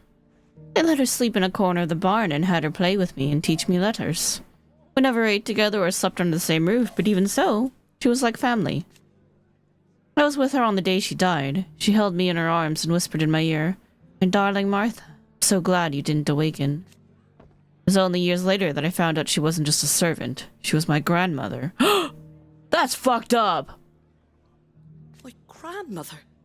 I watched her die in the corner of the barn on a pile of old straw. I swore then and there. I was going to do everything in my power to bring an end to all this, to never stop fighting until the day when bears can live free, just like she deserved to. And you know what? When I see that glint in your eyes, I reckon that day might be along sooner than I dared hope. How are the Guardians doing? Weren't long after Rosselith got ransacked that Sir Wade and his men turned up at our gates begging for shelter. Put the wind right up us. Did? The state of them all dressed in filthy rags. We were worried they might be cutthroats come to thieve and pillage. But some of the folk they'd helped escape from the capital recognized them and set us right. And thank goodness they did. Couldn't have dreamed a better guess than the Guardians, the way they took the bearers under their wing and taught the Blood Axes how to fight like true shields of Rosaria. And when night fell, they'd all gather around the bonfire to sing songs of the old duchy. Why, it was enough to bring a tear to your eye. Like being back in the glory days. So it was, with them the knights in shining armor coming riding to the rescue. Half of me wishes they hadn't left. Breeze pool, but the other half knows they're better off up there, and they're only a stone's throw away if we need them.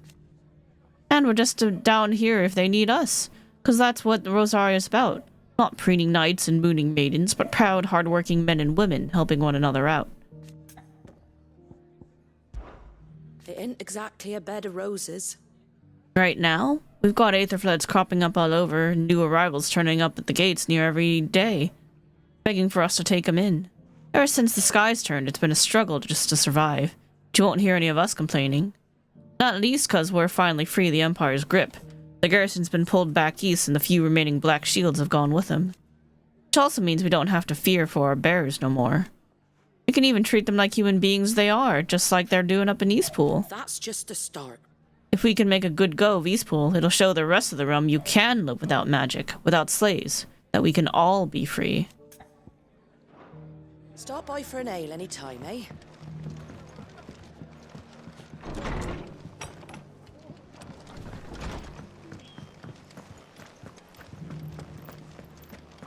Just because the heavens have gone to wreck and ruin, it don't mean we have to.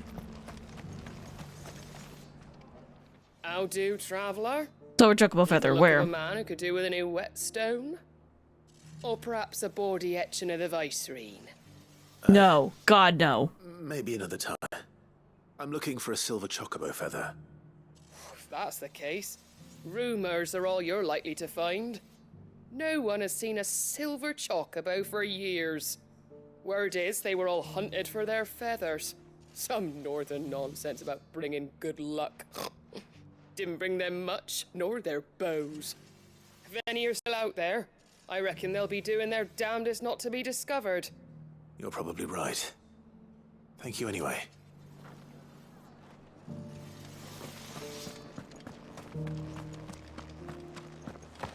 It doesn't still hurt, does it?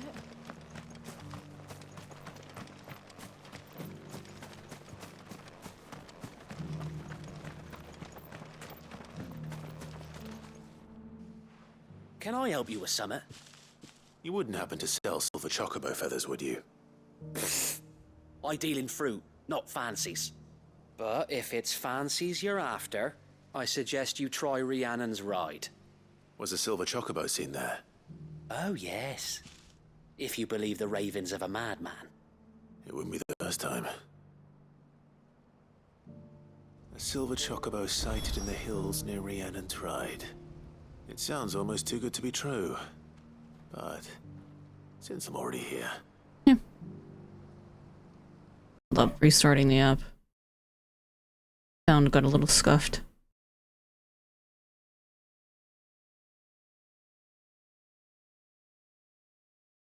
Oh, you think you're already running, but trust me, you're not.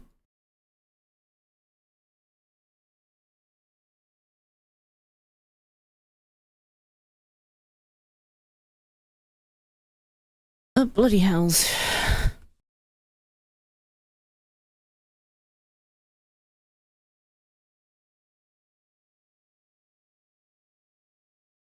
Cold.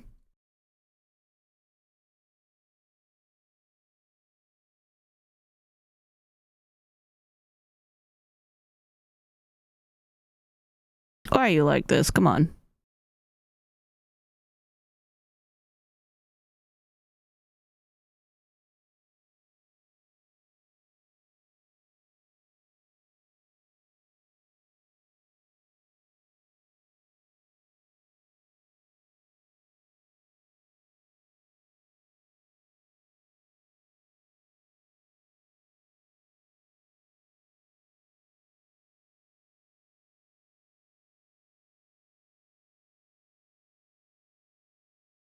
Okay, finally closed, so now I can reopen it. There we go. Alright. To Rhiannon's ride is south of Eastpool. Doesn't really matter, I could just go out this way.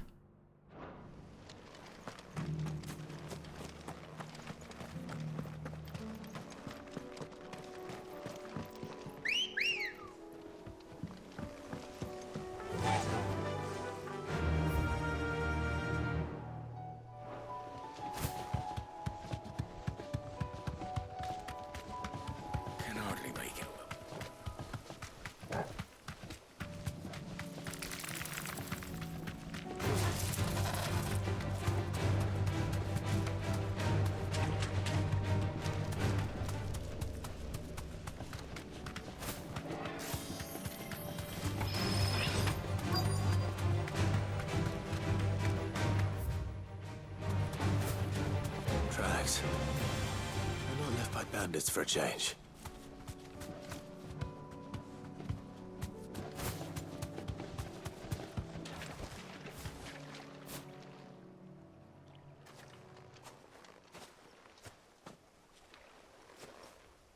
More tracks. And these look fresh. The chocobo was here. And recently. Perhaps it still is.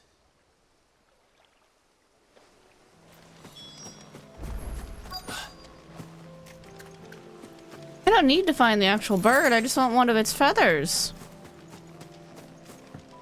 I don't hear anything. Beautiful. I don't want to kill the thing. Well, I'll be damned.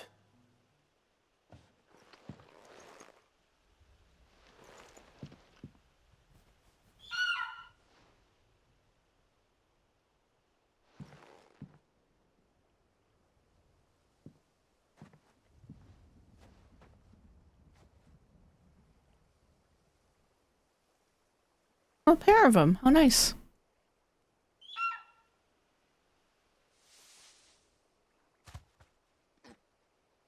It's all right. I'm not going to hurt you. Just borrowing a feather for my friend.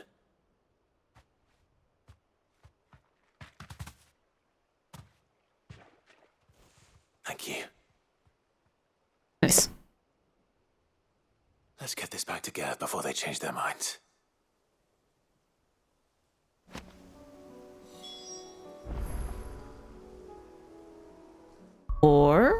We're gonna go to Sunbrook. Okay, so we need to go to Cape Orsier, whatever that is. Oh, here. Okay. And also Pentience Gate.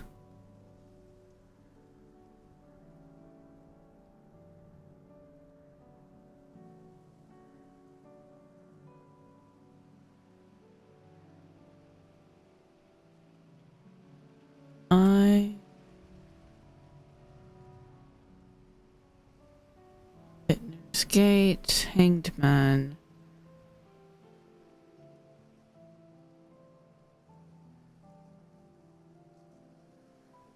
National Reach.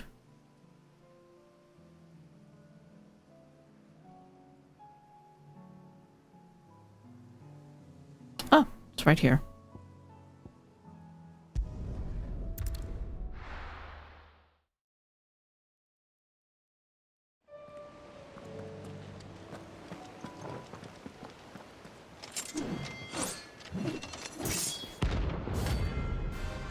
Knight of the Splendid Heart. Oh, not a Kashik. Just a dude who's mad. Alright.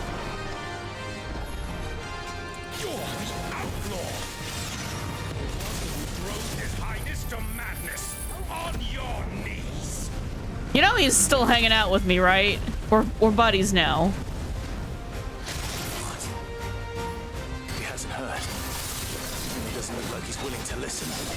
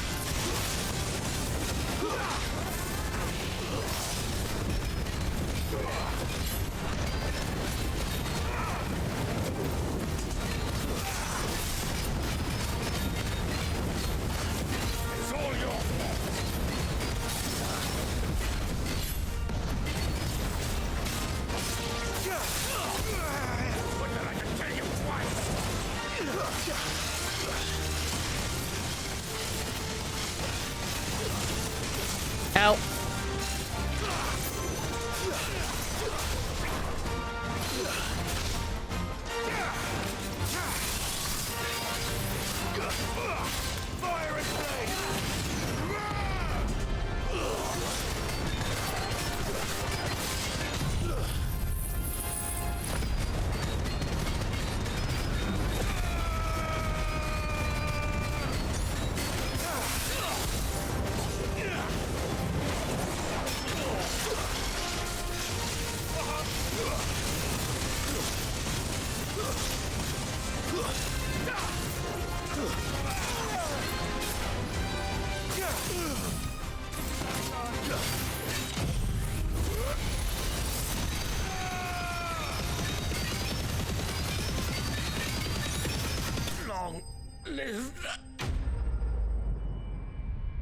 He's still alive, my dude. He hangs out with us. He's literally at my hideout, just waiting for me to be done dicking around, and you're making me wait. You're making me keep him waiting. Damn it. Dion would have been glad to have you back at his side. It's true, he would have.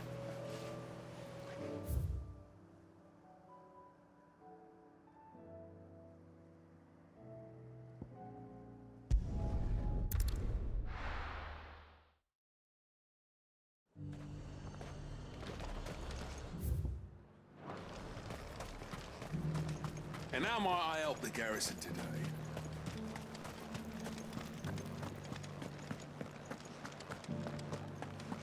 Alright, we gotta go out the other way.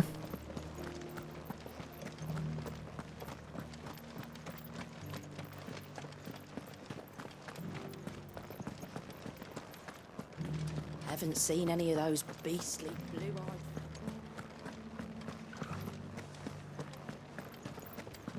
Do be careful. I will.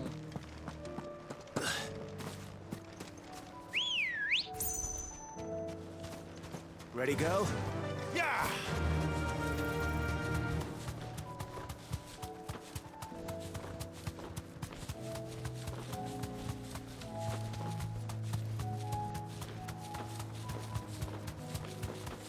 I don't know where we're going, just in a general this way direction.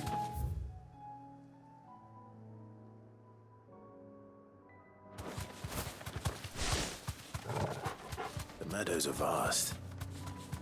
Where do we even start? Yote mentioned the coastline. We can start there.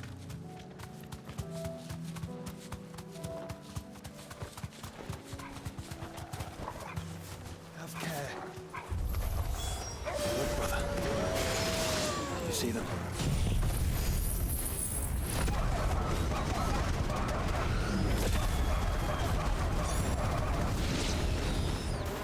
I do. Ours and our friends.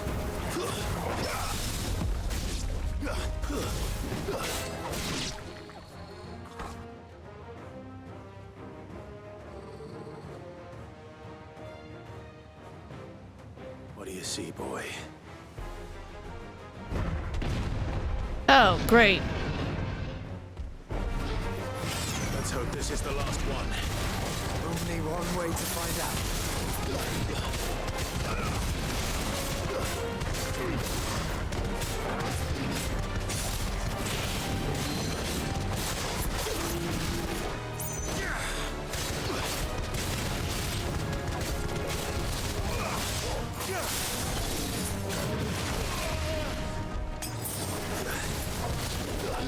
Fire and flame slow.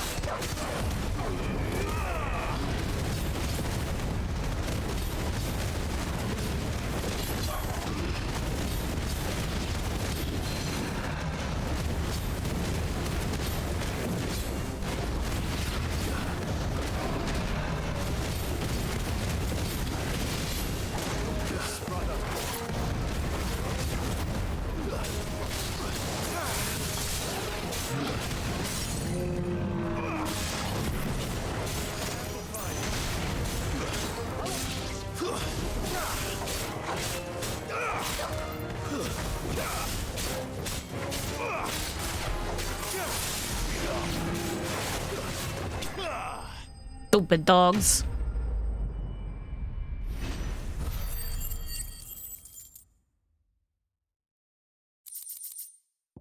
Minotaur main, yay.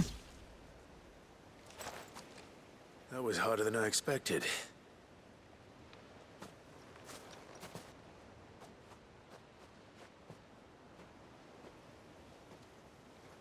But found her. It was worth it. They're beautiful. Do you think Jill will like them? Probably. She'll love them. Come on. Let's go.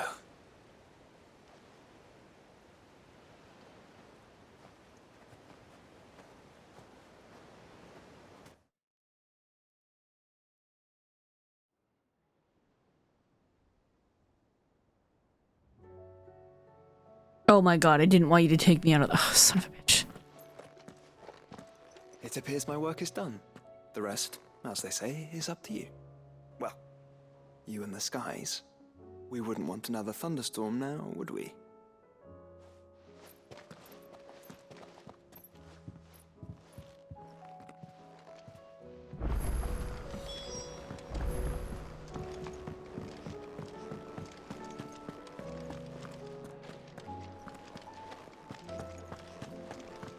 It was no trouble.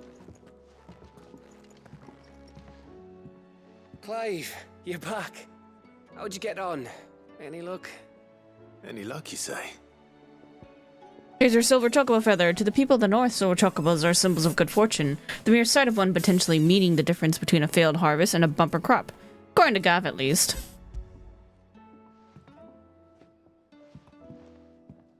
Crystals crack. Is this what I think it is? Where in the hell did you find it? It's a long story.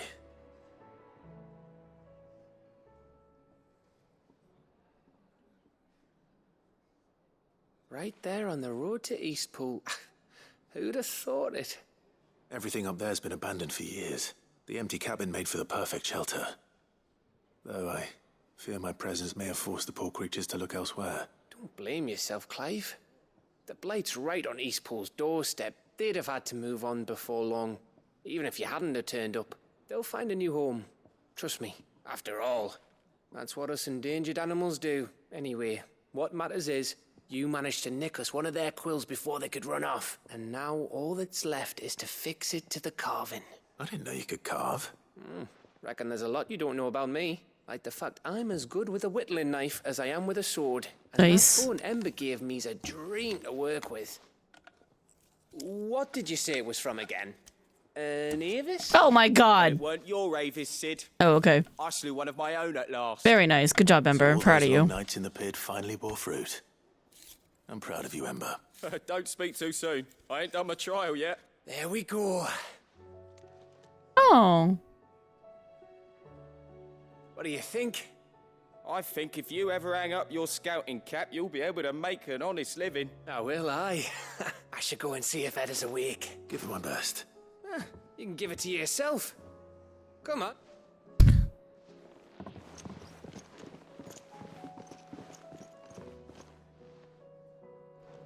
I don't want Gav to give up being a scout, honest. I know you're just having a little jab at him. That's fine.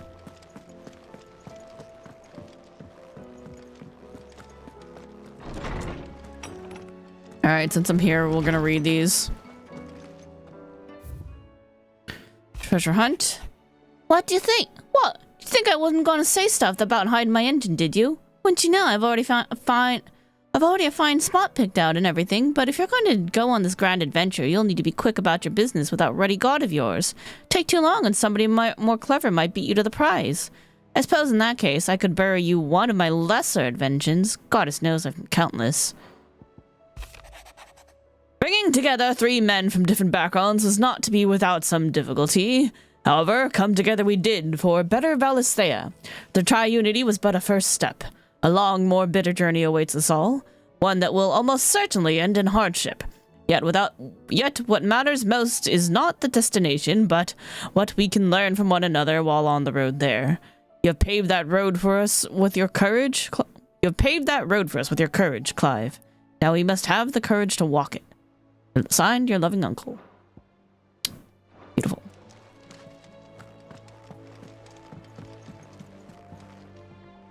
Jill, there's something I'd like to show you. There is? And where might this something be? It's, not here. Now, I know this is sudden, but how would you fancy a trip to Oriflamme?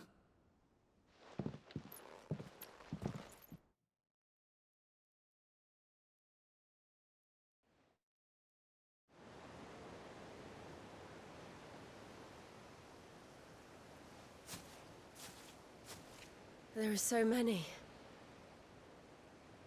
This is what you wanted to show me.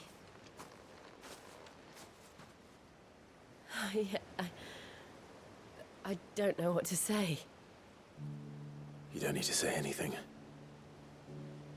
The smile on your face is enough. We've been worried about you. Joshua and I. Do you remember when I took you to Man's Hill? Or tried to? How could I forget? You saw me crying and thought a change of scenery might lift my spirits. In the end, it earned me a nasty cough and a stern scolding from your mother. But I felt wonderful nonetheless. Before we left, my chambermaid told me she'd overheard your mother talking about my marriage prospects with some of the noblewomen at court. They were debating whether it would be more profitable to marry me off to one of the high houses instead of saving me for the ducal line. No one thought to ask me what I wanted. I was nothing to them. A pawn at best. I felt so trapped. So lonely. I didn't know. But I wasn't alone. You were there. Your hand in mine as we ran for those oaks. And I knew then, no matter what happened, I would be all right.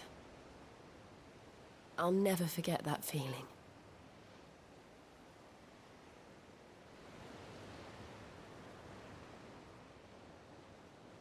Oh, Torgal, so cute. Like Mama. Sleeping.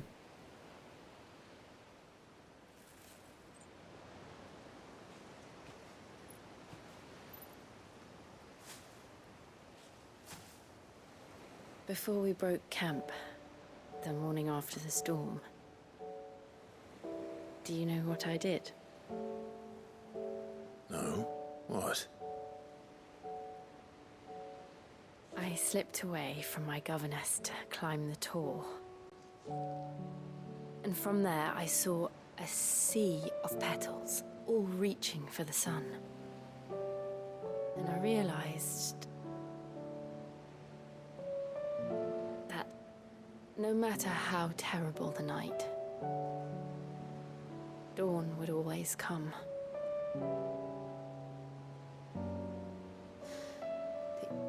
That you would always come for me. And you have. Again and again.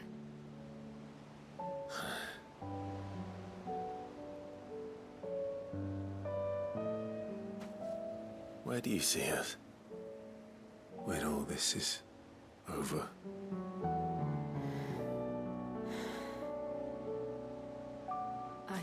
Don't know.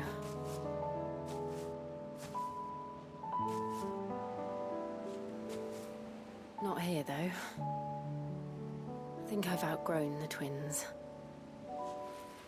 After everything we've been through, the realm just seems so small.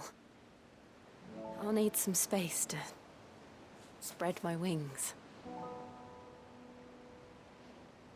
Then that's what you'll have. And I'll stop at nothing to see that you do.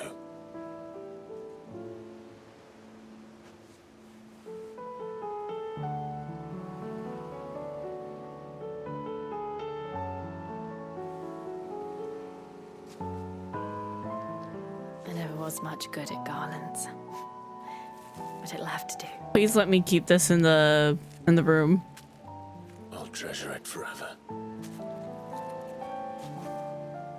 Thank you, Clive. For this, the flowers, for everything. It's exactly what I needed. You are my treasure.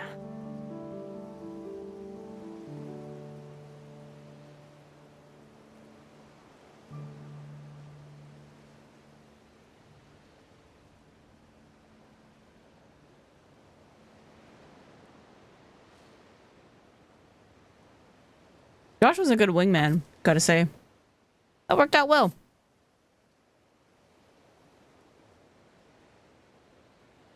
We should probably be getting back.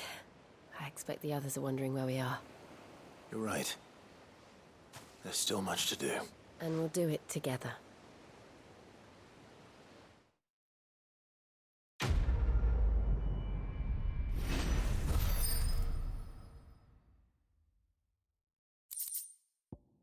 Snow daisy garland, a fragrant diadem hand-woven by Jill from flowers picked on the shores of Oil-Faced Bay. Never was much good at garlands, but it'll have to do. And Shiva's kiss. Song of winter, autumn gone, from frosted lips, oblivion. Northern nursery rhyme. Nice.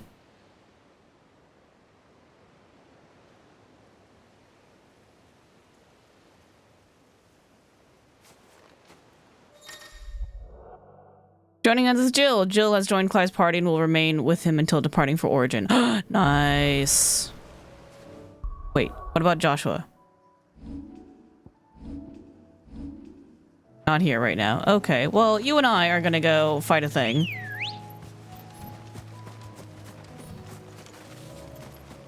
Helps if I get on the bird. There we go.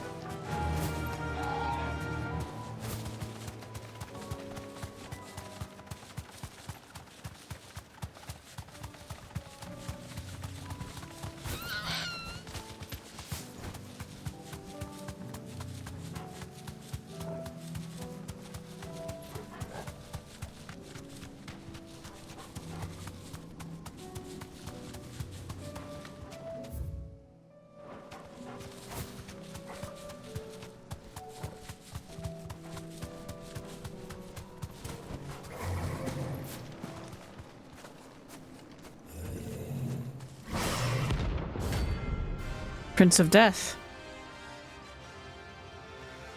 The Grim Reaper.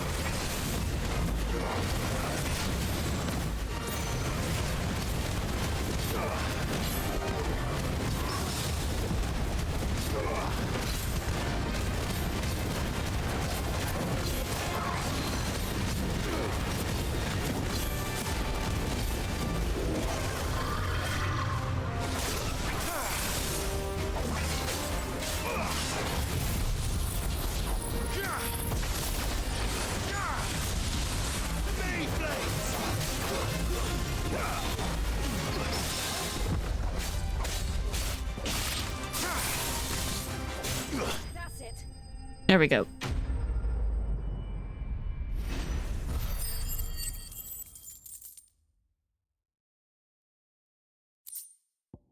Dark Seal! That's one of the things we needed. Beautiful. I'm getting tired of these things.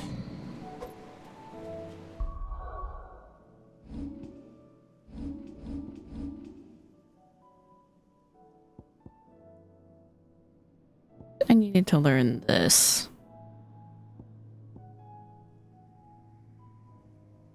Yeah, I want to say this is one I needed to learn. Wait, no, hold on.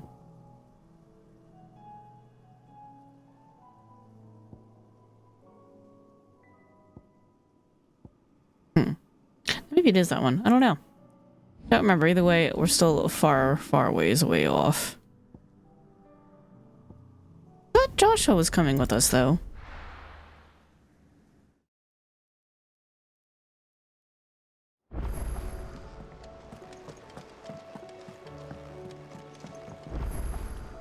Brother, I put Father's helm in your chambers. He should be with you when his vision is finally realized. Thank you, Joshua. For everything. Don't mention it.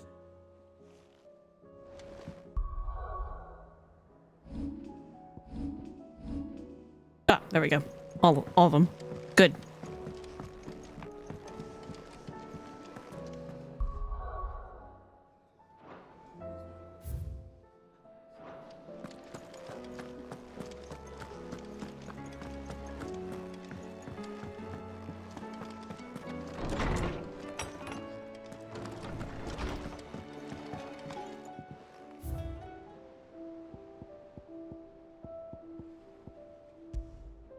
Fragrant diadem, yeah, garland rekindles memories of a more innocent time and speaks of a love that can never fade.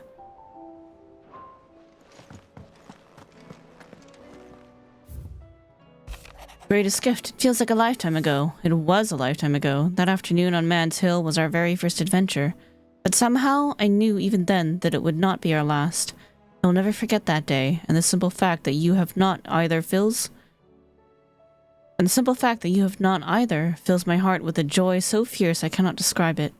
Since the moment we first met, you've always been an important part of me. That half that makes me whole. When times are darkest, you are my light. When I am lost, you are my guiding star. You're just what I need. You are all that I need. You're the greatest gift.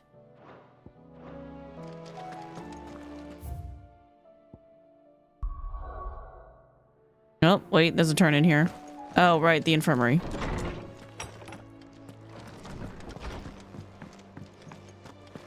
So many damn quests.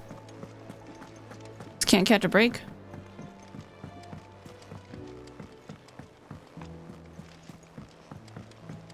They really backloaded everything.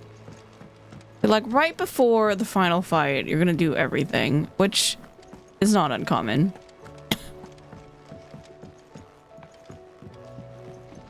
I was just about to go in, but then I thought it might be better if you went first.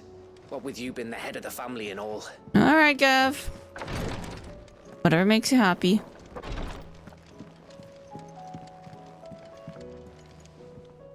Ah, me lords. How are you feeling? Well, thank you. You like how FS7 Disc 3 is the world map and 5% side quests? Yeah, pretty much like that. That's what we're doing right now. No, nothing like that. What it is, Gav, calm down. Please.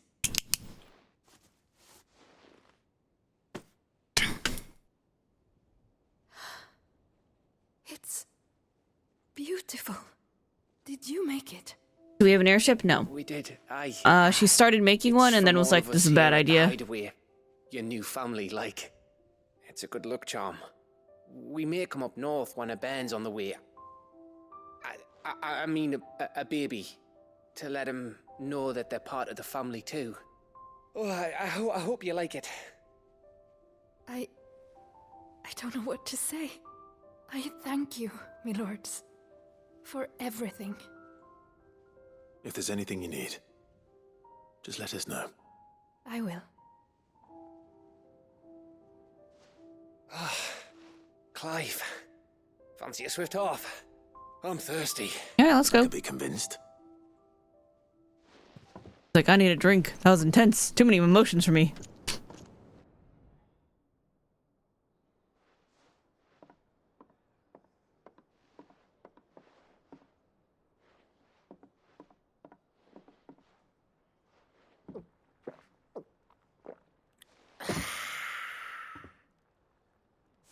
Don't you think you've had enough?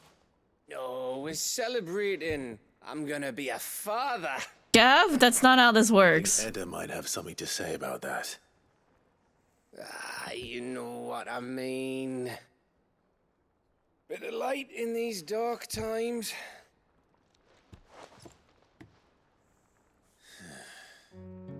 Wasn't long after me 10th name day, my mum told us she was with child again. I was over the fucking moon. I was looking forward to having a little one to lord it over, what with me being the runt of the litter. Thought I'd finally have a chance to prove to the world that I could be a big brother. Imperials came the day she went into labour. Had myself a baby sister. And then I didn't. Sad. My whole family gone in a blink, while I hid in the cellar like the spineless little arsehole I was.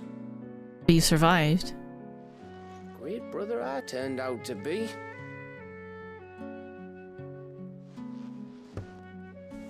I'll never be a leader.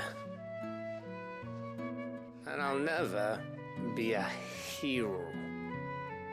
I'm just a daft little dog who comes running when his master calls. That's not what you are. I'll never be like you, or Sid, or Jill, or even Torgal. Now, Torgal's an actual dog.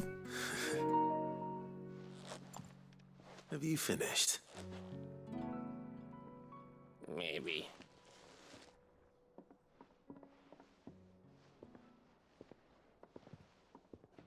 Do you know why you're our best scout? Because you don't need anyone to hold your hand. Without your resourcefulness, your courage, your determination, I don't know where we'd be. Maybe hanging off a cliff like, That was only the once. Exactly. You learn from it. And here you are after Founder knows how many missions, stronger for everyone. And let's not forget Rosalith. Who was it who freed me from the dungeon? Who was it who ran to Jill's rescue? That would be me. Because you're our brother, Gav. My brother.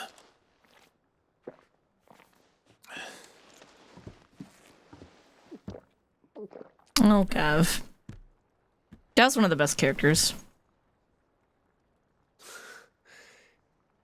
Your brother.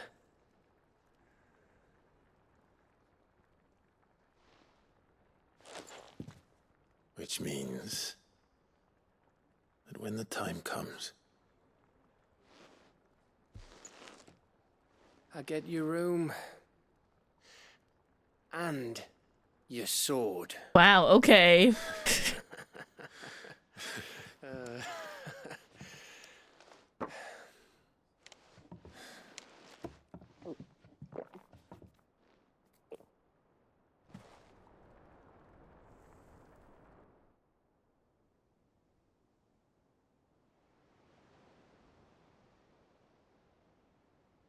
I may have had one too many. You think?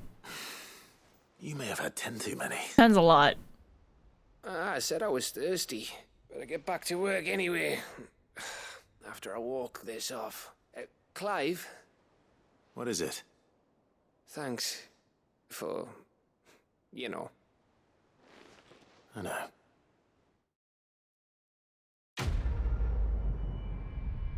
The bromance here is very real and amazing. Ooh, Wintermead. Potent potable made from the honey collected in the Northern Territory's short summers and fermented slowly over the next 6 moons. Said to warm the belly on the North's cold winter nights. I said I was thirsty, Gav.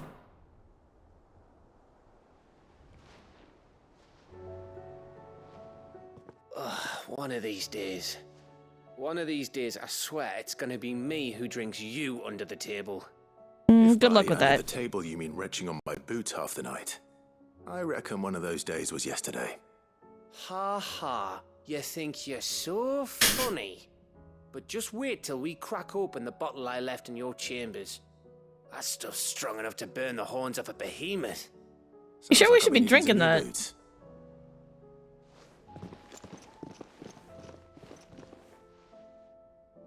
That's safe to drink. They'll come back. Of course they will.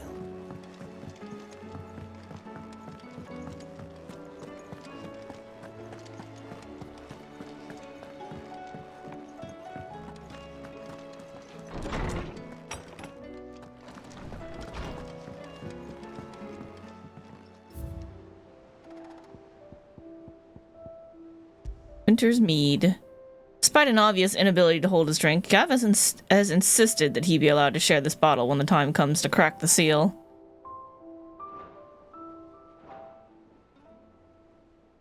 Gav's a good friend. We all need a Gav in our lives.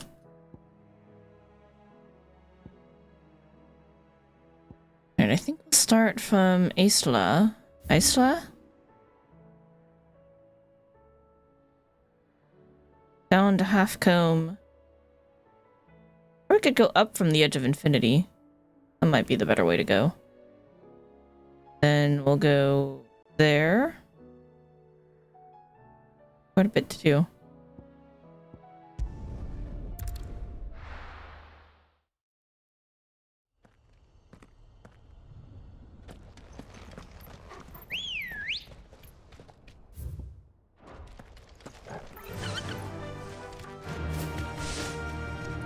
How the heck Ambrosia managed to cross the seas? I don't know. I don't ask questions.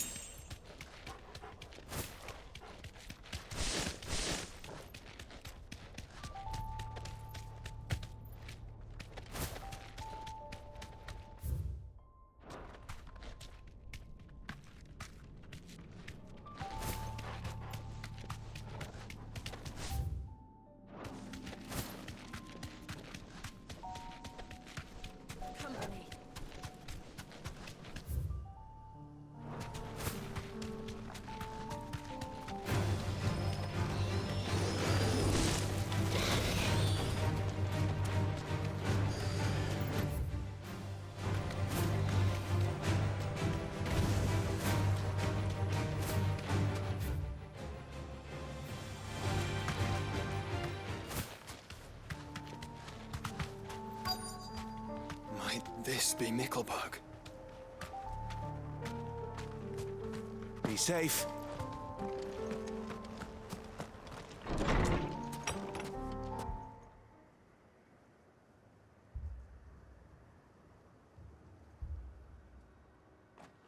What is happening here? These people aren't turned. And the village seems safe enough at least.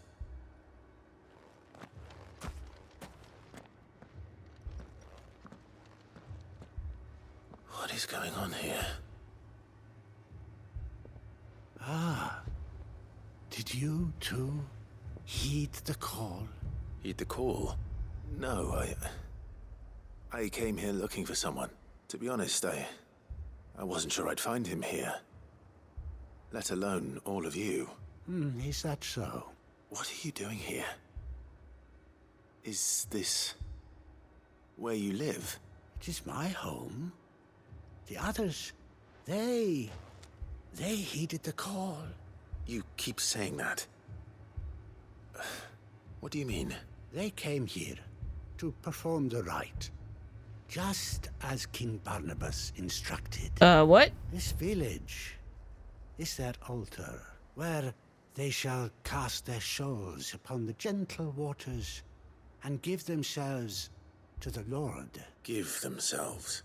Oh, Lord, cleanse us of our sins. Let us be reborn in your loving arms. Free us from the torment of this mortal realm. They want to be saved. Forgive me. But did another foreigner, like me, come here? He was probably wearing a cowl. You mean the traveler from Storm? Yes. He is staying at my house, toward the rear of the village. Thank you. If you don't mind, I'll go and greet him. They seek the same salvation Barnabas did. At least the third chair still lives. Let's go and find him. Your friend with the cowl has been staying with me. Please, make yourself at home too, traveler. This is super sus.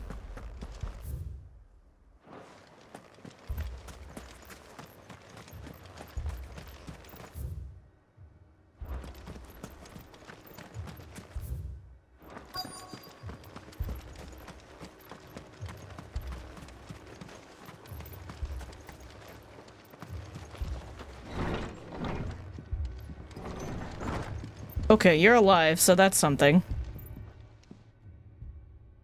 Excuse me.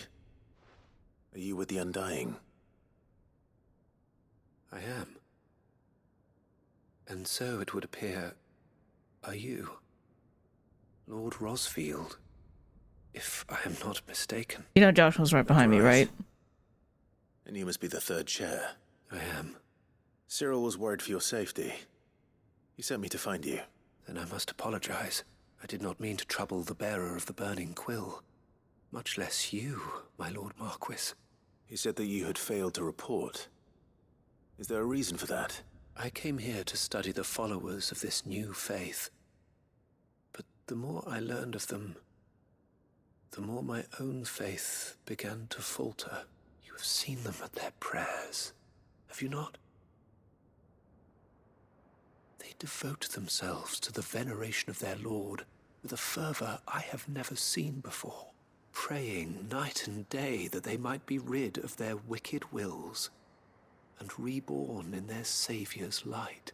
Not that they might be granted respite from their worldly woes, but so that they might continue to serve him with all of their beings. I, too, swore to devote my life to the service of my Lord and Master, but this... it is different. It is more... So you didn't report because you're like, man, these cultists are so devoted. Why aren't I a cultist? And so I would see it through to the end. See these people safe, that they might achieve their dream, that they might do their duty to their Lord. Even if it should keep me from doing my duty to mine. You do understand what their dream is, don't you? I do, my lord. They would cast aside their wills and become a Kashik. I know that it may be hard to believe, but to these people, that is the very essence of salvation. Forgive me, my lord, but I must remain here. If you are to return to Master Cyril, I would consider it a great... Did you hear that, my lord? Something is happening. I'll go and find out what. Stay here. They're turning a Kashik, I'm sure.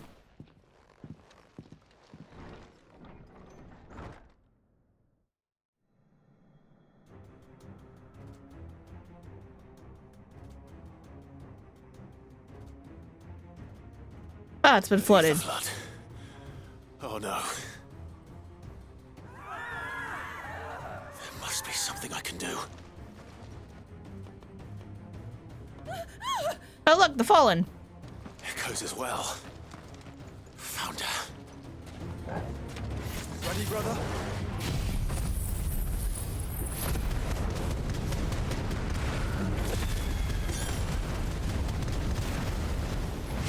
Ready.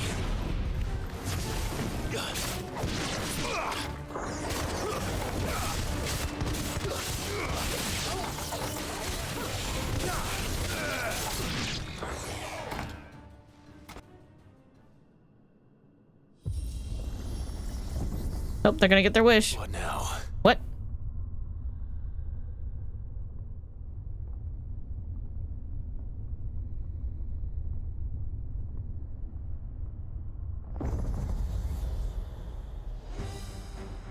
Oh.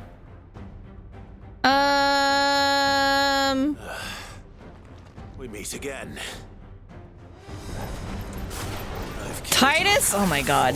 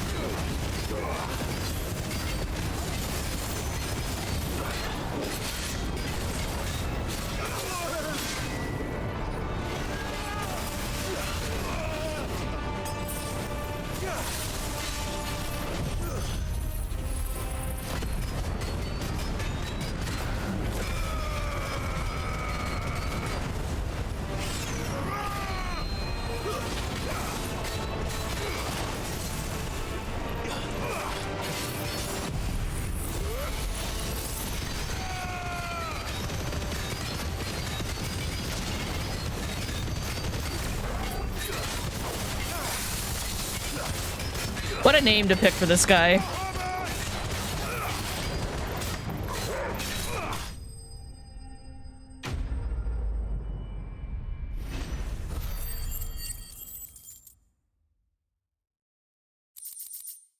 Fallen iron, yay.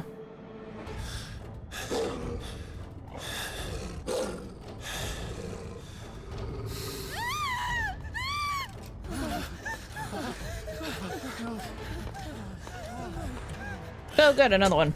Damn it. Oh my god.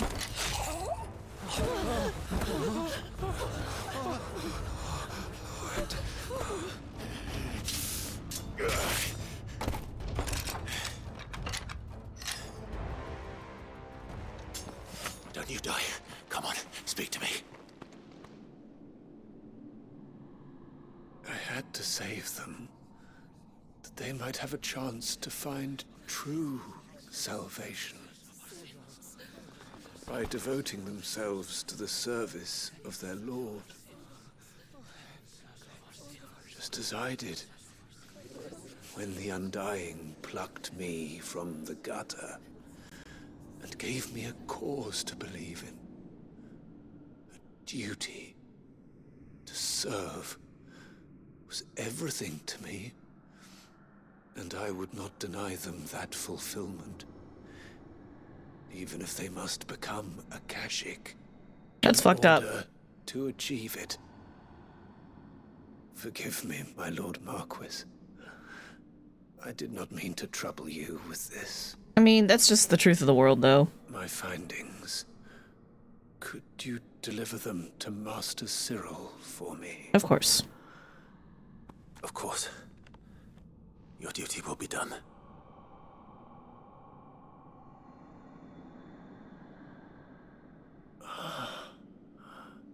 Look, my lord. Yep, they're turning and I'm gonna have to kill them. They are saved.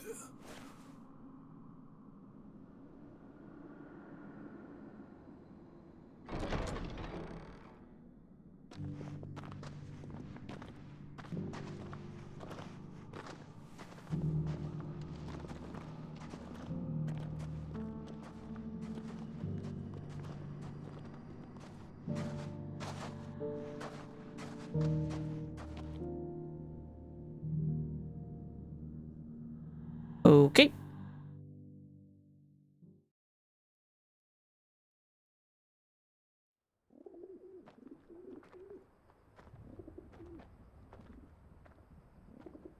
Sometime later. They asked. I should get this report to Cyril. Fuck, I accidentally skipped text. Oh well. Not a big deal.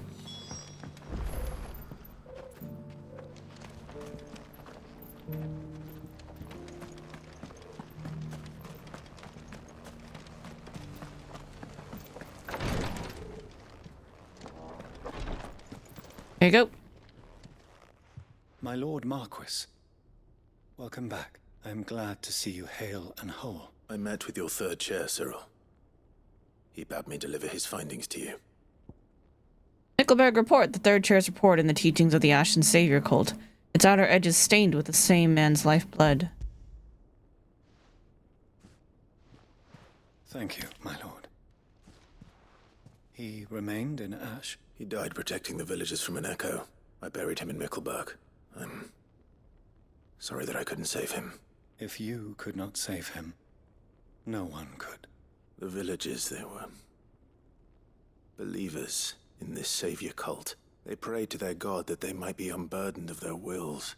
Then an ether flood came, and their wish was granted. Your brother sacrificed himself that they might live, even knowing that that life was death by another name. Then he perished defending liberty. A hero's end. For the right to choose how one dies is no less sacred than the right to choose how one lives. That's fair. Sid would agree. He wanted to build a world where people could die on their own terms. A noble ambition.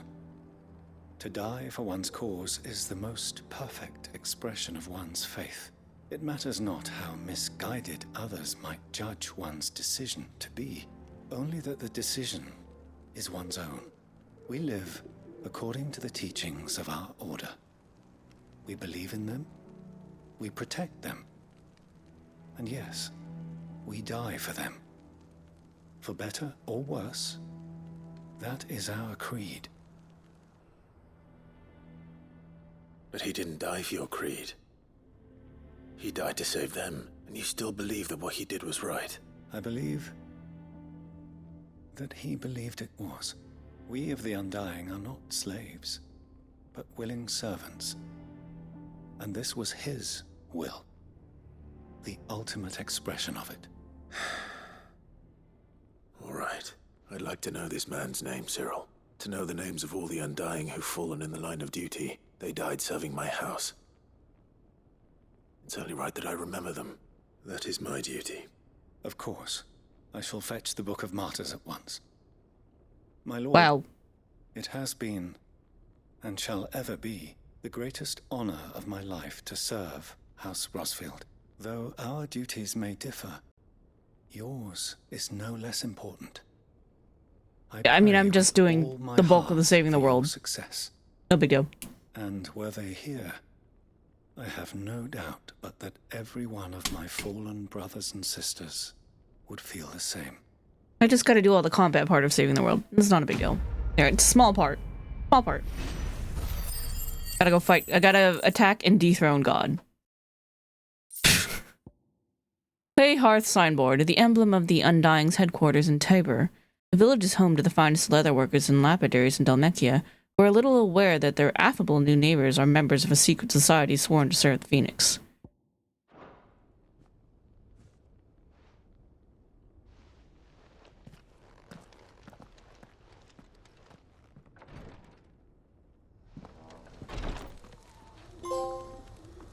And they opened up my mind.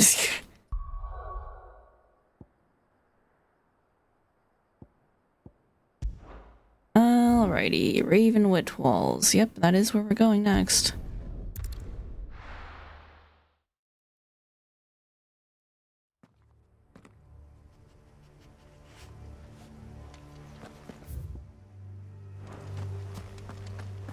Doris is waiting for me near Balmung Dark.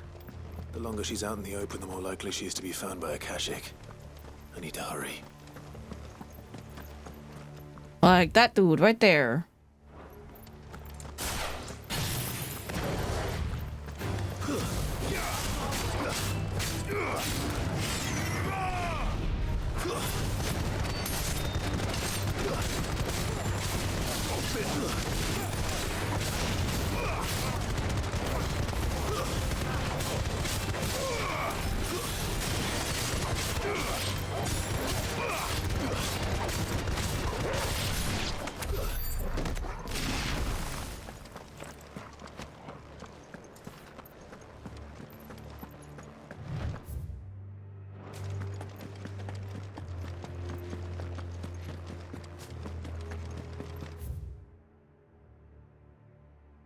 Oh, there's like a whole other area over there. And bombs.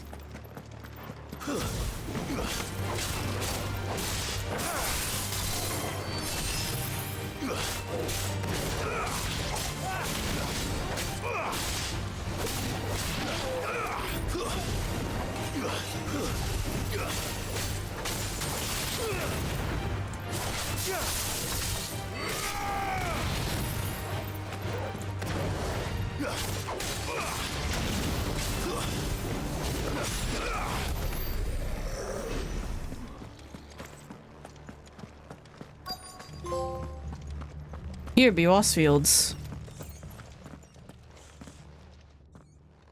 There were no guards, I take it. None manning the gates, no. It's a different story inside, though. The corridors are crawling with Akashic. Most likely guards left behind when the wardens ran. If Chadwick was being held here, I worry that he may already be. Don't give up hope just yet. But let's move quickly. Let me check the ground floor. The ether's thickest there. Then I'll search the upper level. Good luck, Sid. Stay safe.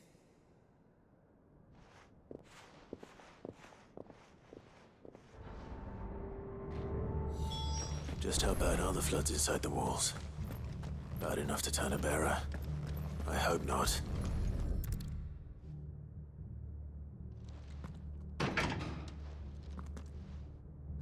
Locked up tight.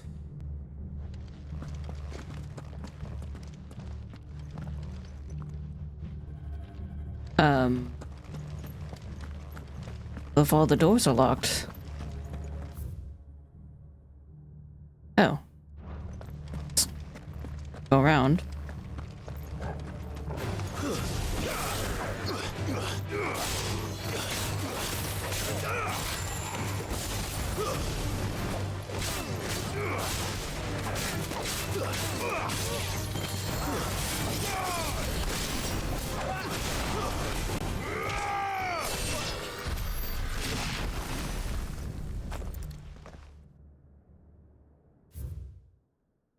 Dark, writ of designation.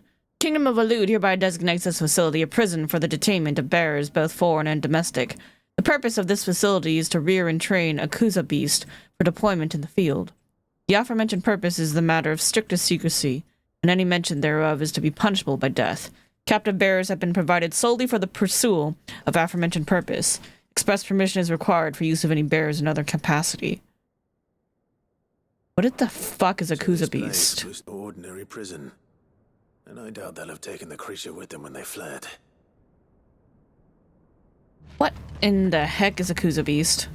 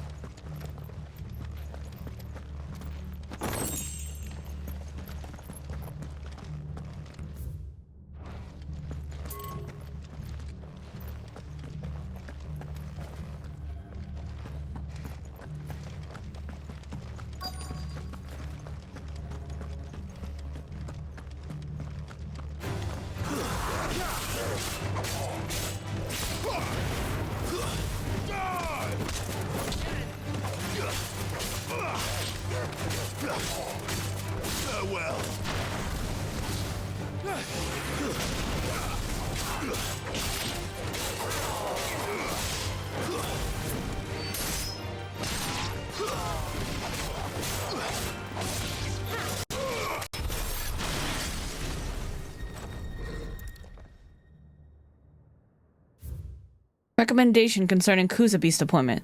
The Kuza has long been recognized as a especially aggressive species. This being the case, it was hoped that successful deployment on the battlefield might be means of inflicting heavy casualties on the enemy.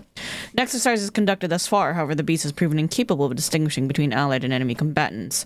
As such, deployment alongside regular troops is not recommended. It is proposed instead that bearer captives be employed in order to draw enemy focus, and the beast then driven into the fray in order to achieve maximum benefit with minimal loss of Waluder lives. Minimal loss of Waluder lives. And what happens when they run out of bearers? Even the Imperials take better care of their branded than that.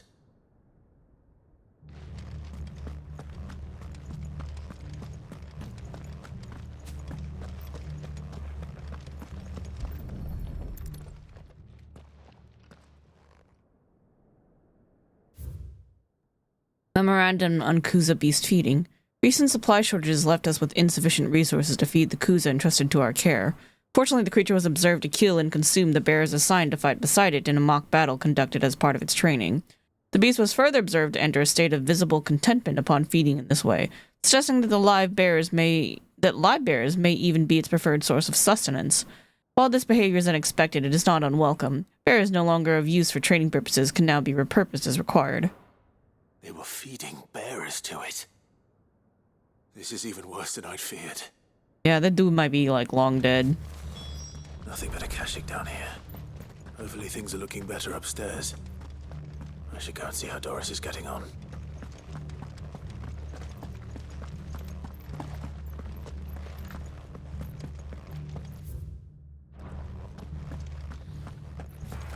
Quiet.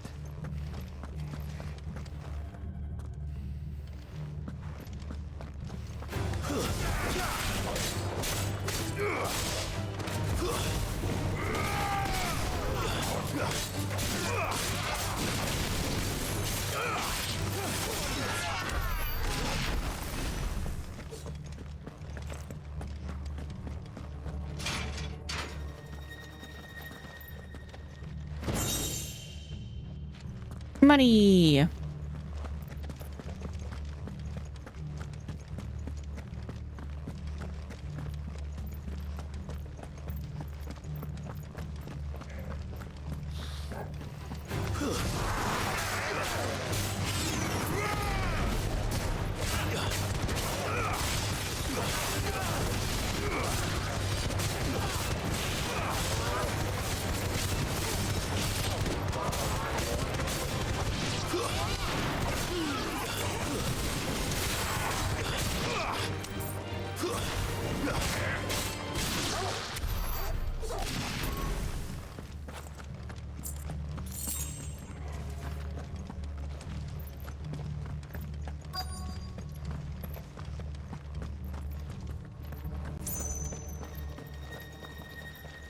Oh, she's right there.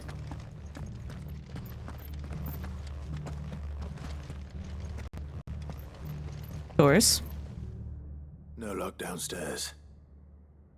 But I did find out that this place was more than just a prison. Something far more sinister was happening here.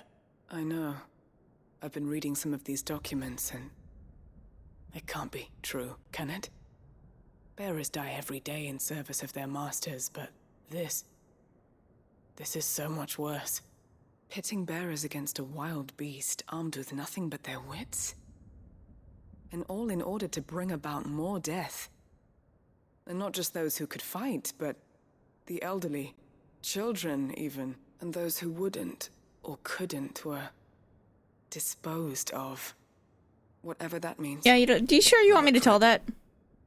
It means they were fed to the monstrosity they kept here. Then we're too late. And I was a fool to bring you here. Don't say that.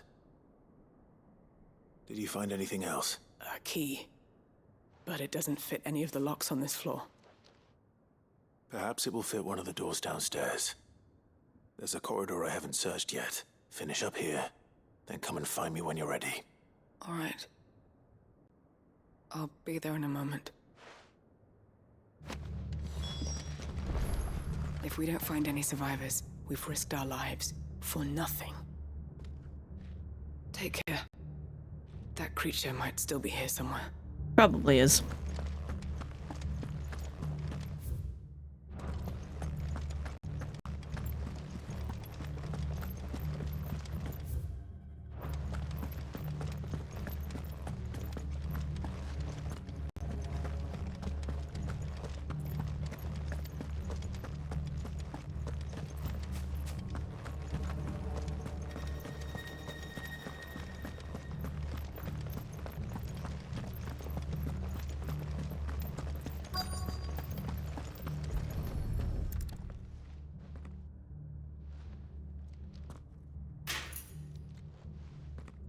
Let's see what we can find down here.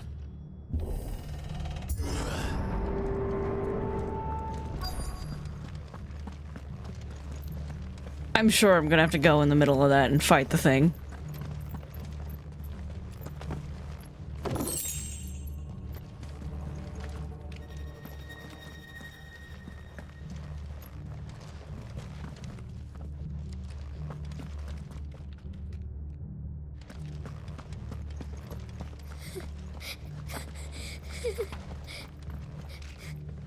A survivor.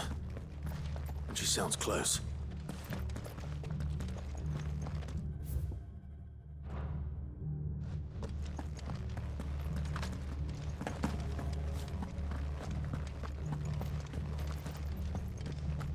Hey, kid. There's no need to be afraid. Are you alone? Are there any other survivors? Some of the guards, they're still here. But something's wrong with them. Sarcastic. Everyone else was eaten by the monster. Of course there were. Thank the Founder. It was worth our coming. But I'd rather we didn't linger. Are you ready? Ready when you are. You poor thing. He must have been terrified. Jadwick sent you. What? He fought the monster. Distracted it so I could run away. He must have sent you. He promised to free the others too. We gotta go find the monster. He opened your cell, didn't he? You wouldn't be here otherwise. Chadwick.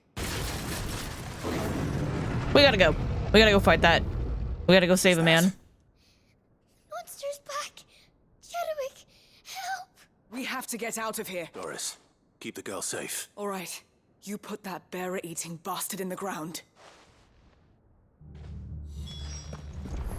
Oh, good. There it It's is. waiting for me. I can't let it live. Not if it's got a taste for bearers.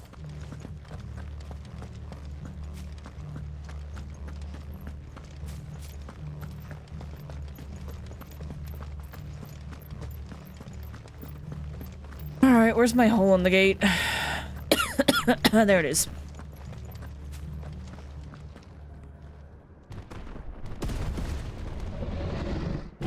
Blue behemoth. The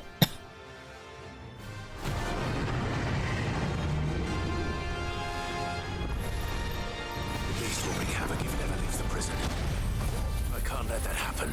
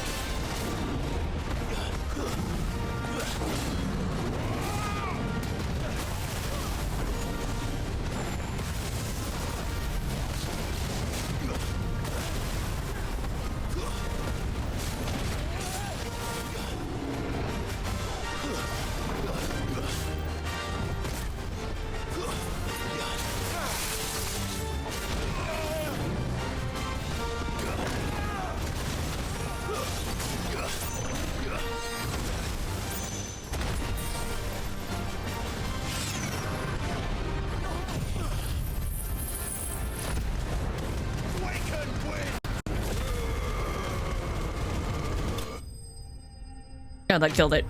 I didn't even see how much HP it had. Was not paying attention. I was looking at the stagger bar. Lovely. Behemoth Shackle. Well, it certainly hasn't stopped. Oh, we've read this before. Okay.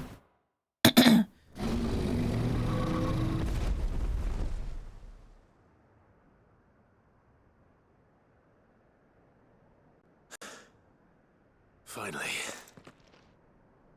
Sid, are you hurt? I'm good.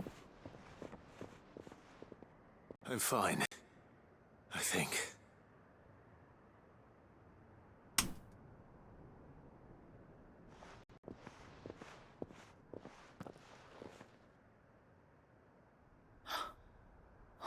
No. What is it? A diary. I gave it to Chadwick before we went our separate ways. He was here. Do you think that probably ate him? I'm sure he fought bravely to the last. The girl is safe thanks to him. Chadwick. You fool. Come on. We have to get her back to the hideaway. We don't want his sacrifice to have been in vain. No. Of course not. I'll see that she's looked after from now on. It's the least I can do.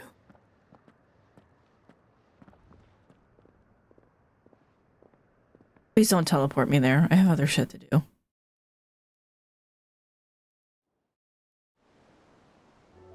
Motherfucker.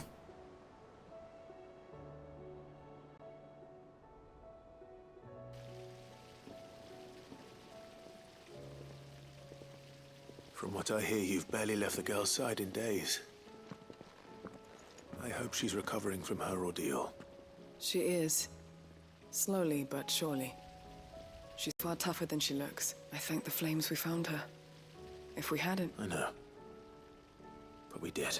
I'm sorry we weren't able to save Chadwick. There's no need to apologize.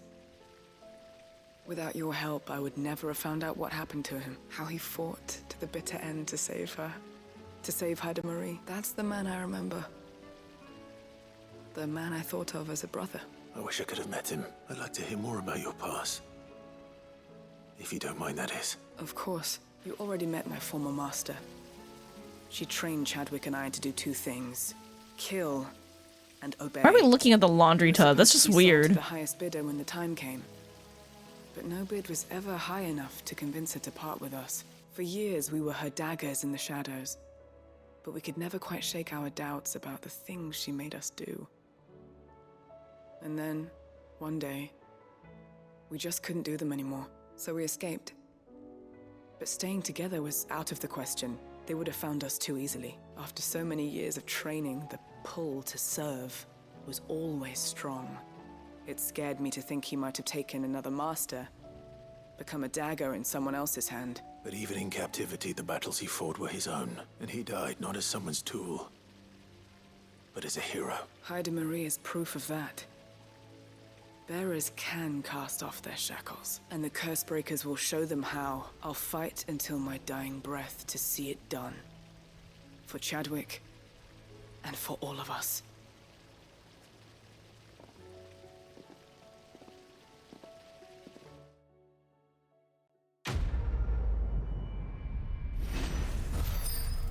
I guess it's convenient to be brought to the turn-in spot, but it's really inconvenient when you have other quests to do in the area. It's like, god fucking damn it. I mean, that's nice.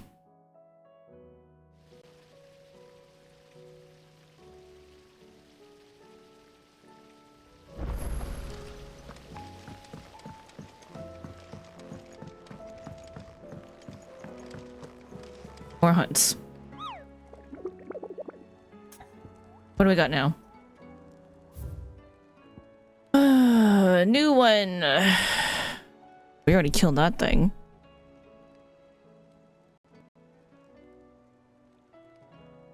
Monster born in the Balmung Dark, and quite possibly the deadliest beast known to man. Sid, we beg you to slay it, not only that the world might be a safer place, but the bearers who lost their lives to the vile creature might be last avenged. Forgive our presumption, but knowing what we do of it, we doubt that any but you can emerge from its cage alive. The Masterless Marauder. Masterless Marauder. The Beludar army captured such beasts and tried to train them to serve, but this particular specimen's training has long since ceased. Whether its captors turned to Kashyyyk with the rest of their comrades or were eaten by their pet when it broke free from its bonds, we shall never know. All we do know is that there are none left alive who knows the words to put an end to its rampage. Only a show of force will suffice. And we don't know where it is other than it's probably in Waloed, and I'm not going to waste time trying to figure this out.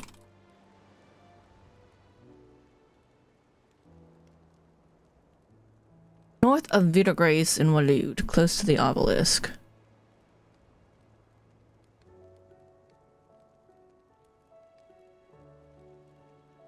Vidagrace. Like southeast-ish.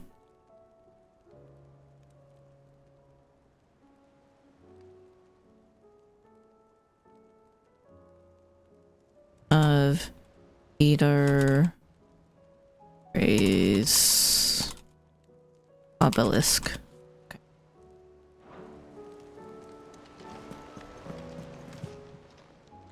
Welcome to the Patron's Whisper. Is everything we've received and everything promised? A new dawn. Every epic starts with a single word, every symphony a single note. This is but the beginning, and forever shall your legend be told, forever shall your legacy be sung. Ooh, an orchestrion. You earned this. Best of luck out there, Sid.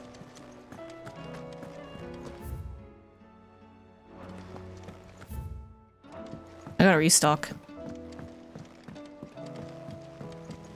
We're gonna go fight us an S rank.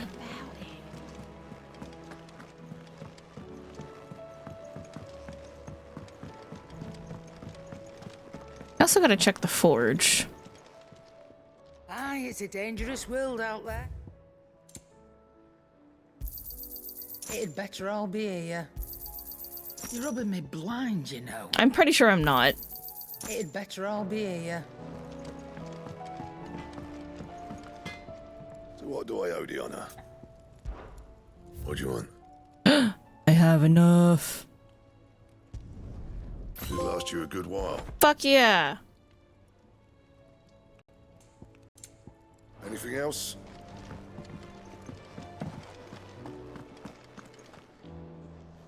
I better be reflecting. It's really hard to tell.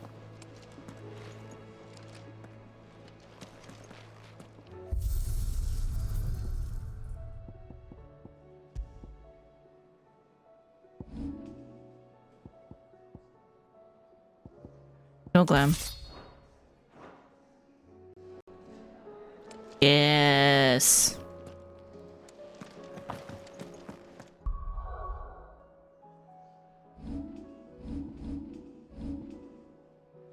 The Götterdämmerung. If Ragnarok was forged to mark the War of the Gods, the Götterdämmerung, meaning Twilight of the Gods, was forged to mark the fall of those self-same deities.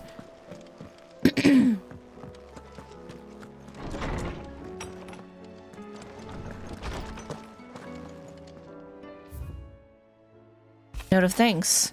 My Lord Marquess, I write to thank you for the kind consideration you have shown for those whose names are written within the pages of the Book of Martyrs.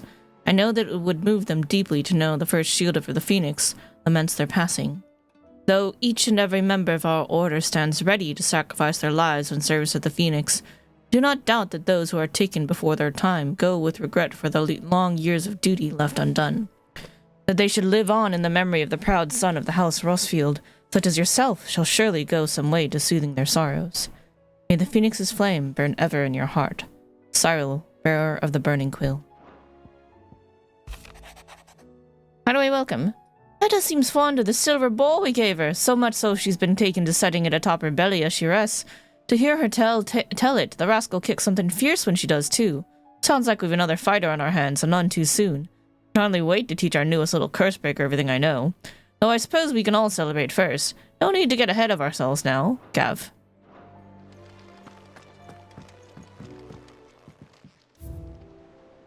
Alright, there's 3 left. Such is their acolytes' faith in the Phoenix that they will gladly surrender their lives if it should be for the benefit of their master.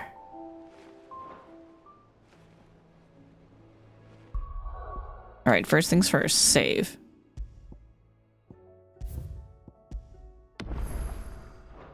And then next, we go to fight a behemoth. And then there's 2 other quests, I think, but...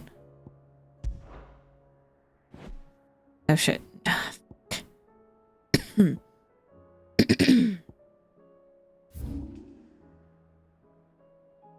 Alright, behemoth first, and then 1, and then 2.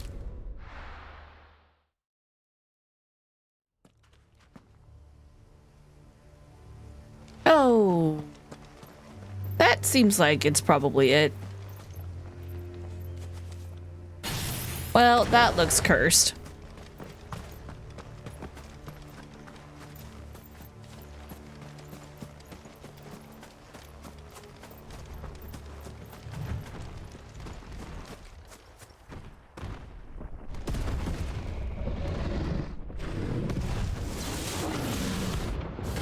Oh, Behemoth King! Ah!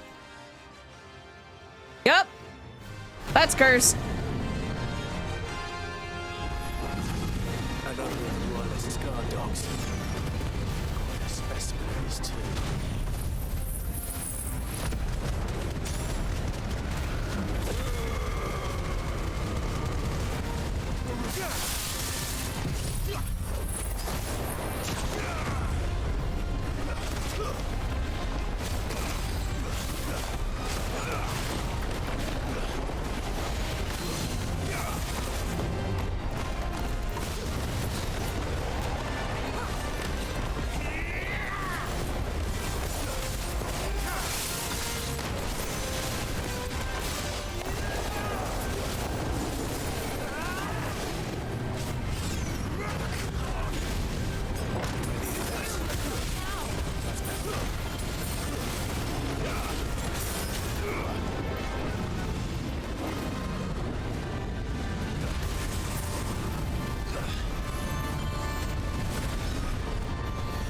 Maelstrom bad. Maelstrom very bad.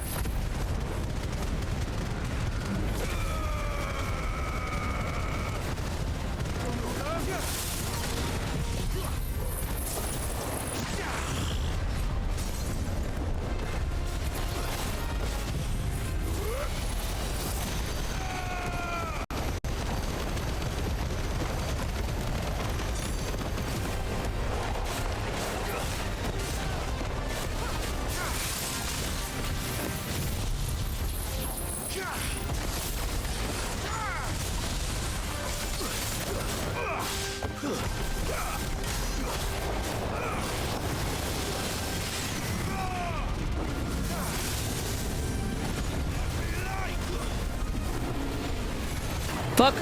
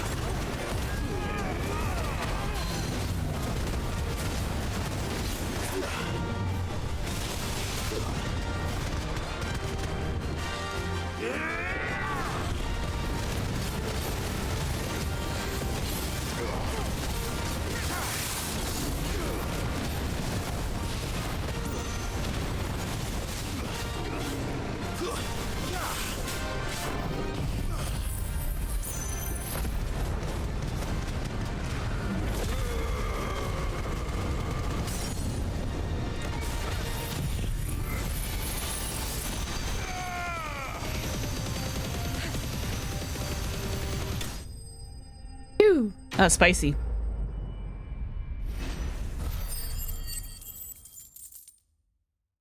The Maelstrom brings you down to 1 HP. Ooh.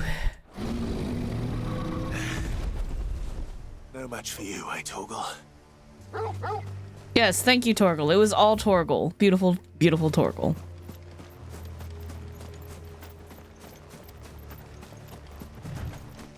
Best boy.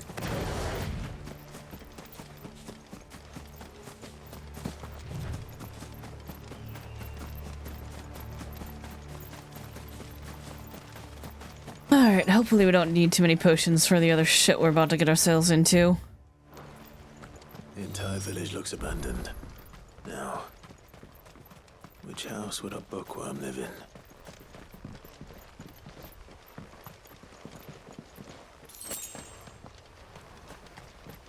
Like, I want that in case it's a potion, and then it was.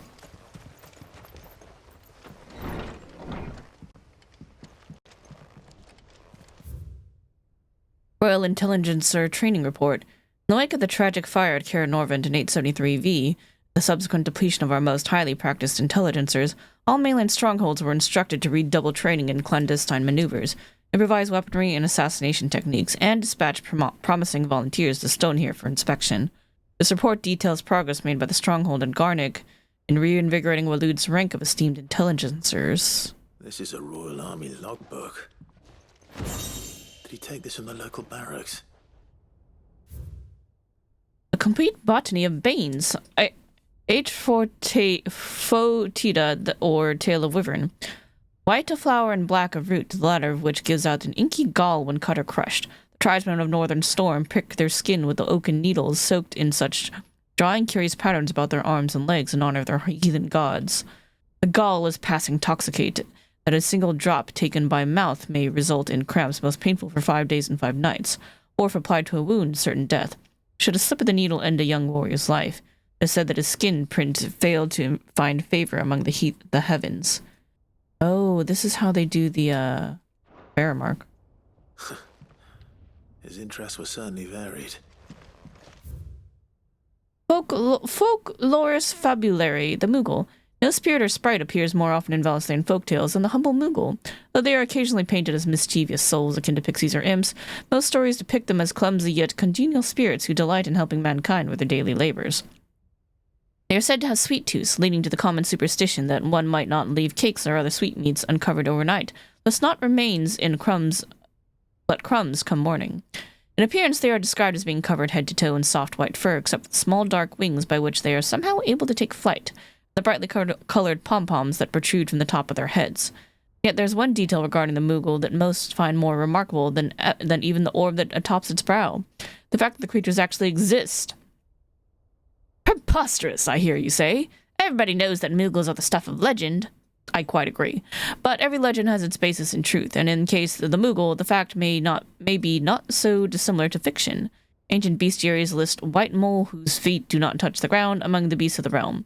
And the illustration beside the name? Why, it is none other than the Moogle.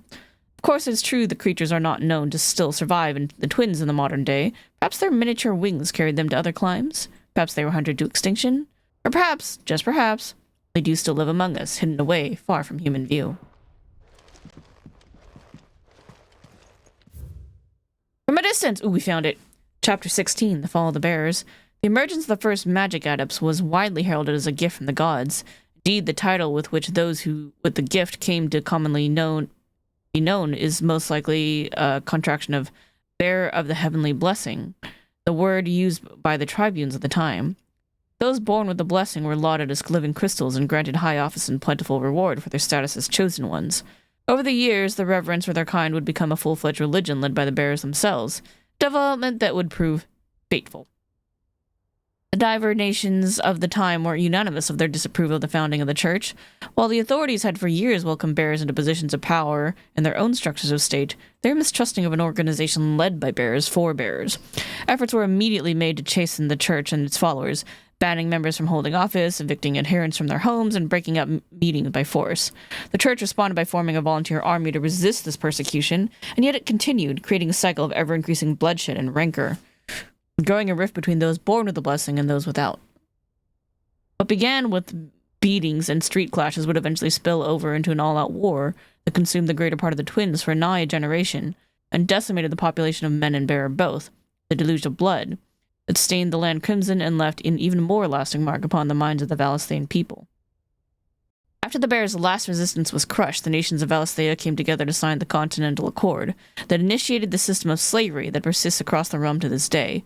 Its well-known phrase, "bearers are other than human," has its roots in bitter war of the years before, being the unblessed's only excuse for their calamitous refusal to allow the blessed to decide their own destinies. This is it. But if what it says is true, I need to get this back to the hideaway.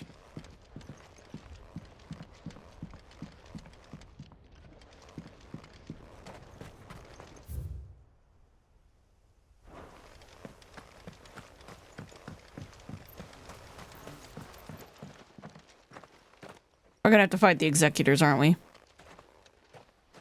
Leaving so soon, stranger? We've been watching you. From a distance, so to speak. Subtle. I know who you are. Then we need not waste time on introductions. I'm here to kill you for trying to Leave hide it in our knowledge. care and return to your life. Never! Your care? Knowledge should be free! Do you mean to burn it or bury it? That is not my decision to make. Then I will kill you. By one means or another, its content shall be removed from the common record. Never, this is I'll important. have to politely refuse. I won't let you erase our history. Then we find ourselves at an impasse. Very well. The book can just as easily be pried from your... Dead hand. Yeah. Get on with the fighting. Look, I just took out a fucking behemoth king. I will annihilate you.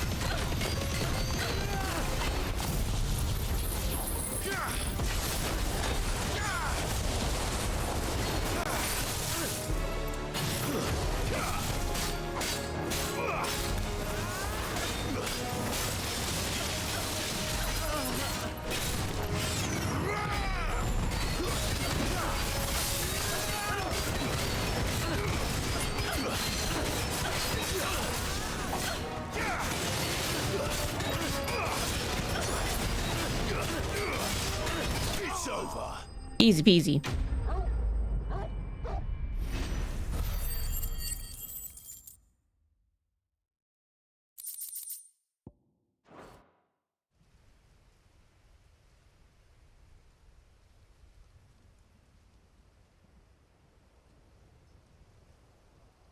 Impressive, but we have other means.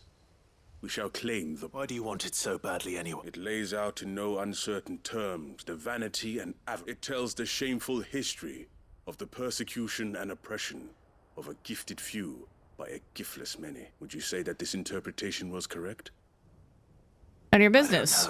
You don't know. Your sword may be sharp, but your wits are dull, so let me answer for you. There is no correct interpretation of history. That a series of events took place may be proved beyond a doubt.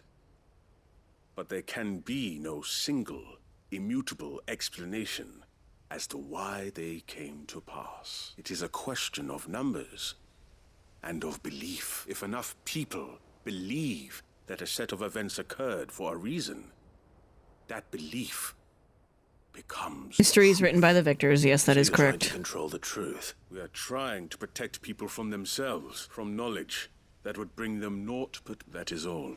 No, that's not okay. Let them decide for themselves. The world is small. Until then. Yeah, just kill this dude.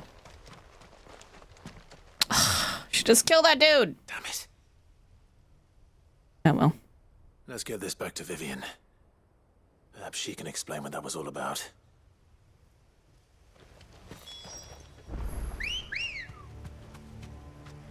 Good girl.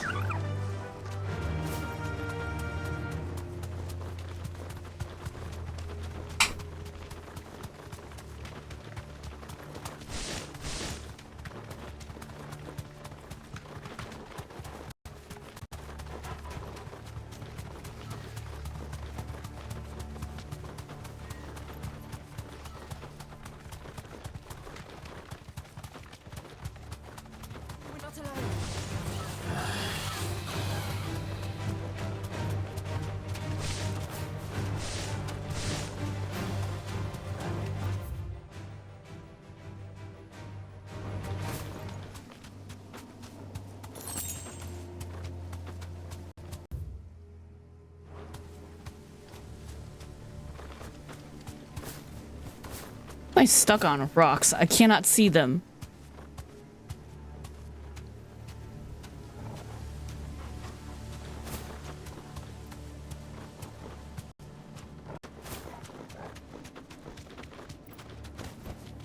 I can walk from here. This must be the orphanage. Hopefully the registry's still here.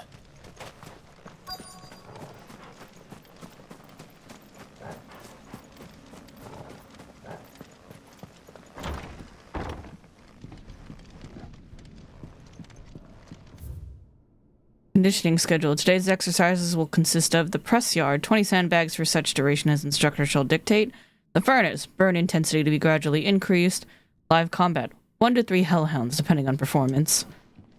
Conditioning. This is nothing short of torture. Badback Conservatory, writ of incorporation. The Kingdom of Alud hereby incorporates this institution wherein juvenile bearers are to be granted the opportunity to give themselves in service to the state as soldiers. Treaties succumbing to the crystal's curse or otherwise perishing are to be disposed of with all haste. The graveyard is strictly reserved for the uncursed.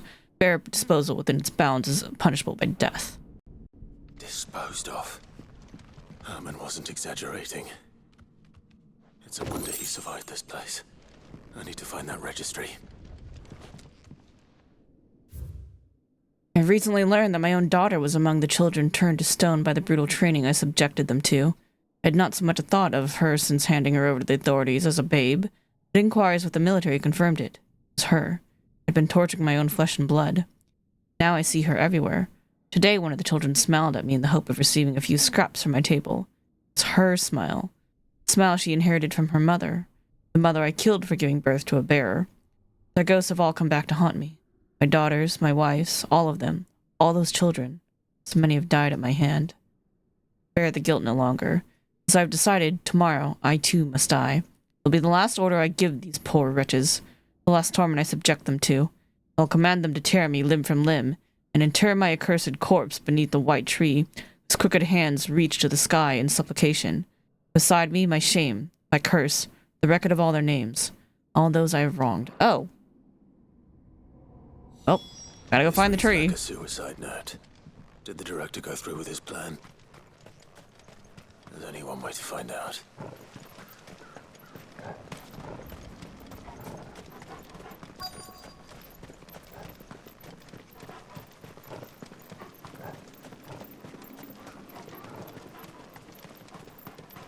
A forked white tree.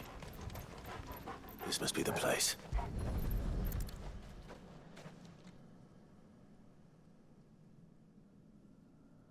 Could he really be buried here? There's something hidden among the roots. Let's see.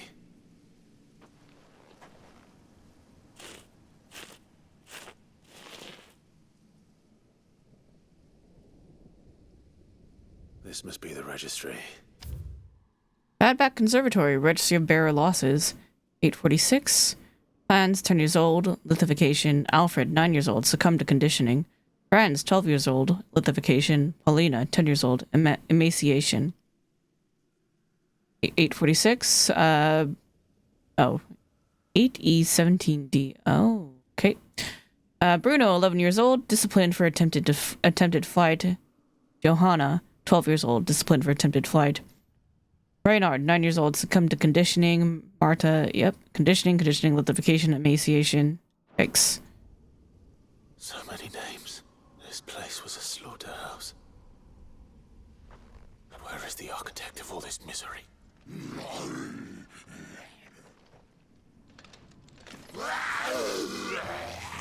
Yeah, okay. It was only a matter of time, I suppose.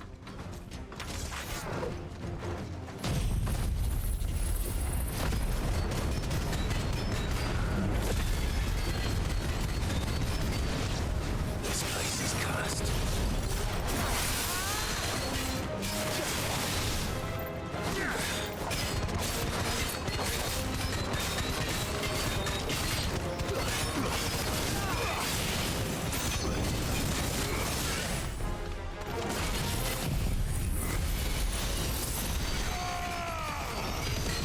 Only 38, easy peasy.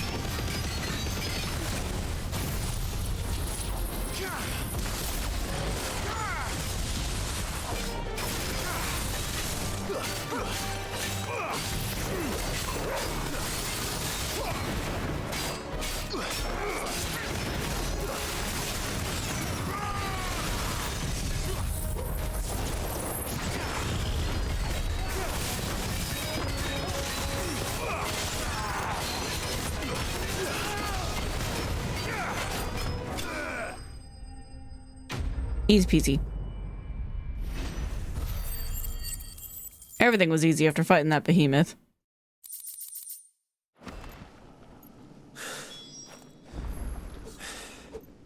I'm done here. Let's get the registry back to Herman. Alright, I think that should be all the side quests unless more pop up. We'll have to see.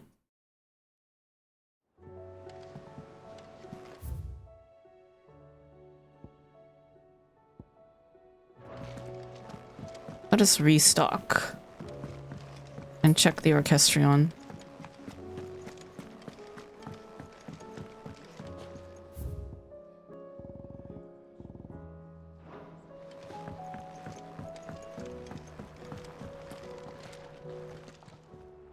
Still alive, are you? I know, amazing, isn't it?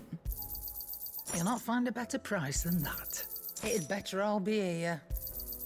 You're rubbing me blind, you know. I'm pretty sure you're robbing me blind. It'd better all be here. Come again. Or don't. I'm not much bothered either way.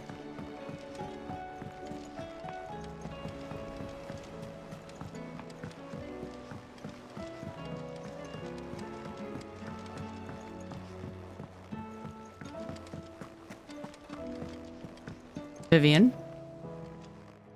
Vivian, I found it. The book you lost. No mention is made as to the name of the author, whether that is because the title page has been lost to time or because the tome was published anonymously. It's impossible to say.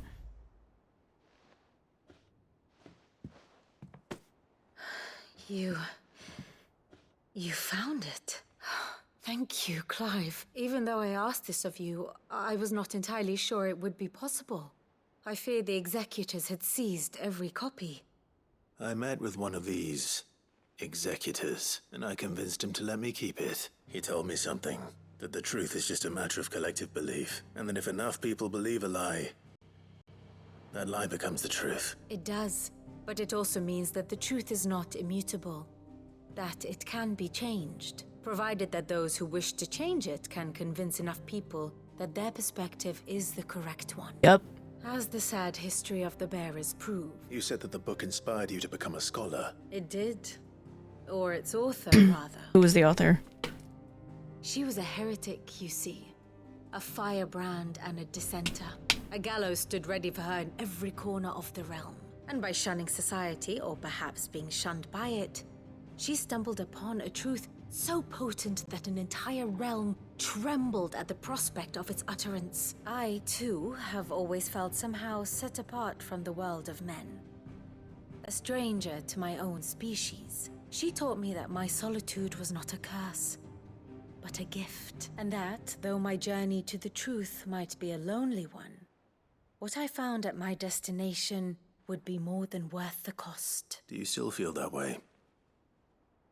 That you're not one of us? Honestly, I'm not entirely sure anymore.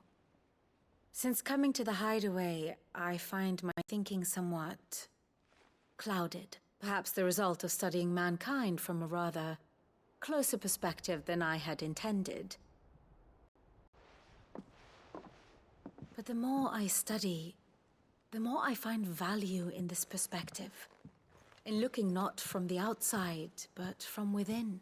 So if you'll permit me, I'd like to continue my work here. Of course. Give the men and women of this benighted world the gift of truth. Make them believe in you, as I do. I'll try, Vivian.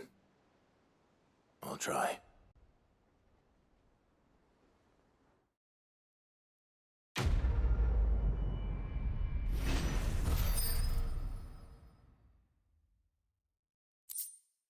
Scholar's Bonnet, Vivian Ninetails' scholarly headwear, awarded to her upon the completion of her studies at the University of Canver.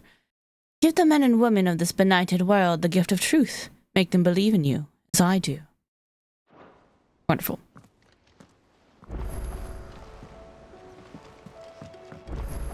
What will it be today? Truth is but a matter of belief. I certainly don't disagree. Though I am surprised to hear that an organization such as theirs holds such enlightened opinions.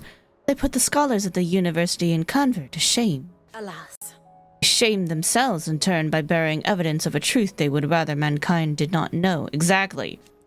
They may imagine themselves the protectors of the people, but ignorance is not bliss, no matter how fervently they might wish it. Till next you need me. What do you got for me?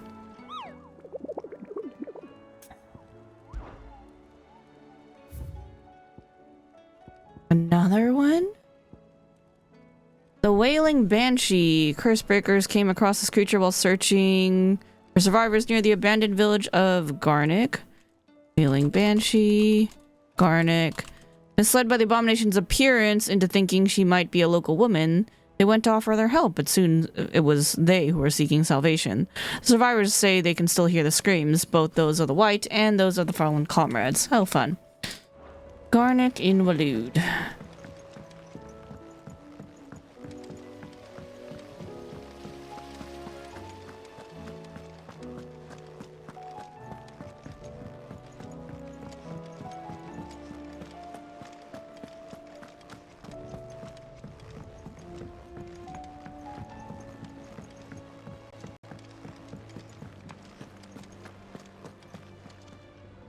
I hear that you traveled. Did you Yes, I by did. any chance recover the names? I did. Here you go, a concise and disturbingly detailed record of bear orphan deaths at the Badback Conservatory. If I may, the bearer registry.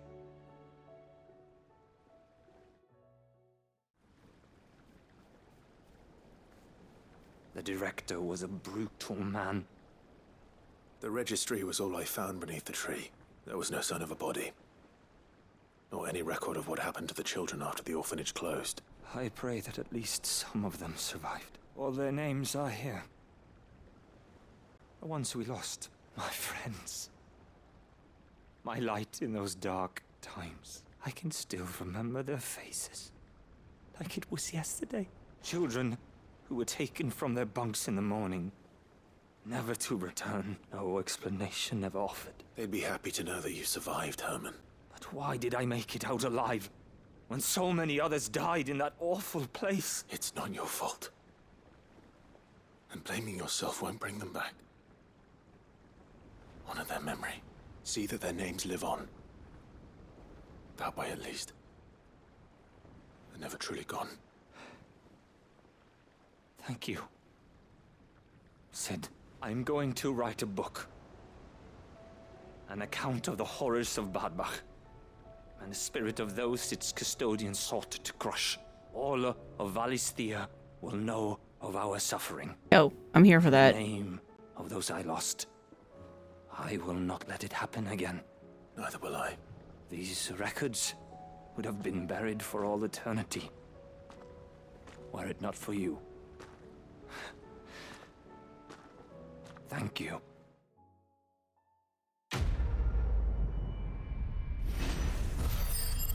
Whew, that was indeed a litany of errors. The realm will hear of Badbach. And I pray that the tale of my fallen friends...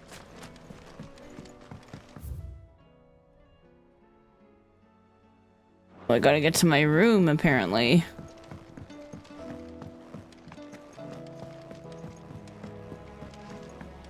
Come on, let's go up to the haven. Yeah, we can watch Stitch. What? What are you kids up to?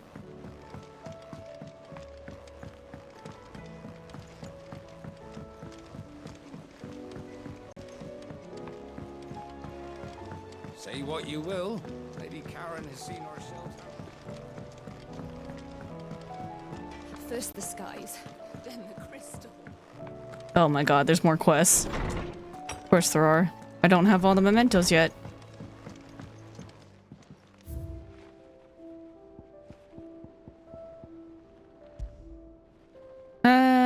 Now Vivian shares her learning with Clive, the gift of the bonnet serving as a pledge that so long as they remain together, her knowledge shall be as much his as it is her own.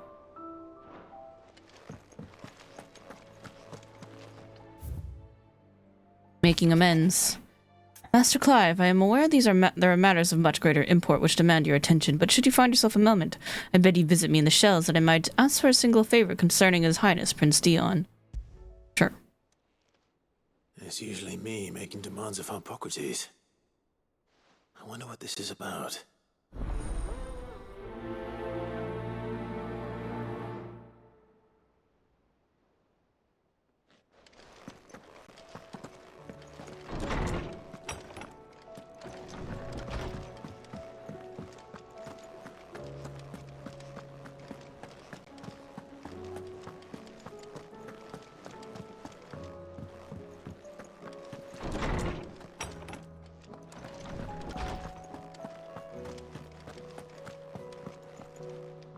Lawsman Hippocrates, I received your note. Ah, yes. I expect you're wondering what this is all about.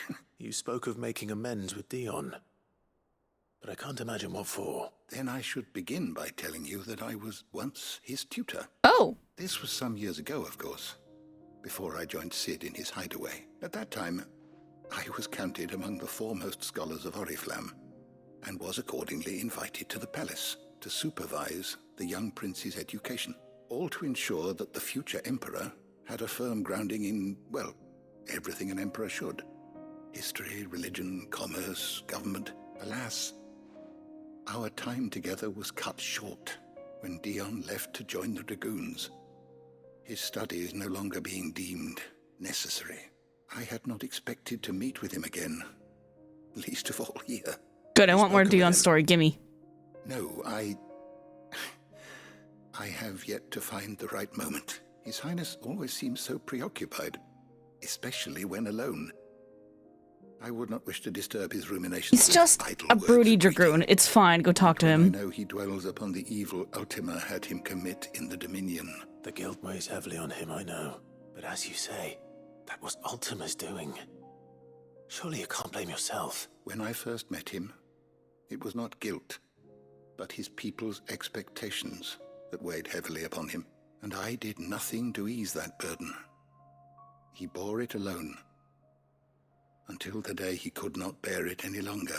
It is one of my greatest regrets, that I only ever offered him my wisdom, when what he truly needed was friendship. The blame for Dion's transgressions lies not only on his shoulders, but on mine.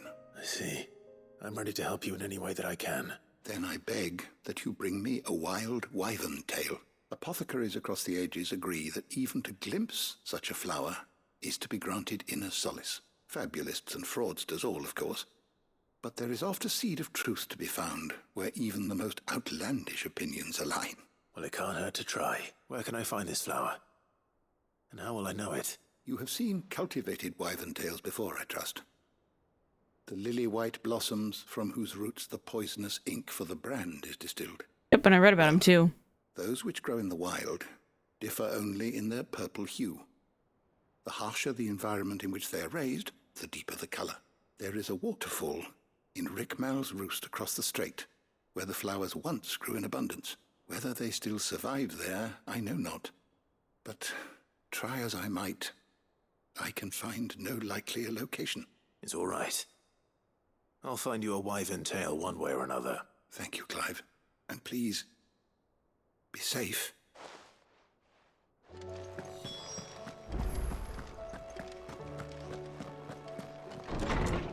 Okay, here's the thing. This was a lot of side quests. And I got work in the morning. So, we're gonna have to stop here. I'm gonna stop outside the Moogle board so that I remember we have a hunt to do. This is how I remind myself to do things. But I think we're actually really legitimately close to the end now, because there's only a couple things missing from our table. So yeah, I think we're almost done. Alright, that's gonna do it for me for the evening. Hey, thanks all for joining me on this journey. We are almost done. I can't imagine that we will not be able to finish it the next stream, which should be on Probably Thursday, possibly Tuesday, possibly, but probably Thursday. All right. So, beep. Thanks y'all for watching again. I hope you guys enjoyed the stream. Thanks all the lurkers, chatters, VoD watchers, everyone who stopped by, everyone who will watch in the future. Appreciate you all. Next scheduled stream is tomorrow. We'll be playing more Kaizo Ironmon, and we have a run going. A little bit. We have our Blissey, so that should be super fun. All right. Have a great night, everybody. Have a great rest of your week, and I will see you guys next time for more of Ironmon tomorrow, and then this on Thursday probably. All right. Have a good night, everybody. Bye bye.